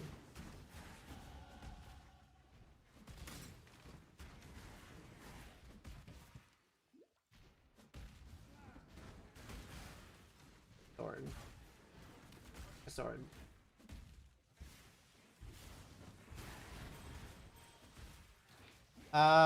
So I'd be looking into like Spark, Ball Lightning, or Orbiting. Like I'd be using multiple and I'd be going Unleash. Hey, you're finally awake.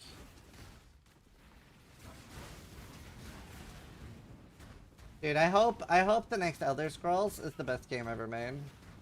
That'd be nice. It'd be good to have a Bethesda W. I'm kind of like, I'm like a sad Nintendo. I'm like a sad Bethesda fanboy. Like I'm like, how did they get so hated? I don't feel like that bad. This is a mortuary for lost children, hidden from the eyes of their Will at least be better than Starfield? Yeah, I saw the director said like space is inherently boring, and I'm like, bitch, you never played Far Cry. No, not Far Cry. Freelancer. I'm one of the few people who love Starfield. I hyperfixate over that game so hard on release. And, oh, nice. That's fun.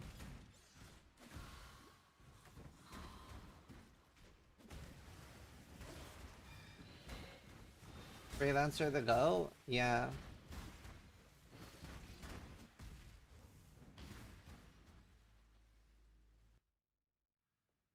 Eight AM to 2 AM for 3 months. Nice. I tried Starfield. I couldn't get into it. It's not it for me. Inside.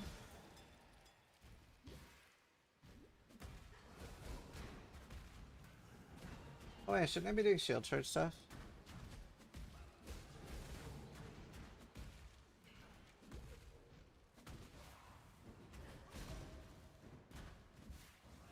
Should be shield charge stuff. It's quite niche. Yeah, I don't know, I just didn't get it into it.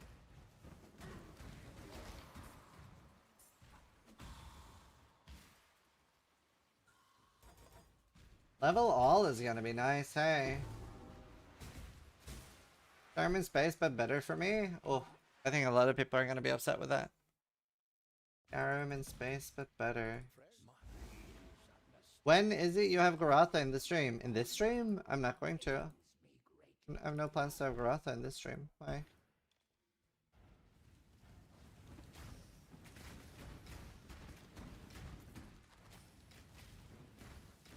That's what I said for me, not objectively? Yeah.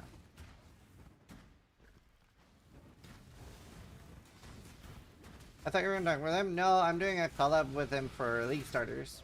I don't have any plans to like have him on stream right now. We're doing a League Starter. You're good. You're Derek.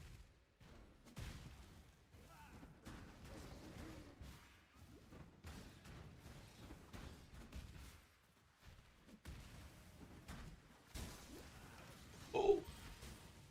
Okay. Ow, what are you? Accurate.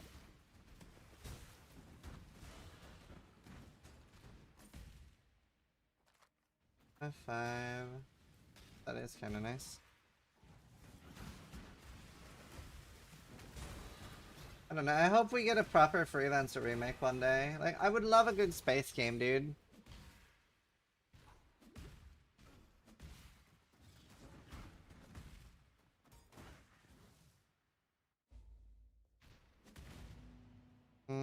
Probably Spark. Spark and Ball Lightning. Freelancer is epic? Yeah. There's like nobody working on space games either. I'm so sad.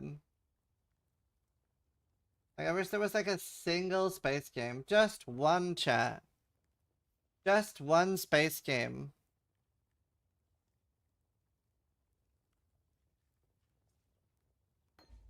No one's biting. You guys are lame. Not a single person biting. This is bait? It is bait. No one's biting. What is this? Star Citizen, there it is! That's not a game? That's right. That's right, bitch. Sanctum boss fight. Very easy, in my opinion.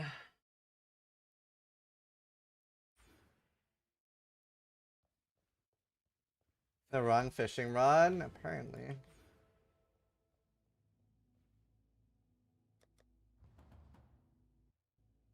There is nuclear. We're usually like reapplying it all the time. Hey, MMR. Yeah.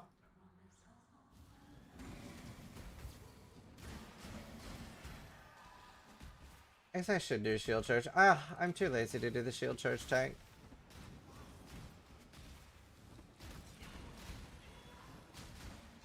Exile, over here. Let's have a word, eh?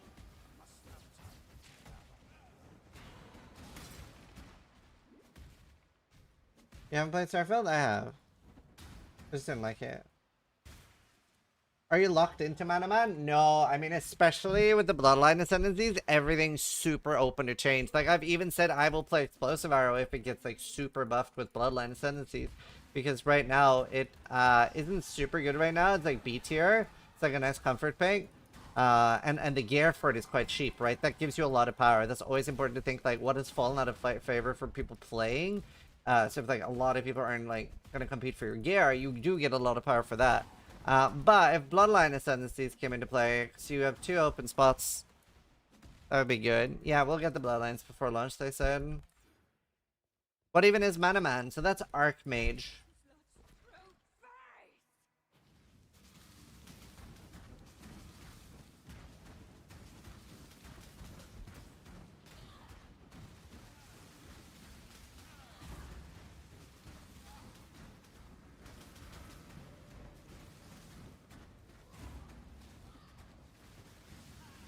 What kind of Archmage, though? Unleash Archmage.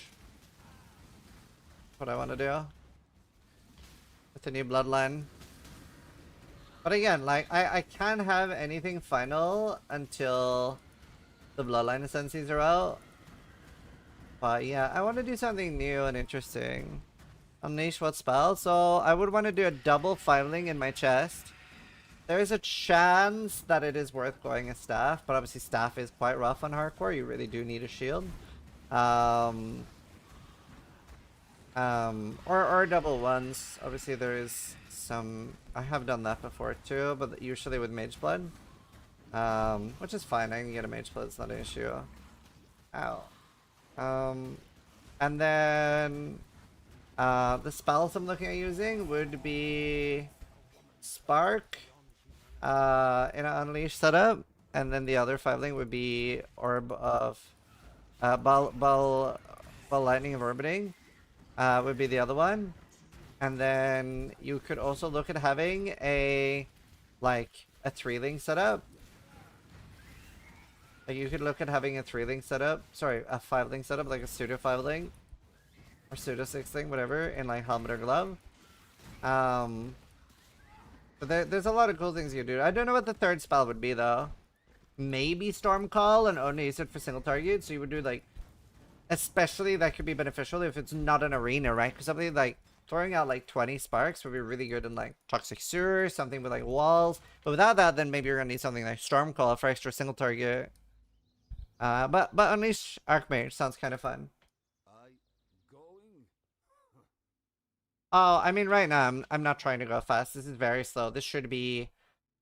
I'd be aiming for like an 18 to 22 minute act 2 when I'm actually playing. So I practice very differently than other people. I don't care about my time when I'm practicing. For me, what I'm doing when I'm practicing is that I'm making sure that when I'm actually playing that I know what I'm gonna do. That's very important for me, so that I don't have to think when I'm actually doing it. So I remember the most fun time for me with that was the Val races, when like everybody was practicing and we had like, I think the best runs were like 28-minute Vals, right, in practice that people were doing. And I was doing 35-minute Vals and people were bullying me because I was saying the same thing. I was like, well, I don't really try to go fast in practice.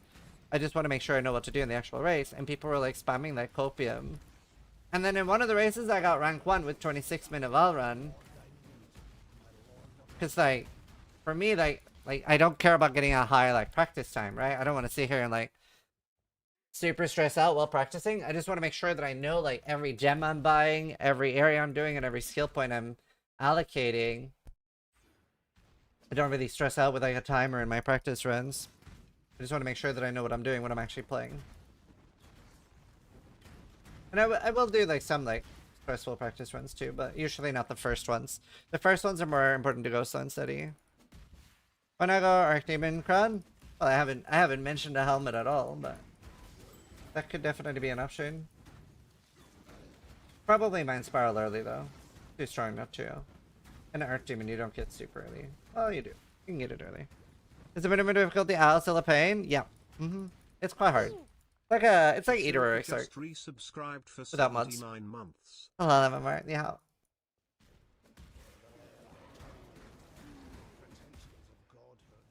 But yeah, at this time I should be killing Val, or like at the very latest. But I'm not like super worried about my timer. Especially on like the first run, you're usually like looking things up. You don't really look at timers until you start like repeating. I hope there's no puggies. Oh, I hope there's some really cool nodes behind L. I think that'd be cool. I want really cool nodes behind L. I think that'd be nice.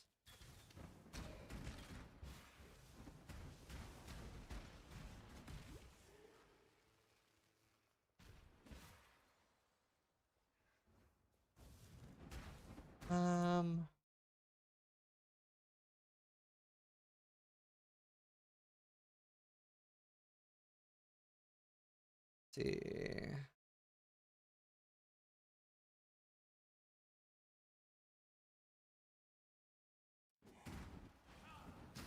Shall I get there for the 79 months?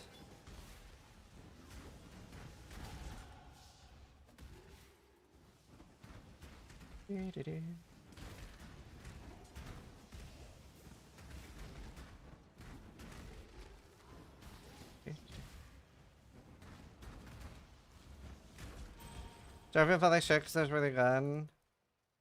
But melee shit can be crafted no matter. Yeah, for sure. I mean, to be fair though, with like sci-fi, there's a lot of things you can do that are effectively magic powers though. Like look at Cyberpunk. Cyberpunk is like futuristic, but has so many fun and cool things you can do. It doesn't need to have a literal magic for it to be magic. Like, you have things in Cyberpunk that are basically magic spells. But they're just like implants and stuff.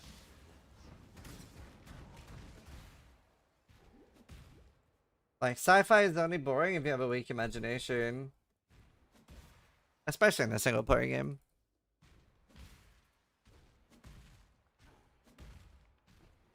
It was decent. It was okay. It wasn't like an actual podcast. It was just like they let a bunch of press people ask stuff in a Discord and then Mark answered. The best stuff was at the end, I think. It was like 6 out of 10. It was nice. It was like, I'm glad I watched it, but it's not like a must see kind of thing. Should I do Thunder, right? Do Thunder.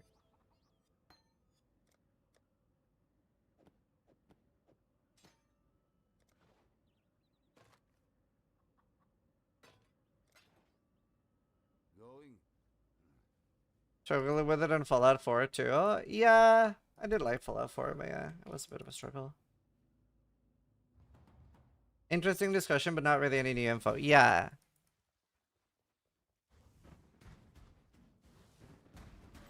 Says, how do you feel about Poten, knowing he's going to be triple champ after seeing Aspinall struggle? I don't know what Poten or Aspinall is. I'm confused.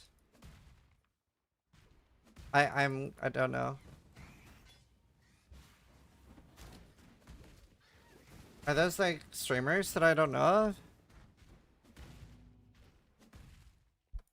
I'm very confused. I've never heard of either of those. Are they PoE streamers? They're MMA fighters. Oh, I can't think of anything I could possibly care less about.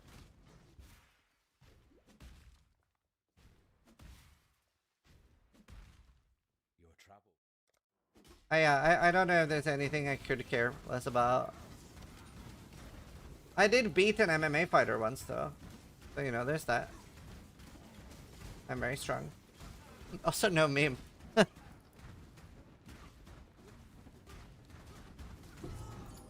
At Monopoly? Nope. In the face. Ended up in court over it. Ended up in court over it.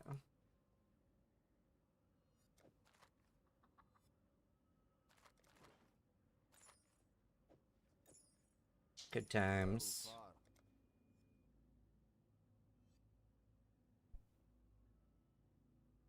A really good damage one, right? Yeah.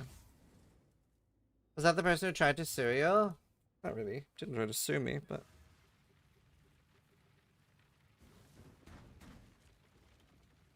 no, I haven't made a dedicated video about Assassin Rework, actually. Now I won the whole story. Should I do story time? Okay, sure. So, I usually say these for League Start. What else am I going to talk about? Okay, so basically what happened was, I was out with a few friends drinking, and there was, me and Ross, we went outside to get some air. It's really warm, you know, like just warm in clubs. And outside, there's this girl being like groped and sexually assaulted while crying and asking for help. But obviously, in true human fashion, most people are ignoring this. It's not their problem. So even though she's being like molested, it's sort of outside of the range of the bouncers. Like no one's doing anything. So me and Ross, we walk up to the guy and we're like, "Hey, fuck off!" And he goes, "Oh, it's all right, mate. It's my girlfriend." And we're like, "Cool. I mean, she's crying and asking for help. How about you leave her alone?" Which I didn't know. I didn't know that what I said was actually Belfastian for please punch me in the face. So he punches me in the face when we told him to leave the girl alone. And now I look like a pussy, but if somebody punches me, I will punch back. And I have a highly advanced comeback technique, and it looks a lot like this. So I started punching him back. He also starts punching my friend. Now, my friend looks like he shouldn't be a pussy, because he's like 6'3", 6'4", like almost like 2 meters. But he's a pacifist. He doesn't believe in violence. So he believes that if somebody hits you, you should tank it and not hit back. So my friend got hit a lot. I got hit a lot. He hit me in the face. I hit him back. And then eventually the bouncers came.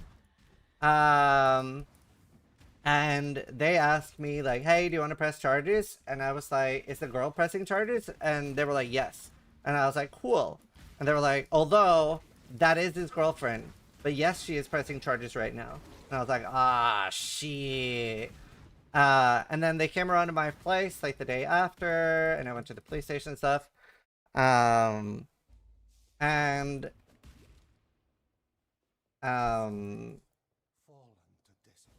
like they came around and they were like, so by the way, we're here to inform you that the girl, like we said, like it is his girlfriend, and she's now dropping the charges. Now he does actually have like several domestic violence complaints and stuff, but she is dropping charges because obviously he's a changed man. And I was like, ah, fuck. And then she's like, the cops, she's like, do you want to drop charges? And I was like, I mean, if she doesn't care, I don't fucking care. And then they're like, well, before you drop charges, he is now pressing charges against you, and he says that you started it, and it was completely unprovoked, and that you pulled him to the floor and kicked him in the face, and he has a really nasty black eye. It's saying you started it, and I was like, oh, okay, then no, I'm not dropping charges. Like, let's go. I'll get a lawyer. Like, let's fuck this shit up. And obviously, like, me and my friend's story was completely identical, and the fact that the girl was initially pressing charges obviously, like, helped and stuff.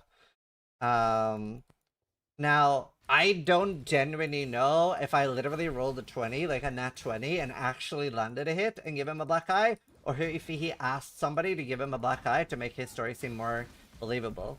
I genuinely don't know, because it happens really fast, right? It's like really weird to be in an actual fight. Like it's like very uncomfortable too. It's like very fast and very slow at the same time. Like I don't know how I would describe it if it was like this for other people, but I would say an instant that took an eternity is how I would describe being in a fight.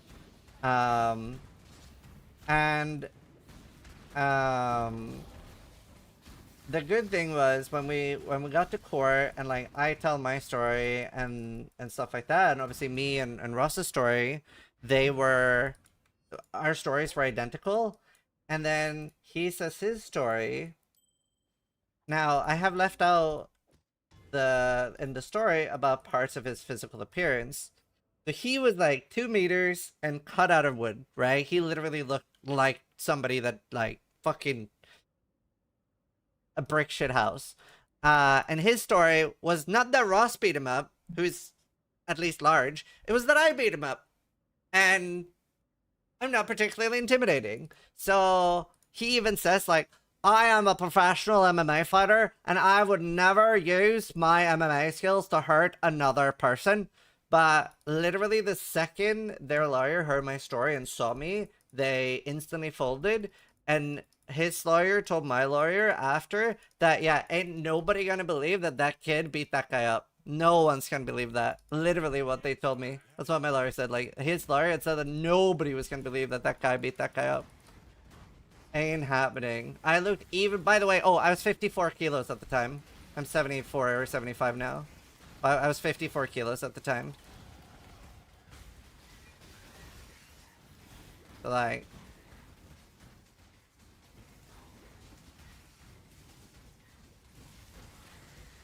no, I didn't have blue hair. This is way before I started streaming. So he lost. I won. I was supposed to either get money or he had to do some time in jail, like 2 months in jail or something. And I didn't get any money, so I hope he ended up in jail for a month or two.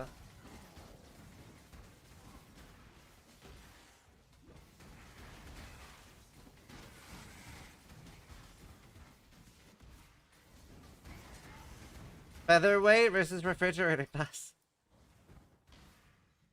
But yeah, I genuinely don't know if I actually landed a hit. But still, it's nice. It's just like when I was in school, I got bullied so much, and the worst part to me was when people just like watched, like people wouldn't do anything.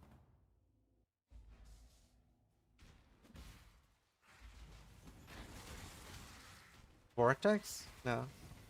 Don't talk about Vortex at all. I'm not gonna be using it. Full story, bro. Literally. Thanks. All my stories happen before streaming. I have very few streaming stories after. You gotta twist the hips on the arm. Like, well, I mean, I'm not planning on being in any more fights.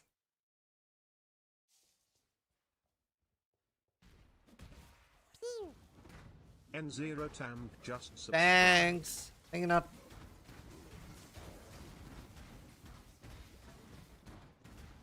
Wonder if this was bullied more than that mods. Well, the worst I got put in a bin and thrown down a hill when they taped it shut.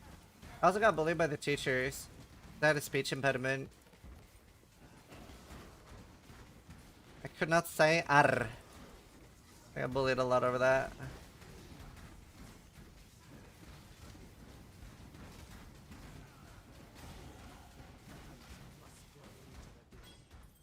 How's it going? I'm good. How are y'all? How do you make wardens tanky? You don't kill things before they kill you.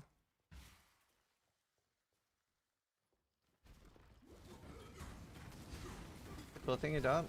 Yeah. That's so fucked up. Yeah, I mean, I don't know. I have mixed feelings about it. Because, like, I'm definitely a better person because I got bullied. Like, I definitely, like, care more about other people and would be a very different person if I didn't.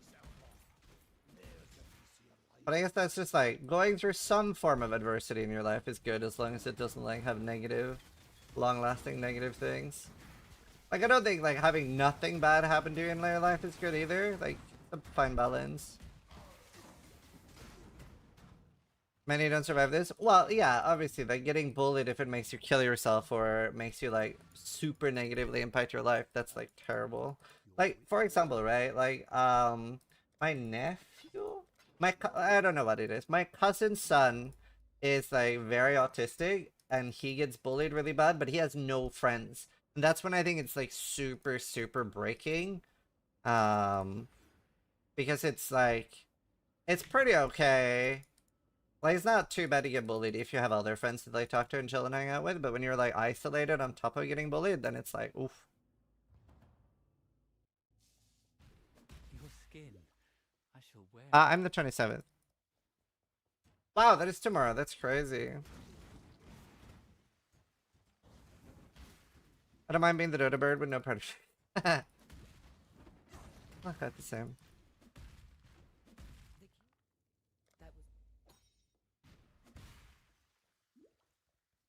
What is friend? Yeah, I mean, we're definitely... See, like, I always feel bad because I never know, like, who's joking about not having friends and who genuinely doesn't have any. I feel like it's kind of easy to make friends. Like, literally, you could just, like, reach out to anyone in chat. You could literally, right now, be like, hey, does anyone want to play together at least start? And now you made a friend. If not friend, why friendship? Injection just resubscribed. You can just reach out and chat. It's not that easy. Oh, it literally is, dude. It literally is. I do that shit, and like even just like games I play. Like whenever I'm playing like Dota or League, if I like somebody that I accidentally end up in a game with, I will add them to friends and be like, yo, do you want to play together? You're not like a complete fucking troglodyte. Rich and famous guy, it's easy to make friends. Right, but that's like the last 10 years. I've been doing this my entire life. I literally just like, same in WoW. Like the guy that was in chat here earlier, Scalper, like I met that guy playing WoW and I made a guild, like all that shit. Like, I do things pretty easy. Yeah, like, I just go through life and if I find somebody I don't hate, which by the way, not a lot of people, I do dislike a strong majority of the people I meet. But like whenever I don't hate someone, I'm like, hey, do you want to be friends? Depends how deep you want that friendship. Sure, I'm not saying you're gonna find a best friend every 3 seconds.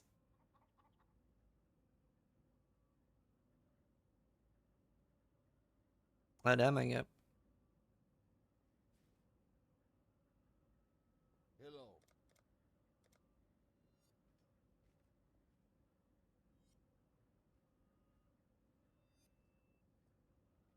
No, damn pancake. That sucks.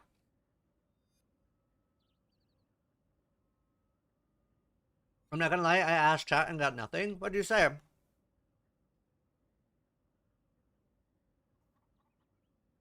hey, does anyone want to play literally start? Well, like, you gotta be a little bit more specific. Like, hey, NA, softcore, anyone want to play together? Or maybe try Discord. That's how Sis stole my boyfriend? True. Actually true.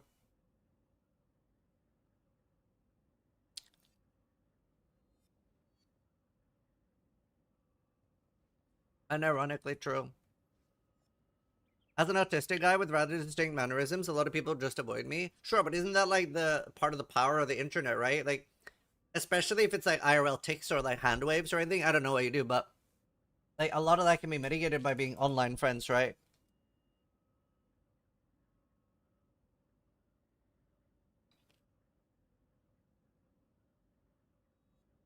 Well, feel free to always use my Discord to try to find people to play with and stuff. And we have a guild, so like that. I'm gonna be right back. Oh, it sucks being alone. I also advocate people should try to find friends.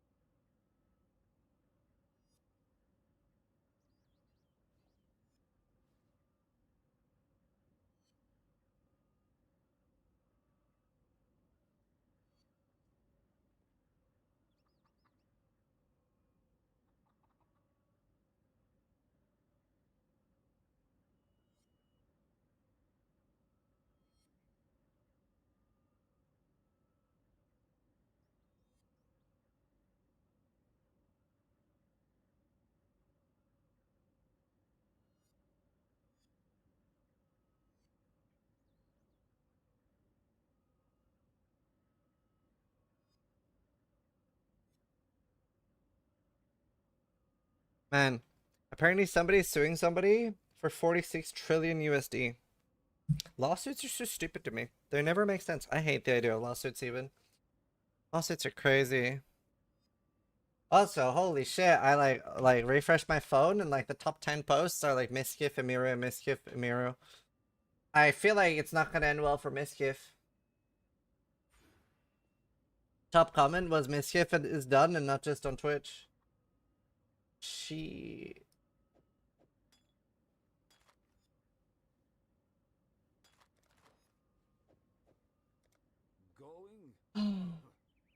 The chats in the mirrors are pretty insane. Yeah, I haven't looked at the screenshots yet. Dude, I'm so happy that I've like, every time I've broken up with a girl, it's just been like, okay, cool, thanks, bye.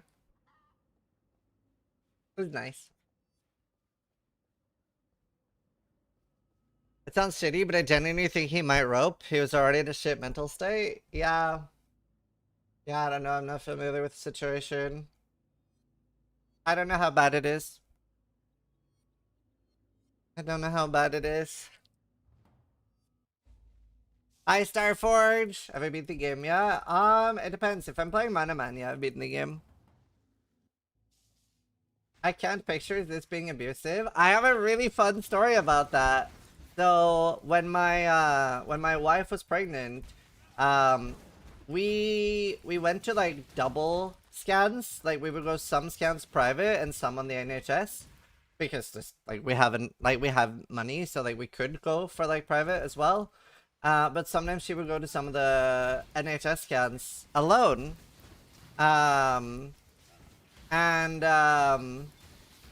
One time she went alone, the nurse there was like, by the way, you have to tell us, like, does your husband beat you?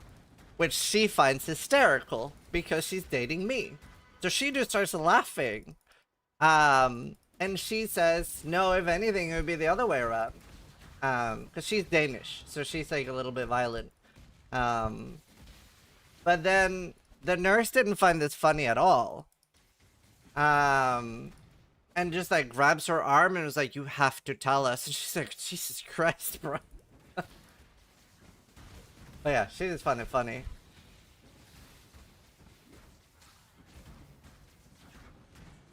Zappa beats me? I'm sorry, dude. Stay strong. I could see that. I could see that because she plays League, so I believe you. I totally believe you. Please blink twice if you need help? Nah, I'm good.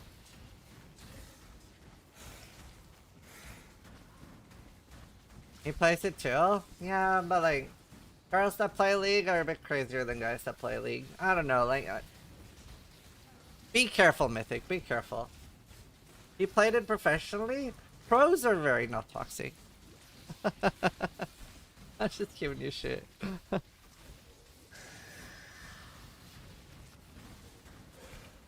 While my wife was pregnant the second time, she gave herself a black eye by dropping her phone on the face. That was a shitty doctor's visit? Yeah, I bet. Oh, it must be so awkward. There's a comedian that has a really good bit about that.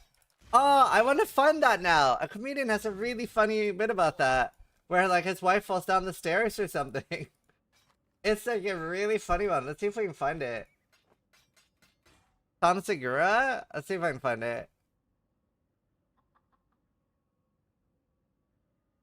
Tom Segura wife. Yeah, found it. This is really funny. I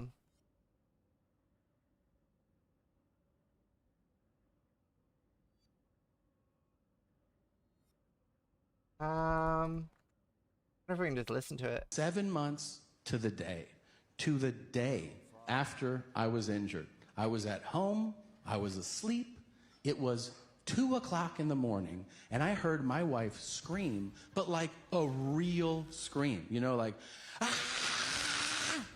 So I took a pillow, I turned, and I covered this ear, right? I'm trying to sleep. And then she starts calling me out by name. She's like, Tom. Tom. Oh no, that's and a I good go, serious. God damn it. This sounds real. A little while. So I got up. To be fair, like, I've had a few times where my wife is like, done like I've seen it on, like, we have a baby monitor downstairs where you can like see it on the recording, but like where she's done some like crazy screams because she's seen a spider. She could be getting murdered and I would not know. Like, I have like not too bad like isolation on the room, but then also my headset. Like, she could literally be getting murdered in my house and I don't know if I'd know. I made myself something to eat.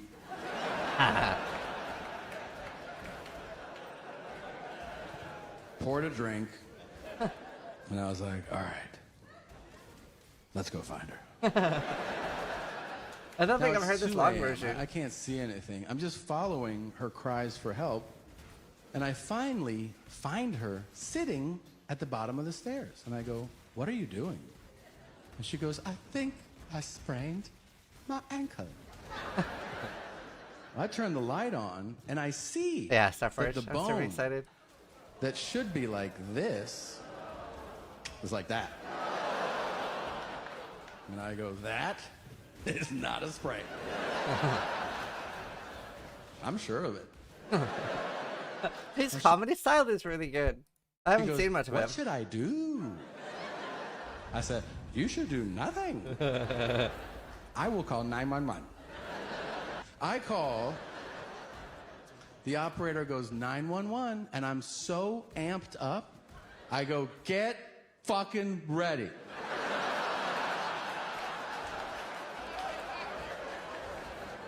He's like, okay. He goes, you need police? No, fire, I'm or not starting her. paramedic?" I'm I going go, Manaman paramedic. probably.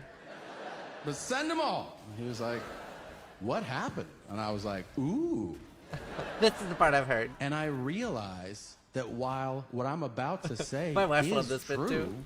it sounds suspicious. But I gotta say it. So I'm like, My wife fell down the stairs. This should be me. Also, my wife is so fucking clumsy as well. Like, so she had chemo when she was like 14. So she has this thing where like she can't feel her fingers basically. They're like completely numb. So she will drop things. Like she will drop plates and glasses and stuff quite often. So she's just like giga clumsy. And like she'll drop things frequently. She hasn't like fallen, but like very clumsy. Since you do not get to call others clumsy, I'm not clumsy. Not even clumsy a little bit. Not even remotely. He goes, how'd that happen? Yeah, Chess. I don't fucking know. He goes, was she alone? I'm like, do I need to talk to a lawyer? 4 paramedics show up. I open the door and they go, what happened? I go, you know the deal. My wife fell down the stairs. And they go, how did it happen? I go, I do not know. They're like, was she alone? I go, talk to my lawyer. He's on the phone right now inside. Then they start tending to her. Like they put her leg in a brace. You know, they start giving her an IV. I lean over to her and I have a private conversation, as you sometimes do. I go, hey, I want to tell you something. I don't like the way I'm being spoken to here. I feel like everybody's implying I had something to do with this, and I don't like it. So funny. And then I walked away. And a few moments later, she decided to make an announcement.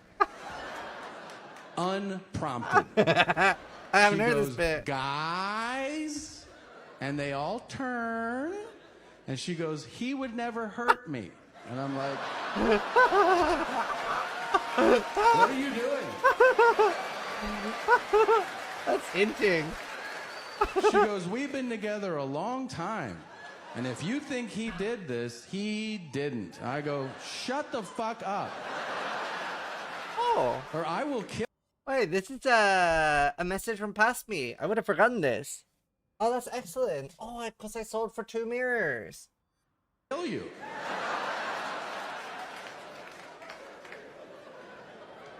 Then we get to the hospital and the doctor's like, what happened? I go, I punched her in the mouth and she fell down the stairs. And he goes, I get it, man. I get it. She's super chatty. I go, I know. You should see her at home. Oh, fuck. That's so funny. I'll link it in chat. She's super chatty. Oh, that's funny.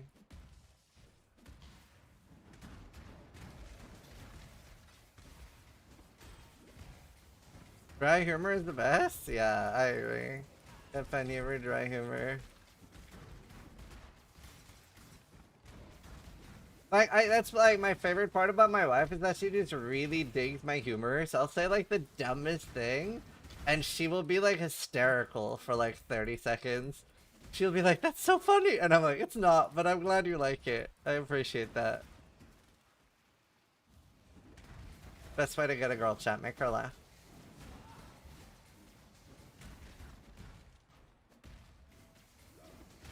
What's the plan for Manaman? Spark and orbiting. I'd be using multiple. I'm a PoE player. I'm not funny. She.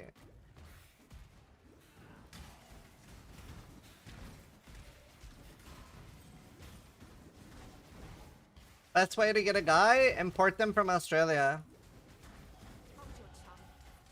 That was funny.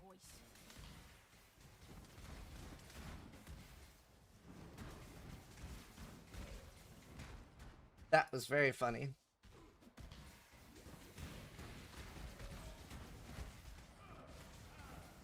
But I'm bi? See, that's just greedy. Just want everyone.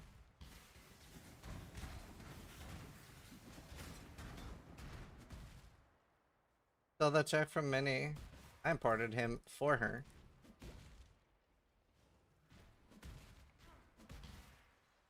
You know, when I started streaming, one of my friends, she was like, why are you gonna start streaming? Like, you're not funny. Like, I don't want to be mean, but you're just like genuinely not a funny person. Like, this is just not gonna work.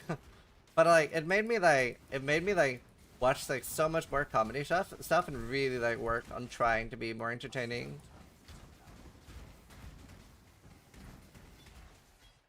Definitely helped me.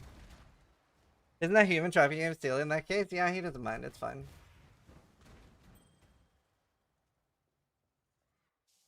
Keep trying.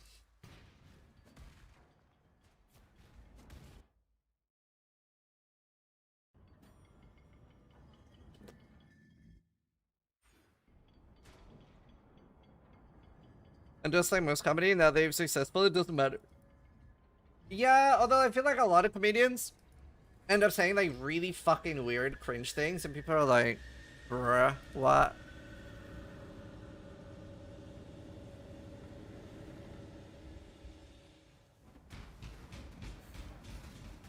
A lot to go around.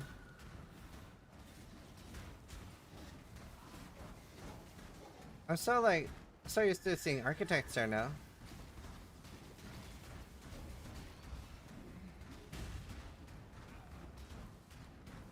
Pretty smooth leveling. Like the leveling early is enjoyable enough.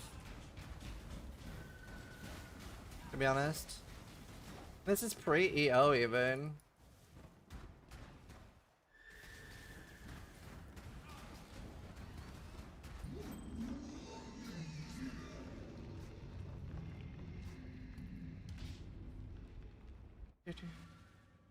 Back where you belong, knight. I mean, oh no. Fate will need not fear your kind.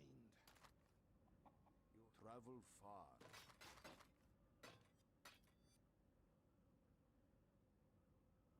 Exile.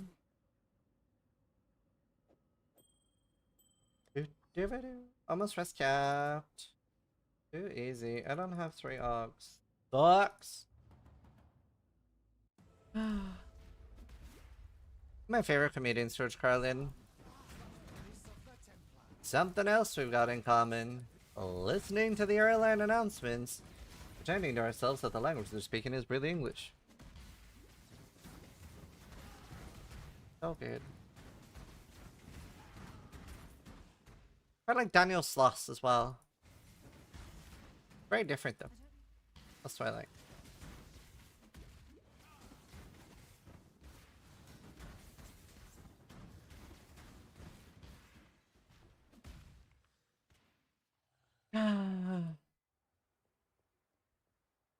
Turn got my called in a gold map.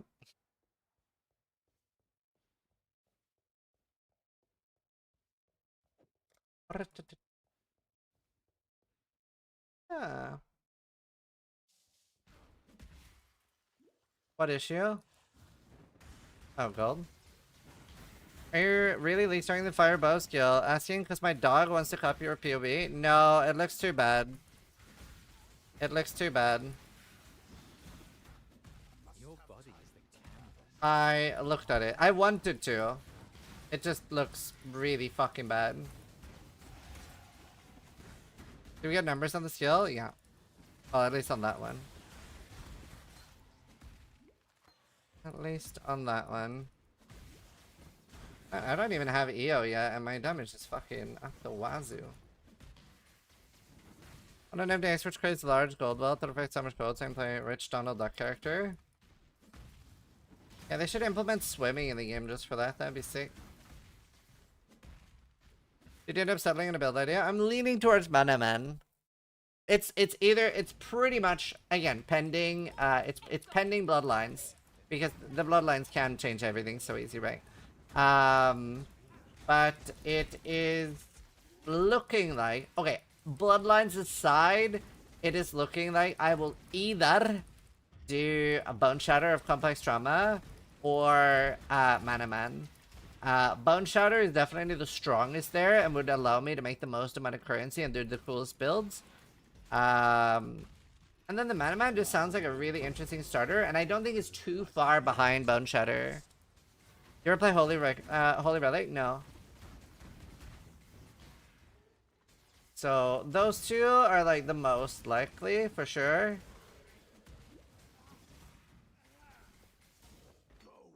Most likely.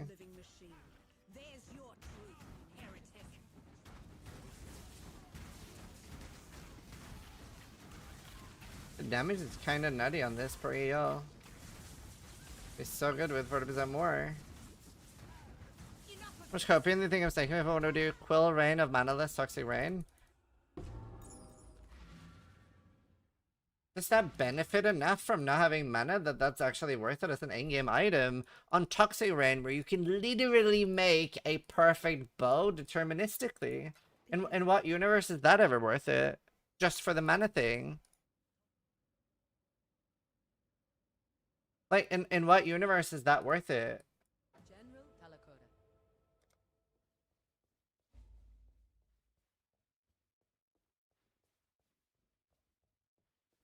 Like, am I missing something? Thank you for snapping me out of my trip. No, I genuinely don't know. Like, you might have looked at something that I can't think of. It's just like, the thing is, like, the powerhouse of Explosive Arrow and Toxic Rain is that you have a literal deterministic bow. Like, that is super good. And I can't see that being super worth it personally.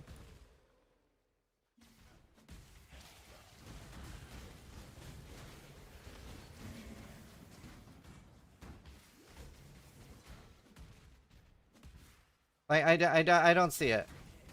But Bloodline Ascendancies can change literally anything. I think we're gonna have so many not good starters because, like, Bloodlines aren't a starter thing, right? Let's be honest. Like, it is, like, especially for most people, a day 2 thing. But I do think it'll change it a lot. I think it'll impact our starters too, because we're gonna want starters that can do some of the Bloodline stuff. So wait, did we have a full list of what the bosses are? Like, we know it's Owl is one of them. Trial Master, Ushabi, King of the Mist, King of the North, Katarina. Okay, she's free. She's free. Oh, Lycia. We do know Lycia. That's 5. Just resubscribed for Breach, 7 months. 6. Z's Rave. Owl. Simulacrum. Oh, that one's hard. Wait, Simulacrum boss. There's no Simulacrum boss. Osis? Hardly counts as a boss.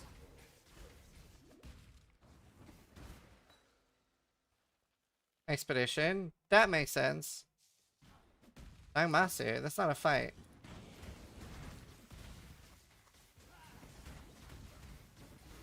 Yeah, we know the ultimatum one.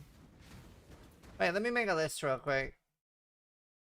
Let me see. Katarina, Lycia, King of the Mists, Al, Breach, Ushabe. What am I missing? Edziri for sure. 2 of all ascendancies? That doesn't make sense. Ultimatum. Alroth. Izaro? No. No. Izaro is not going to be an alternate ascendancy when he's already the way we ascend. Delirium? I don't know if I believe Delirium. Have they said Delirium? Heist? I can see Heist, like Nashtar or something. He was shown in the trailer. So is this it then? Is this the 10? Katarina, Lycia, King of the Mist, Al, Breach, Shabi, Ultimatum, Alroth, Delirium, Heist. Sanctum, that's number 2.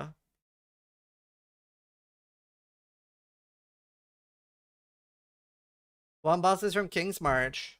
Well, then one of these aren't true. Maybe it's King's March instead of Heist. This looks more likely then. Yeah, Heist has several bosses. Alright, cool. I mean, there's definitely more they can add.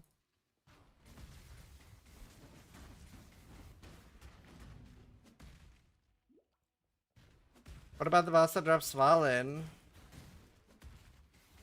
Oh, that would suck. That would actually be the worst one. I hope they don't do that. That would be literal cancer. Like, first off, I miss it sometimes, but also, like, sometimes you just never get that. Well, Etheria is not removed.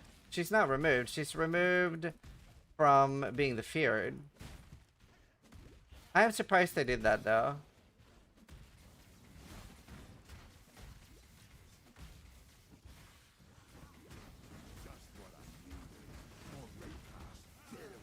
I wonder why they did that.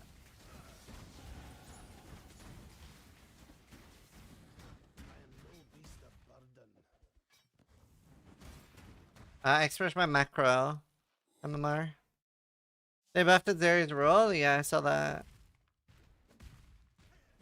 You know, I'm always surprised how, like, well aged Zeri's is. Like, it is such an old fight, you know? Like, it is super old.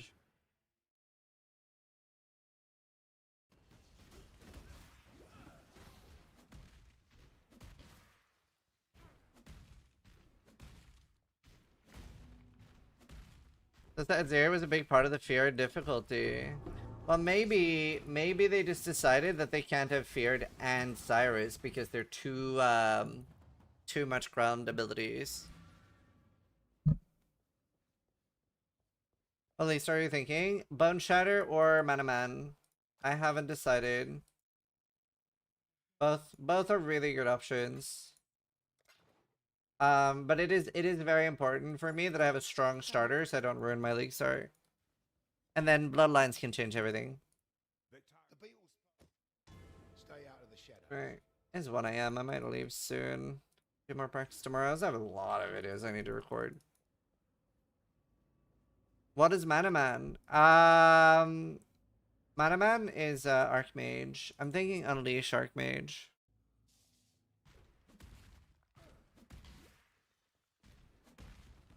Wow, I'm 27. Super level.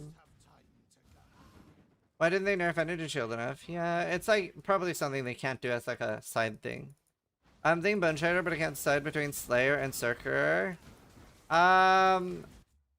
So let's see if I can link it to you.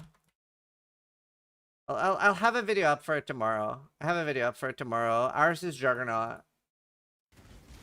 Yeah, Mercs are gone.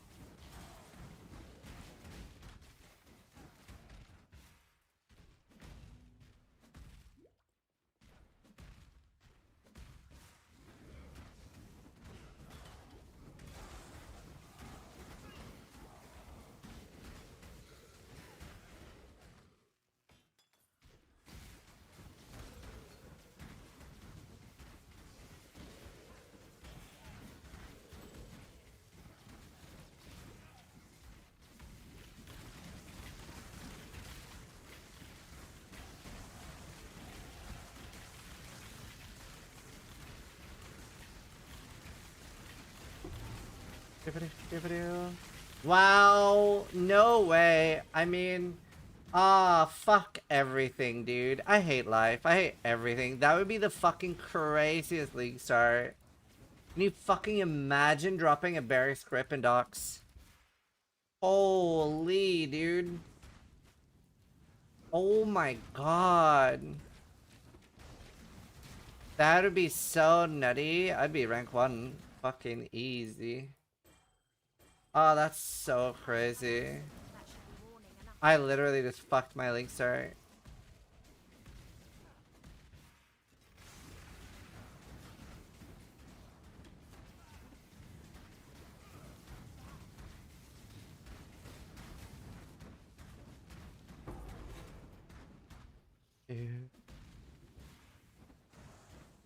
Whirling.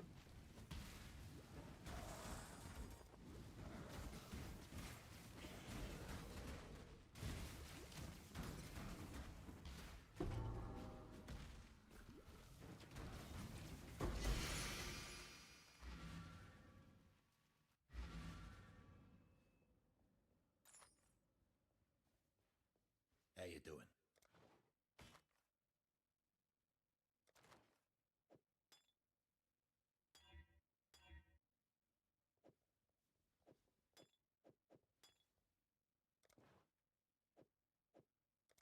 Bring me back something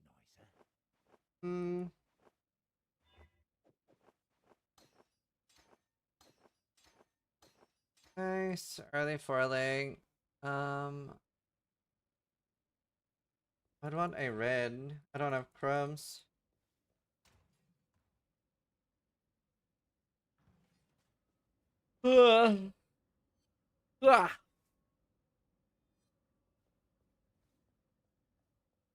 2 tomorrow.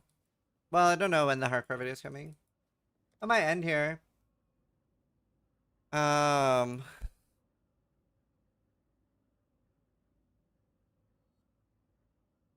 Yeah, I'll go record some stuff. We'll do more practice tomorrow, more theory crafting, a lot of stuff to do, a lot of stuff to record. And yeah, thank you guys for tuning in today. The joke video. Well, I haven't recorded the intro for that yet, but I'm hoping tomorrow. I need the green screen. It's a cringe place at the moment.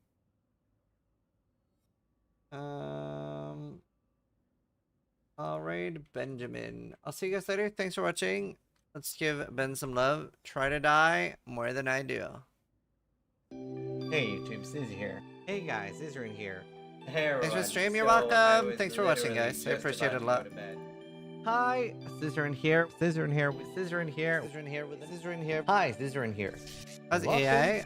It's okay. More.